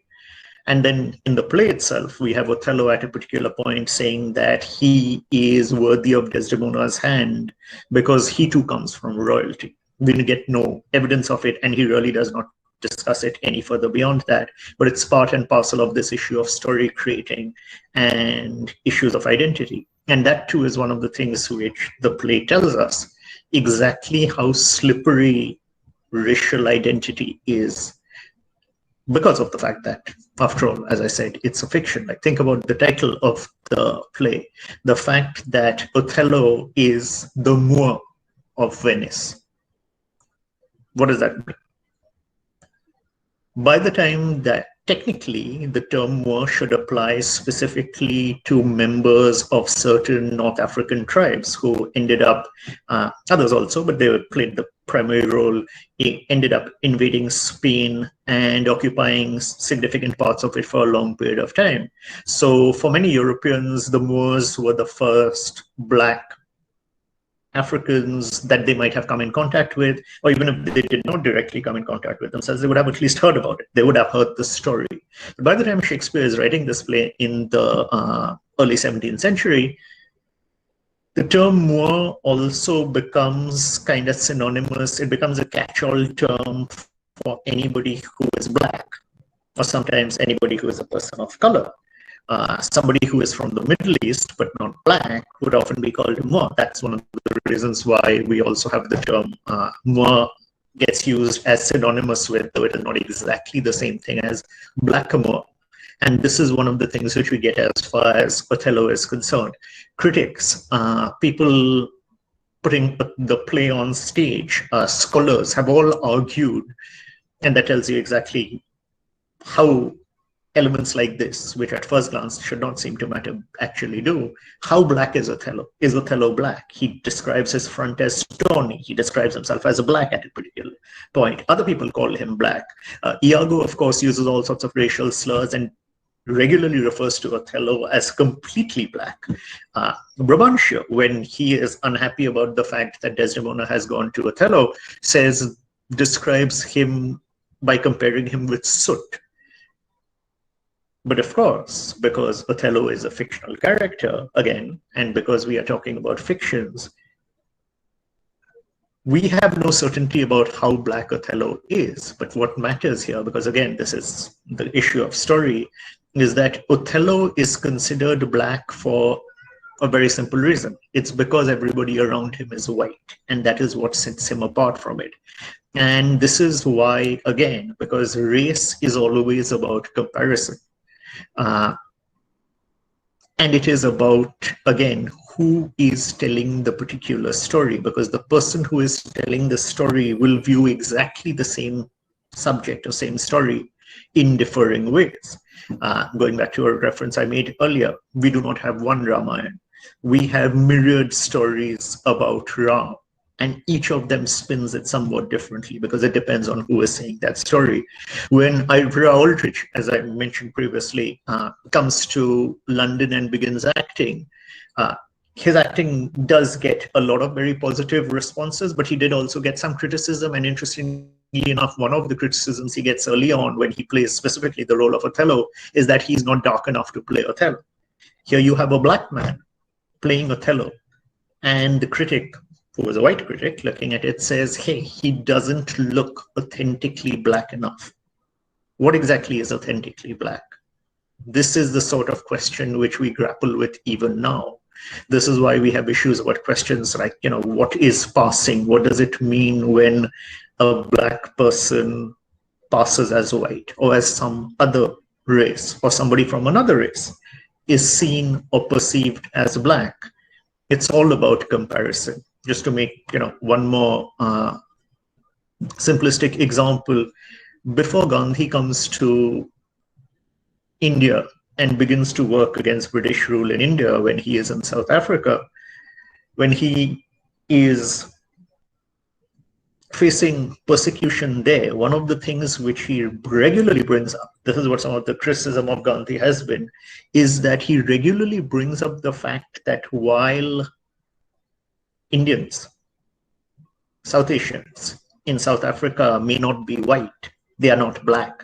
In fact, he's horrified about the fact that they are treated the way black people are treated. He refers to them as kafirs, which is a slur, because Gandhi can't believe the fact that they are being seen as the same. But of course, to the whites who are treating them in that way, by simple virtue of the fact that they are not white, they are the same. And this is one of the things which is part and parcel of our long history. People of different races, especially non-whites, trying to stake out their particular position and identity, often in a hierarchical way, in response to others.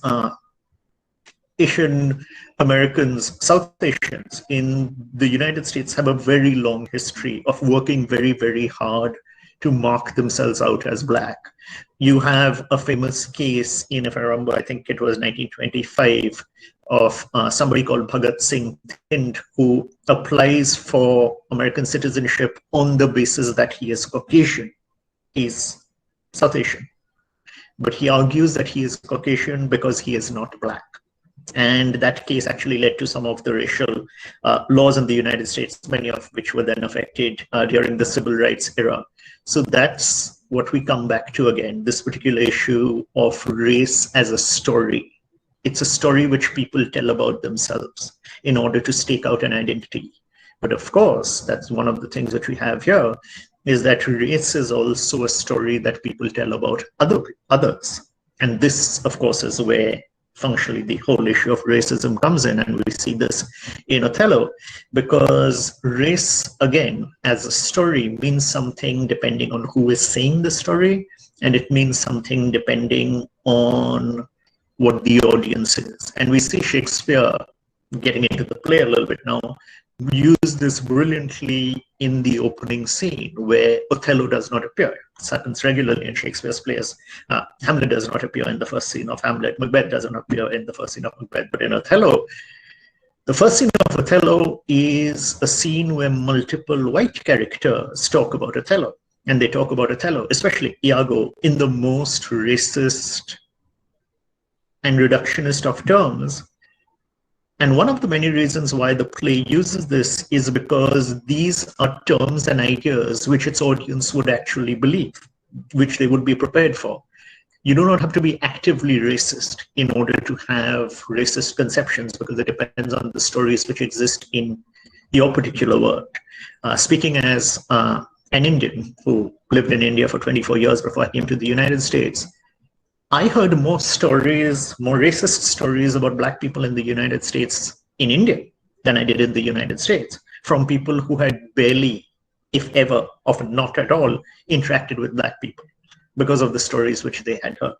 And this is something which we get being used in the first scene of Othello, because you have Iago, you have Brabantio, who go out there and they lay out these stories about Othello. It works dramatically, it works beautifully, because they lay out these stories which the audience would in all likelihood believe.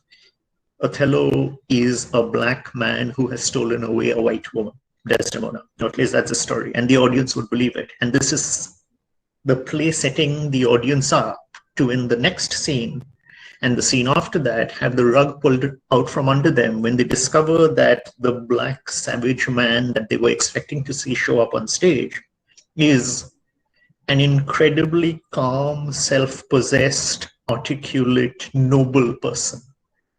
It stands their racism on its head.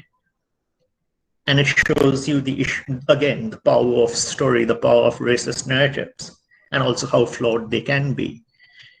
But one of the things which is part and parcel of this power is the fact that because of how popular racist narratives are among us, how we are used to them, it's difficult to get away from them, even if you know better. And we see this in play when Othello presents himself, because, as I said, there's all of these ways in which Othello breaks away from the stereotypes. But in order to break away from the stereotypes, what Othello is becoming is the model minority. He is the acceptable black man.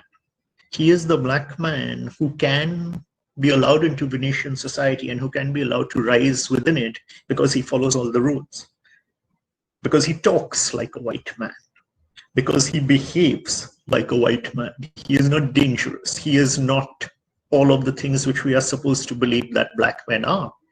And so on one hand, the depiction of Othello works against these sort of racist narratives. But on the other hand, what it also does is give us the sense that these racist narratives exist. They just might exist for other Black men, because that's also one of the things, and I want to come back to that with regard to Othello in a little bit, the fact that he is the only Black man in the play. And so he becomes the repository of all of the stories which exist. And so the situation which he faces is that he can never completely escape these narratives. And we see this even in the first great speech he gives when he describes himself, when he describes how it is that he won Desdemona's heart. And he talks about his adventures and the things that he saw. And when he delivers that speech, which is a beautiful speech, the Duke of Venice and the other senators, not Brabantio, but the other senators are convinced that, of course, if he can speak like this, if he can behave like this, he is a man that a young, noble white woman would love. But in describing himself, in order to present this idea, what Othello has to talk about is the fact he talks about the adventures he had, the hairbreadth escapes, as he calls it. He talks about where he has traveled, talks about the strange things he has seen, where he has seen cannibals and the anthropophagi and men whose heads grow underneath their arms. And what happens there is that he, again, simply by describing this, because of his race, because his story is limited in that sense, he marks himself off as the exotic savage. He's a well-behaved exotic savage, but he is still an exotic savage. If Iago says that he saw those things, he's just a traveler. He's someone who's seen strange things. But if Othello says that he has seen it, because of his race, because his story is bounded by the stories that other people around him say, and because of the audience he speaks to, he is, as I said, like this exotic savage. And so one of the things which we get in the play, people often talk about things like, using the cliche of Othello's fatal flaw being jealousy, for example, or being too credulous, which is random trivia. Not only was Shakespeare not writing with the idea of the fatal flaw, but neither does Aristotle, who it's taken from. That's actually a mistranslation. It's about the fatal error. In Othello's case, yes, he makes mistakes, but it is neither fully a flaw or an error, but it is an issue of situation. Because Othello, as a Black man living in a completely white society, can never escape this sort of presentation. This is one of the things which we see in the United States all the time, when we have the sort of cases which have led to the protests, the Black Lives Matter, and so on and so forth. Every time you hear of a Black man who has been killed by the police, or not even by the police, when Trayvon Martin was shot while going out to buy Skittles by George Zimmerman, one of the things which you instantly get afterwards is stories on social media, in the actual news media and so on, about how these people are thugs. There's a loaded term. If you call a white man a thug, it does not mean the same thing as calling a Black man a thug, because of the power of story around it. And there's something which we have here. And this is the sort of issue which Othello runs into. The fact that he can never completely ever escape the stories around him. And as the play proceeds, one of the great ironies, Shakespeare uses irony in a lot of his plays, but it is absolutely overlaid in Othello, is the fact that Othello's fall happens in large part because he believes the racist ideas that Iago expresses. Iago, of course, is the most racist person in the play. Iago fundamentally cannot believe, as he makes clear in his soliloquies, not just when talking to others, that a Black man and a white woman can be together. And that is something Othello too comes to believe. And Othello coming to believe it is not strange, because that is this idea of the Black man as dangerous to a white woman, as being unacceptable to a white woman, is something which is in the very air that he breathes. This was true in the 17th century And it may be somewhat less the case, but it does exist even now. That is one of the standard cliches which always gets used against men of color, that men of color are a danger to white women, and that is why white men need to control men of color. We still get these particular stories, and that is absolutely the case with Othello. And that is the great irony of the story, that Othello actually ends up being affected by the power of story so greatly that he becomes the cliche that he had initially broken away from. He ends up killing the white woman. And that's also one of the interesting things as far as the story is concerned. The play itself begins by standing racist tropes on its head, but by the end of it, it reinforces those racist tropes. And that is one of the things which, as a character, Othello is aware of. As a fictional character, but in a fictional character living in a racist world, because that's one of the things which Othello does when he eventually commits suicide. Spoiler alert. He does it because it is the last chance for him to tell his own story. In his last great speech, when he talks about who he is and what he has done, he misrepresents himself. Among other things, he says that he should be described as a man who loved not too wisely but too well. And I know, maybe it's just me, but when you are delivering that line after standing next to your dead wife who you have just murdered, I think that ship has sailed. But it is understandable that is what he focuses on, because he is someone who lives in a world which always has other people tell his story, and this is his last chance to tell his story. And that's why the bit which he ends with is that he describes the service he has done to Venice and the time that, as he says, there was a turbaned Turk who beat a Venetian and introduced the state. And he says, I took by the throat the circumcised dog and smote him thus, and he stabs himself. And it's a perfect example, again, of the power of story and also how it restricts people of color, Black people in this particular case. Because what Othello is trying to do in his last moment is say that I am not like those other savages. I am one of you. And in saying that, he stabs himself, because him killing himself gives him that tiny little bit of control over his own story and leaves the other Venetians on stage feeling sorry for him, as opposed to him being carried back to Venice in chains as a Black savage prisoner at that particular point. And so there's all of these ways, and what we see going on with Othello here in certain ways speaks to the sort of problematical narratives.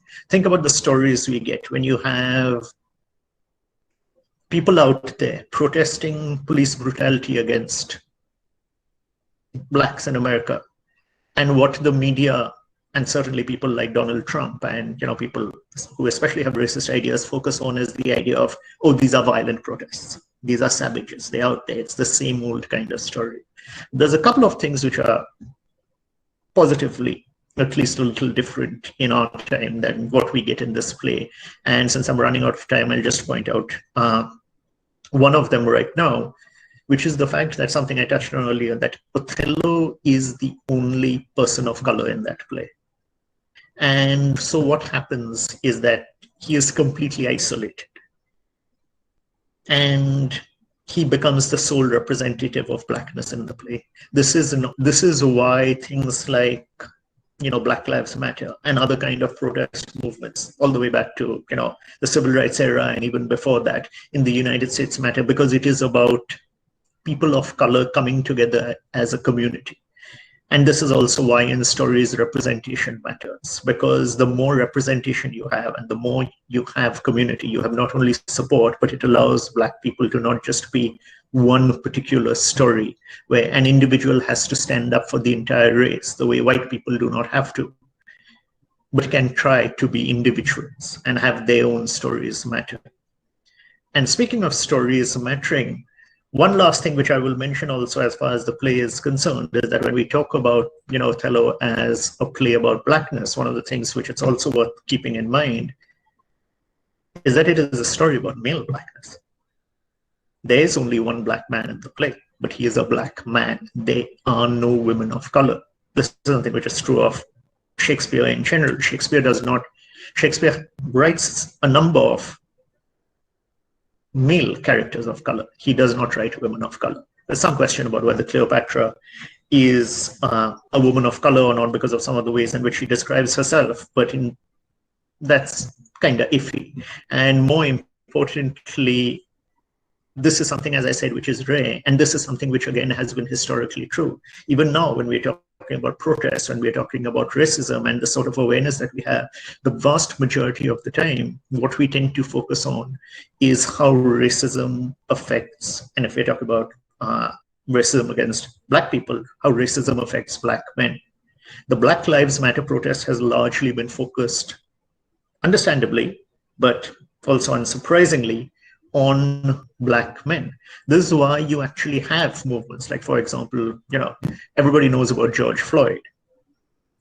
Now a fair number of people, but less certainly, know about Breonna Taylor and others. This is why you had the Say Her Name movement, which began in 2015 and has seen a little bit of a resurgence again, because Black women suffer in ways which analogize with, but which also differ from Black men. I mean, whether it be, issues such as the way the minimum wage, earning capacity in the United States is different for Black men and is different for Black women. Unsurprisingly, it's less. As far as ethnic groups broken down by gender are concerned, Black women are pretty much at the bottom of the barrel. And so this is why it matters, because we are back again to that sort of issue of story. And if we are talking about race as a story, this is why it is so important to complicate it and to work against the sort of, narrow, stereotypical, limited stories, especially stories which come from outside the Black community, which come from outside the person who embodies that particular race, which get expressed.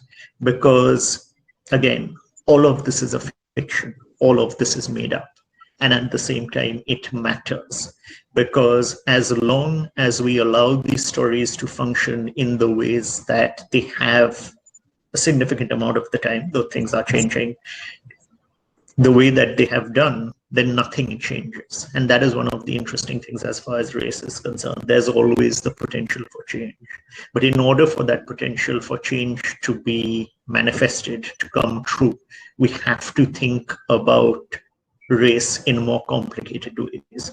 We have to recognize the fact that it is more than the stereotypical stories we get, that you can have something happen in the future which has not happened because race and Othello in its own way contributes to that, but it is just part of a long, slow process, and we are all part of it.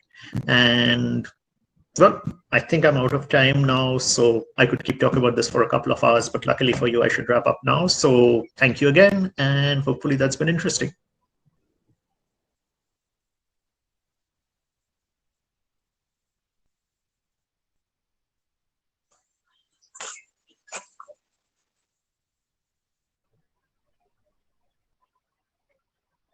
Yes, should I continue? Yes, sir. Thank you, Shuja Sengupta, sir, for hosting this video. Thank you, Professor Shuja Sengupta, for hosting the video on my behalf and solve the technical issue. Thank you, Shuja.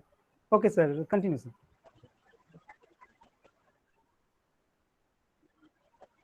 Yes, sir.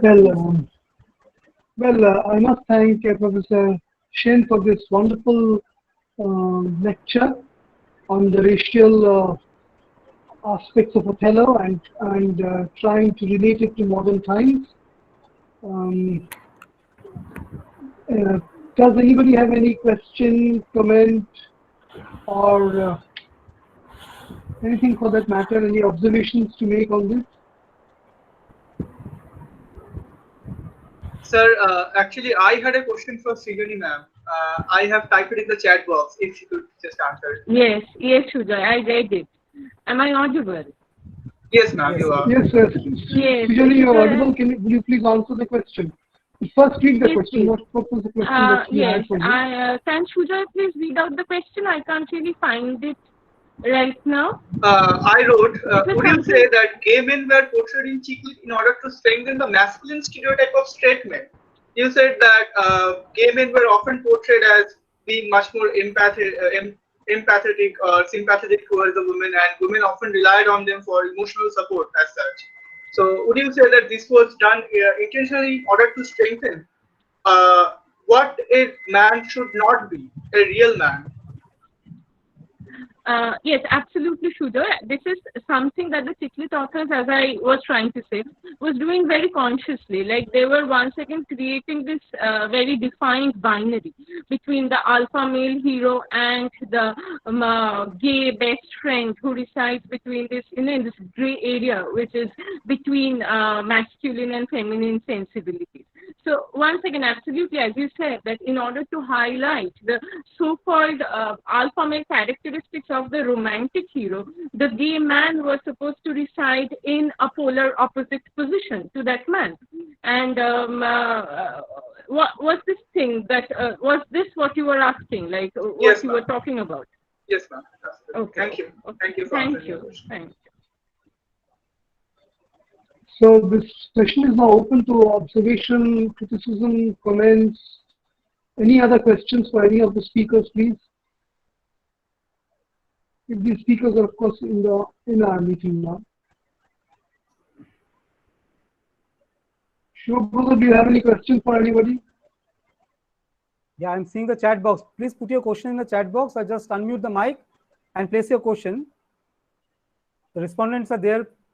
Professor Ishita Roy is there online.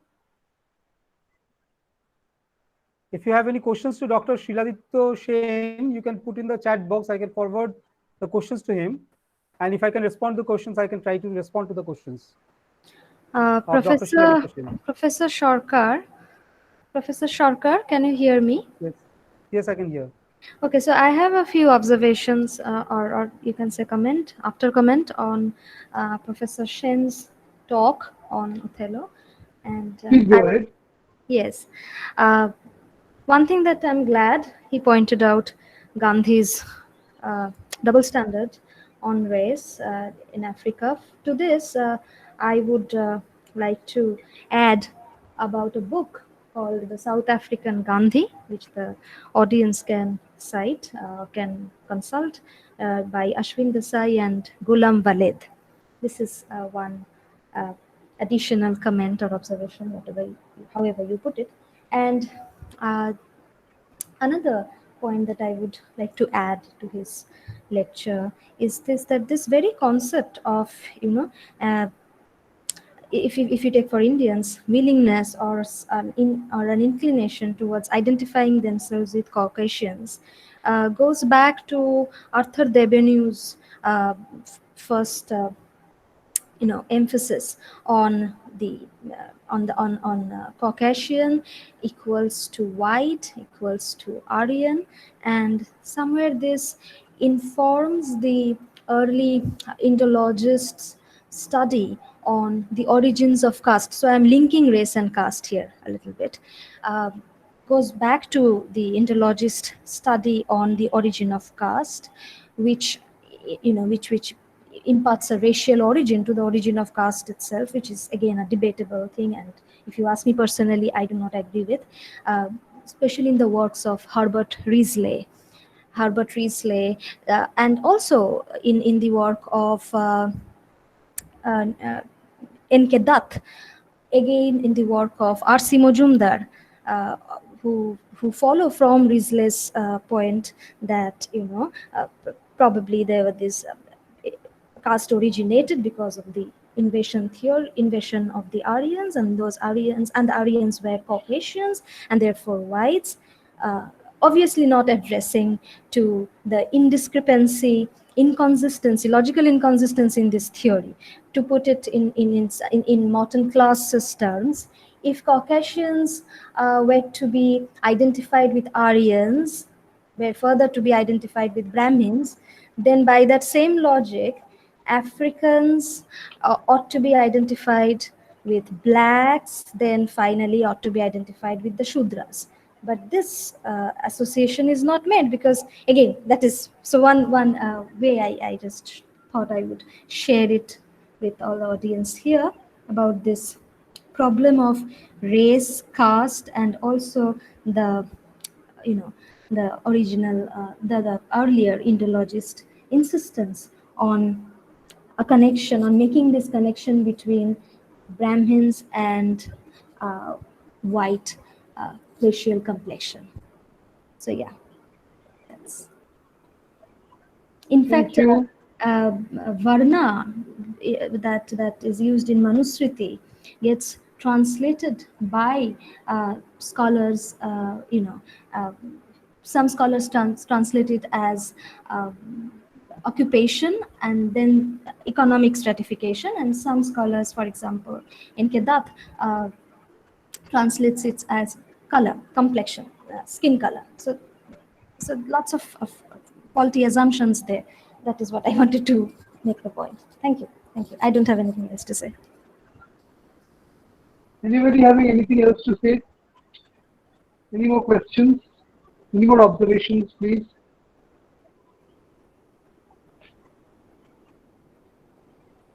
Dr. Chandra Shukla Hazra is also online. We have senior teachers there online. Please, madam, sirs, make any observations. Student participants, any observation?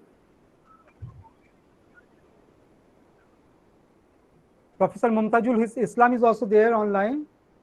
Mumtajul sir, would you like to participate in the debate, in the discussions?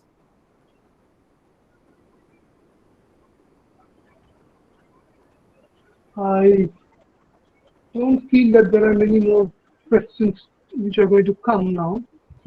In that one case, observation is there in the chat box. Sir, one observation is yes, there in the chat box. Yes, please read it out. Ananda Mojumdar, can you unmute your mic, Ananda Mojumdar? Ananda Mojumdar, you are on the line. You're on the line. So first comment, he said that I think stereotype situation happens because on circumstances such as Othello's relationship with white woman. Is it completely fair? But what is the hidden truth behind the canopy? This is an observation by Anando Mojumdar. And he again refers to at the end of his story. So Shiladitya Sen was talking more about writing the story. Writing the stories of race, stories of caste, stories of class, and these stories keep on interweaving with the consciousness and become a part of our being. So Ananda Mojumdar's excellent comment. As he ends his story by killing white women, do you accept it? Already know US is a tough country, and because of your willingness to present you as a similar person in American society, and you became different, then you did something extraordinary by killing white women. Represented, see this endosmosis is one way where we can just allow people from different religion, different races, different castes to come together. And our society is evolving gradually towards perfect endosmosis. Any kind of resistance to endosmosis by the feudal forces, by the patriarchal forces, by the racist forces, classist forces, casteist forces, in the name of purity of religion, class, caste, even gender purity. So these resistance one form of oppression comes, and if that is not resisted properly, that is what Shiladitya Sen was saying, that racism has become a part of dominant culture until unless the anti-hegemonic or counter-hegemonic forces build themselves up. That cannot be resisted. Such kind of cruelty will go on. In case of the African American women, he's pointed out that there is this double jeopardy. Double jeopardy, in some cases even triple jeopardy. Say the Jewish white woman in America, what is her condition? So she is a woman, white woman, but of a religious minority in America. So majoritarian politics has always been dominating the discourse and narratives, the stories. The other side of the silence should be heard with the help of these alternative stories, the stories that are written from the below. That is what Dr. Shiladitya Sen wanted to say. So we don't have any other observations. Okay, any other observations, please? Any comments? Sir, I have a question for SBS, sir. Yes. Okay, go sir, ahead. Actually, it's just an observation that I've seen people who belong to the typical SC/ST community. They got a job, good job. Suppose probably it was they cracked a UPSC or something like that. And when his daughter was enrolled in a school, later on she also received the SC certificate, which she does not require. She was taking all the facilities that was given by the government as scheduled caste or scheduled tribes. So do you think this is important right now? And don't you think that this is enhancing the hatred between the religion, between the communities, between the... Thank you for raising such issues. So as this is an academic platform, I must say that whatever I will be saying will be constitutional rather than academic. So in social and academic discourses, we always cross the barriers of constitution. Constitution has given provisions of positive discrimination to those who were relegated to the margins of class, caste, religion, even sex. Indian Constitution has given this provision of positive discrimination. The identification of the community, as say, you are saying SC/ST, these are list scheduled caste. This is a list. This doesn't determine any kind of differentiation in community, in human beings, among human beings. So as because the operation for the 3,000, 4,000 long years exploitation that is even going on today. So caste is like the skin. Okay, like the skin. As the skin cannot be shed off, the caste cannot be shed off. Even if that person is the president, honorable president of India, he is always unconstitutionally abused because of his caste. And this stigma of being a Dalit can be felt only by a Dalit. Stigma of being the Dalit cannot be felt by others who perpetuate the hegemony of Brahminical order that is entirely based on birth. Until and unless the society moves towards the total annihilation of caste, as Dr. Ambedkar says, and towards the total endosmosis of human civilizations, such racial tension, caste-based tension, class-based tension, racial, caste-based tension, these will continue. Even gender discrimination will continue. Whereas equality is given to all the citizens of India in every sphere, that equality is denied. All the seats are reserved. You find in the university list, none found suitable. None found suitable. Even if there are SC/ST candidates applying for the jobs. None found suitable. How? Why? Then you have a list that no applicant found. Most of the seats reserved for the SC/ST in India are vacant for the last 74 years. Most of the seats, I repeat again, most of the seats reserved for the Dalits in India remain vacant for last 74 years. When constitutional provisions are given by the Indian Constitution, only a few posts that are visible, these are occupied, these are reserved, and some occupants are there. And even when they are there in the seats, I was referring to President of India, Honorable President of India, he is also discriminated because of his caste. So these things, like the skin, in Indian condition, you cannot identify who is this person belonging to a Shudra caste. Brahminical society has simply created a kind of hierarchy, high caste, low caste. Where is it written? Where is it written? It is written in an unconstitutional book called Manusmriti. Manusmriti is an unconstitutional book. Indian Constitution is a holy book. for Indians. We, having solemnly resolved to constitute India into a socialist, secular, democratic, sovereign republic, should not raise questions that are based on discriminatory language of caste politics, gender politics, class politics, and we should surge ahead towards the final liberation of the man from the shackles of old traditions that are worn out. And like Tagore has stated that in the desert, that stream of human thought, of human civilization, of liberty is simply lost. Professor Devdeep. Yes, sir, I would request you to I would request you to conclude the session if possible. I don't believe there are any other questions, observations. So, Sharmila Jadavia madam has given a question that, Mumtajul sir is on the screen. Yeah, Professor Mumtajul Islam sir is on the screen. Hi, good afternoon. Yes. Thank you, Dr. Saukar, for such a great insight about the SC/ST thing in India. My only quick comments is basically, if I look into African literature, it's not only direct marginalization of a section of people in a society.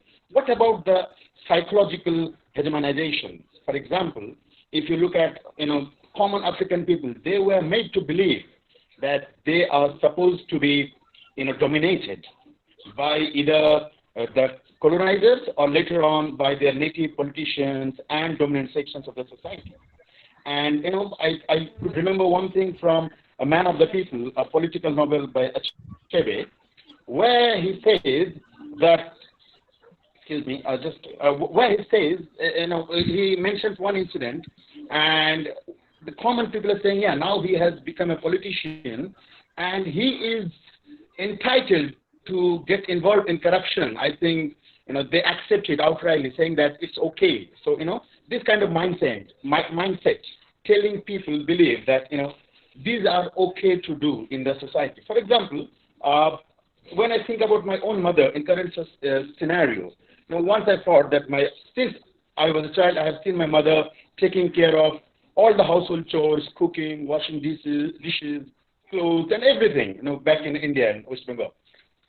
So once I told her, okay, look, one day in a week, you won't do anything at home because you have been doing all these things throughout your life and you never got paid as such.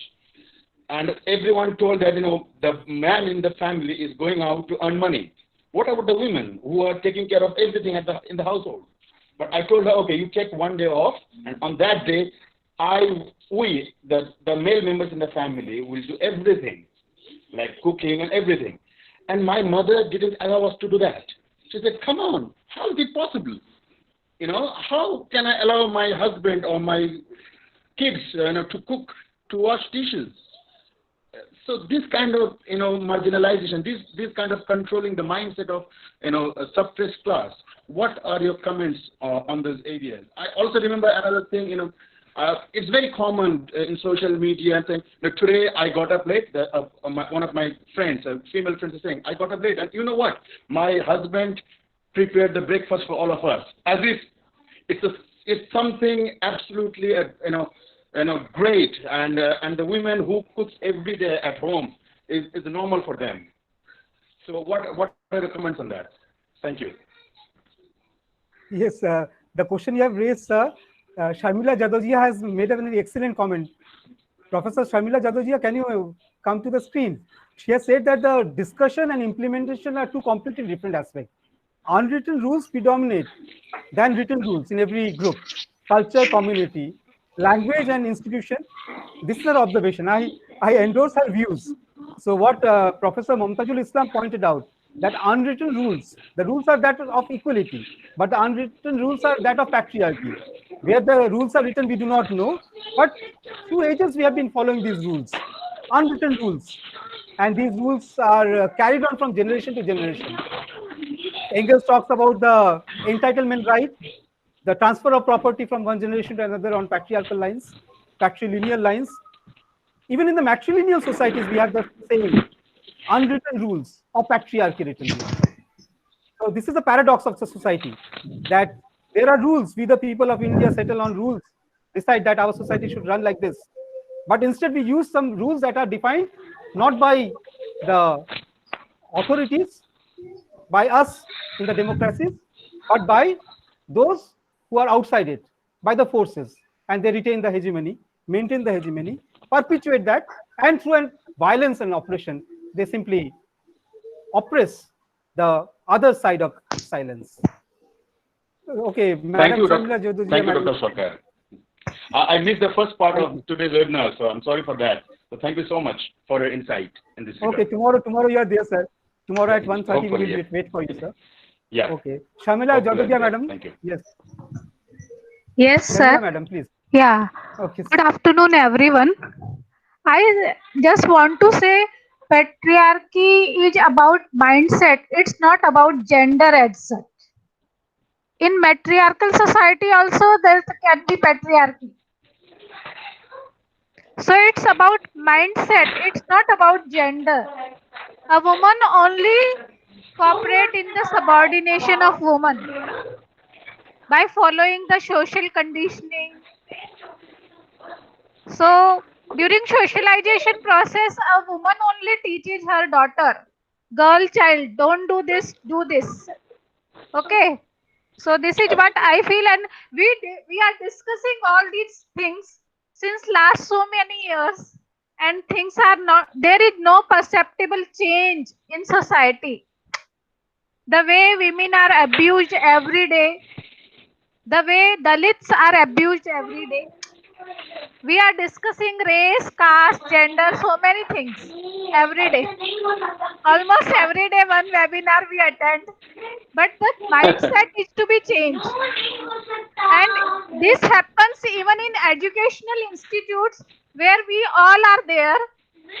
At least minimum postgraduate, everyone is minimum qualification having the post graduation, and then we say something when we are discussing the things, when it's matter of implementation, our mindset changes. So I feel very bad about it, that just discussion doesn't make anything. We need to be action oriented. I mean, in life I have experienced this thing so many times.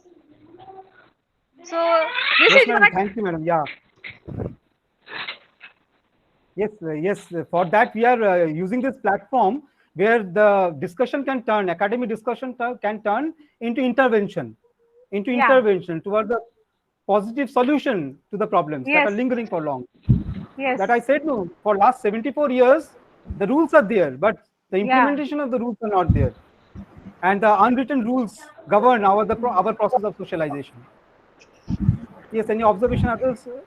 Please participate, engage yourself, because the discussion is gradually steaming up. Shubhabruto, can I tell something? Shubhabruto? Yes, madam. Yes, I was waiting for you, madam. Yes. I was not present throughout the seminar, so I missed some of them. The last discussion that was going on, I want to tell something about it, because I am also a woman and also a senior woman who had undergone through all these travails, pains, and at the same time trying for establishing my own identity.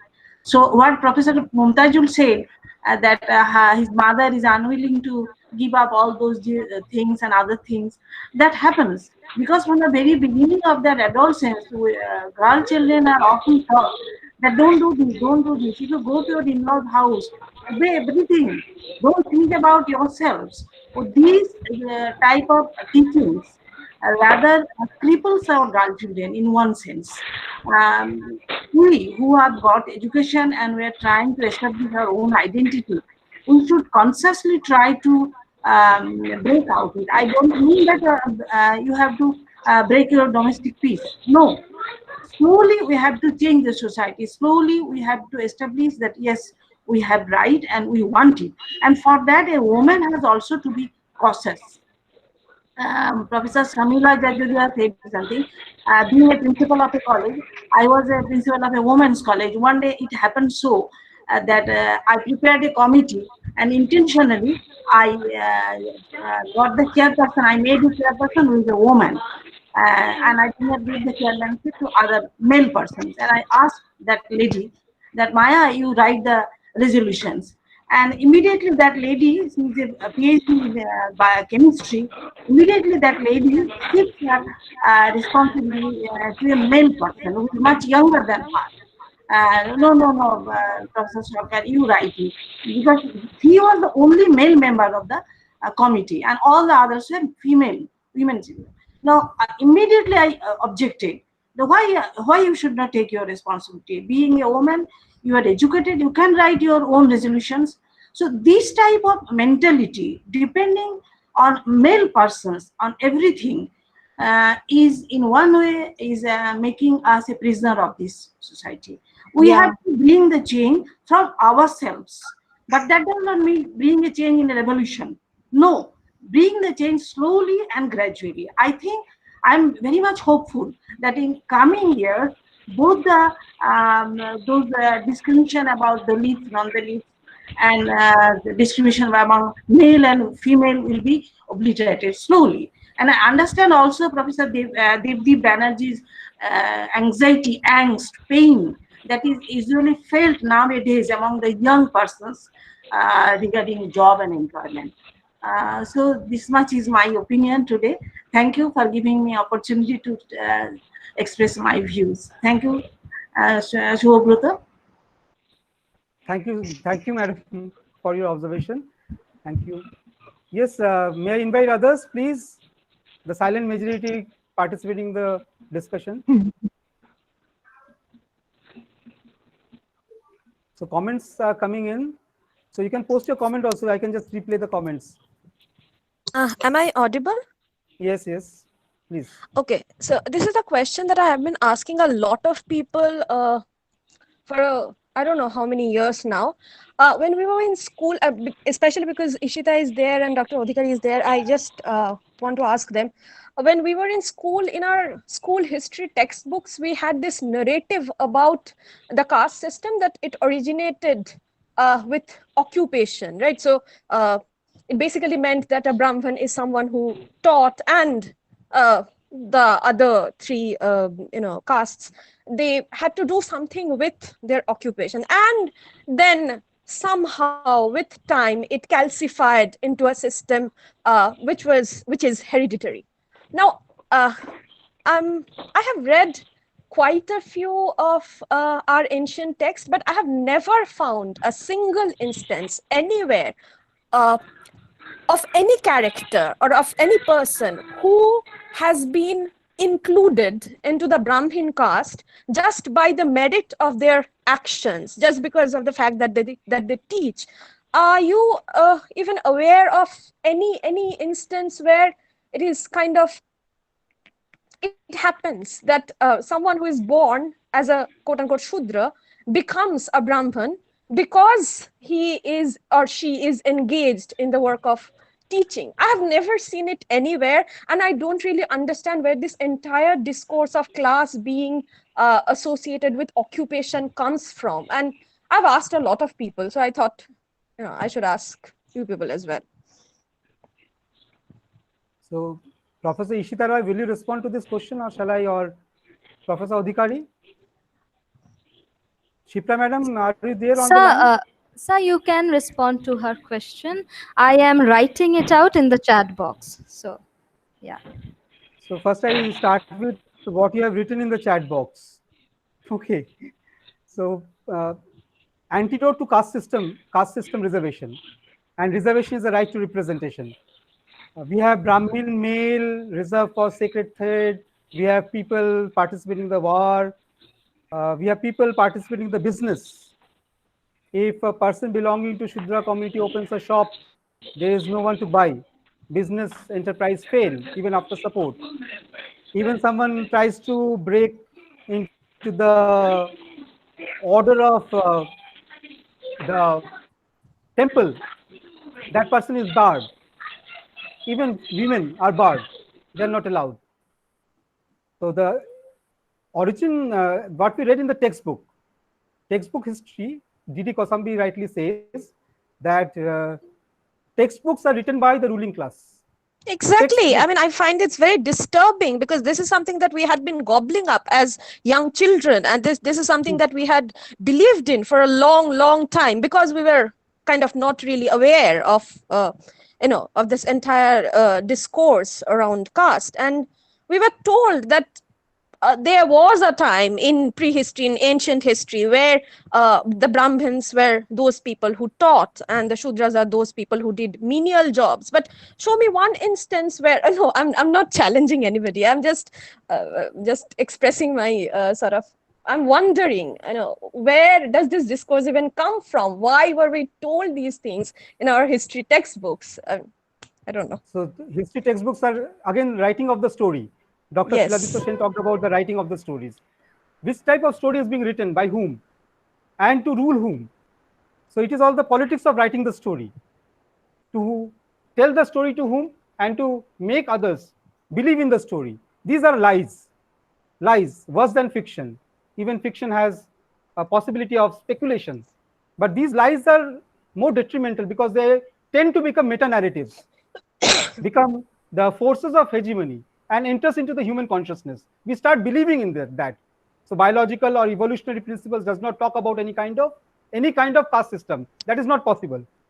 So scientists have said that any kind of Varna system or caste system is not possible in any kind of society that is biological or evolutionary. It is not possible. Task-based division of labor is also man-made, artificial. Engels, in his famous book Condition of the Working Class People in England, has talked about this. And in his Origin of Family and Private Property, he talks about this, that even the division of labor between the male and the female is the artificial creation by the patriarchy. It is not natural. That women, yes, their mothering is there. But in spite of mothering, women are burdened with so many work, so much work. And yet physically we consider them weak. How is that possible? So the tools are there in the hands of the men. Who controls the tools? Tools of hunting, tools of food gathering, tools of rule, and tools of writing. So tools of writing should be snatched away from the ruling class. And the literature from the margin should talk about this, writing back at the ruling class to contradict the narrative that has been perpetuated for a long time. Most of the posts, what Professor Ishita Roy has rightly pointed out, has, because of the socio-cultural basis of Indian society that is based on Manusmriti rather than constitution, is reserved for the privileged feudal upper caste people.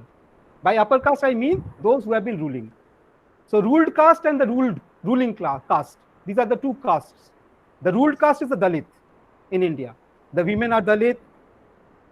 The persons listed in the ST category are Dalit.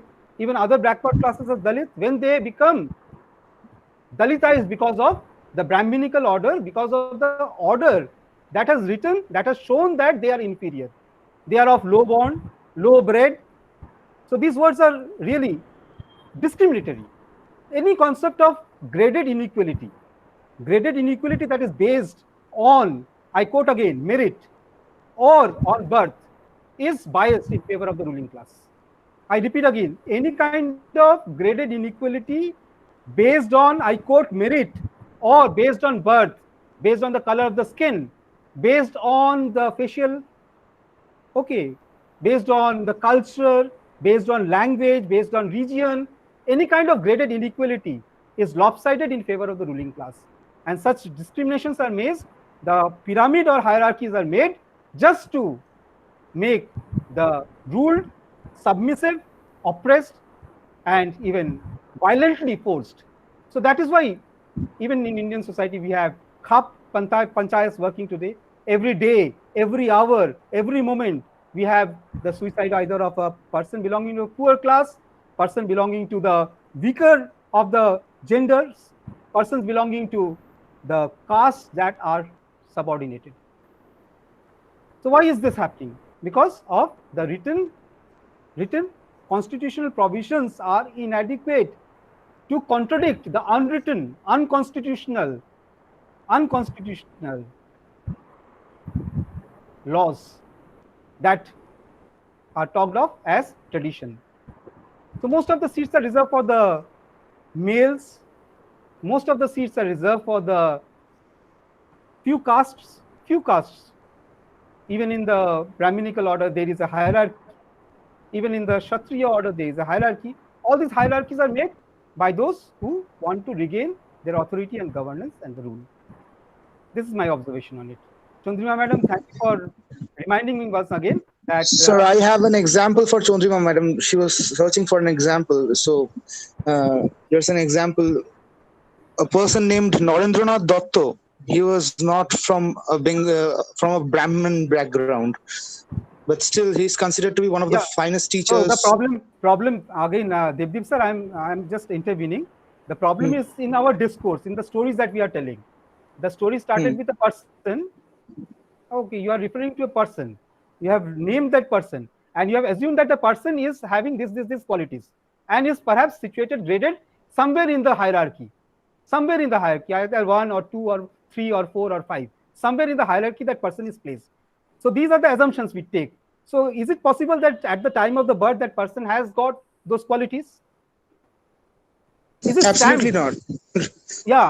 So that is what the evolutionary politics talks about, and that is what the contradictory and often the language that the discourse that we use, the stories that we tell are often contradictory because they contradict what we are trying to. Yes, absolutely, absolutely. When the Hindus are worshipping goddess Durga, at the same time we are ignoring the pains of the Mahishasura, who is somehow a subaltern.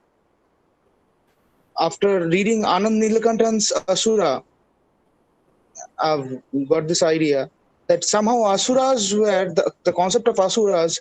They were the marginalized class, and the Devtas, they just ignored them, and they were not given their share of the Amrita.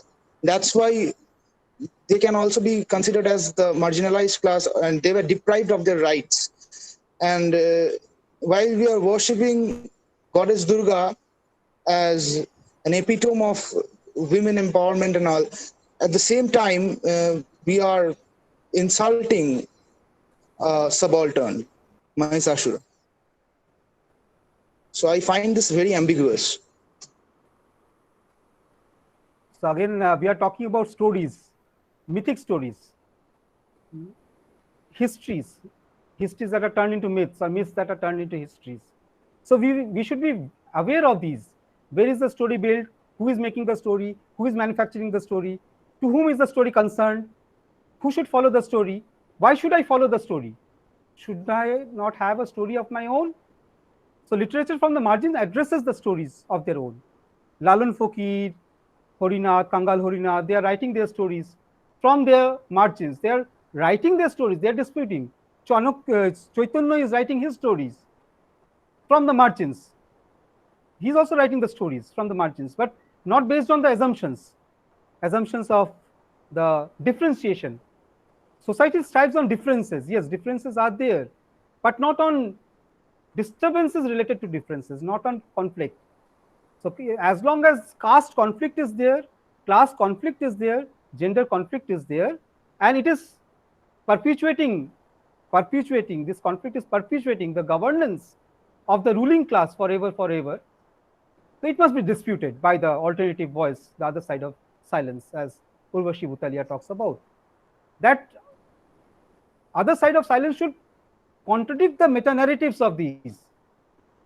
So the questions that she asked was related to this, that there is not written, nowhere it is written, that this is the post reserved for this person. But you find, just take for example, last 100 years, Jadavpur University. So the citadel of learning in Bengal. Calcutta University, 156 years, citadel of learning in Bengal.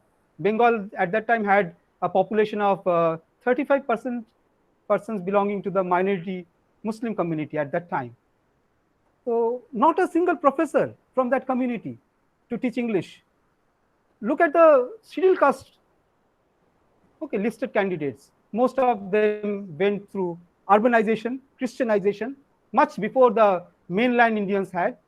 So from Mizoram, from Nagaland, from Meghalaya, from Goa, from Pondicherry. So from these areas we have people who have been educated, third generation, fourth generation English educated person. But even today, the reserve post for ST in Jadavpur University in the Department of English or in the Department of Comparative Literature, I know will remain vacant.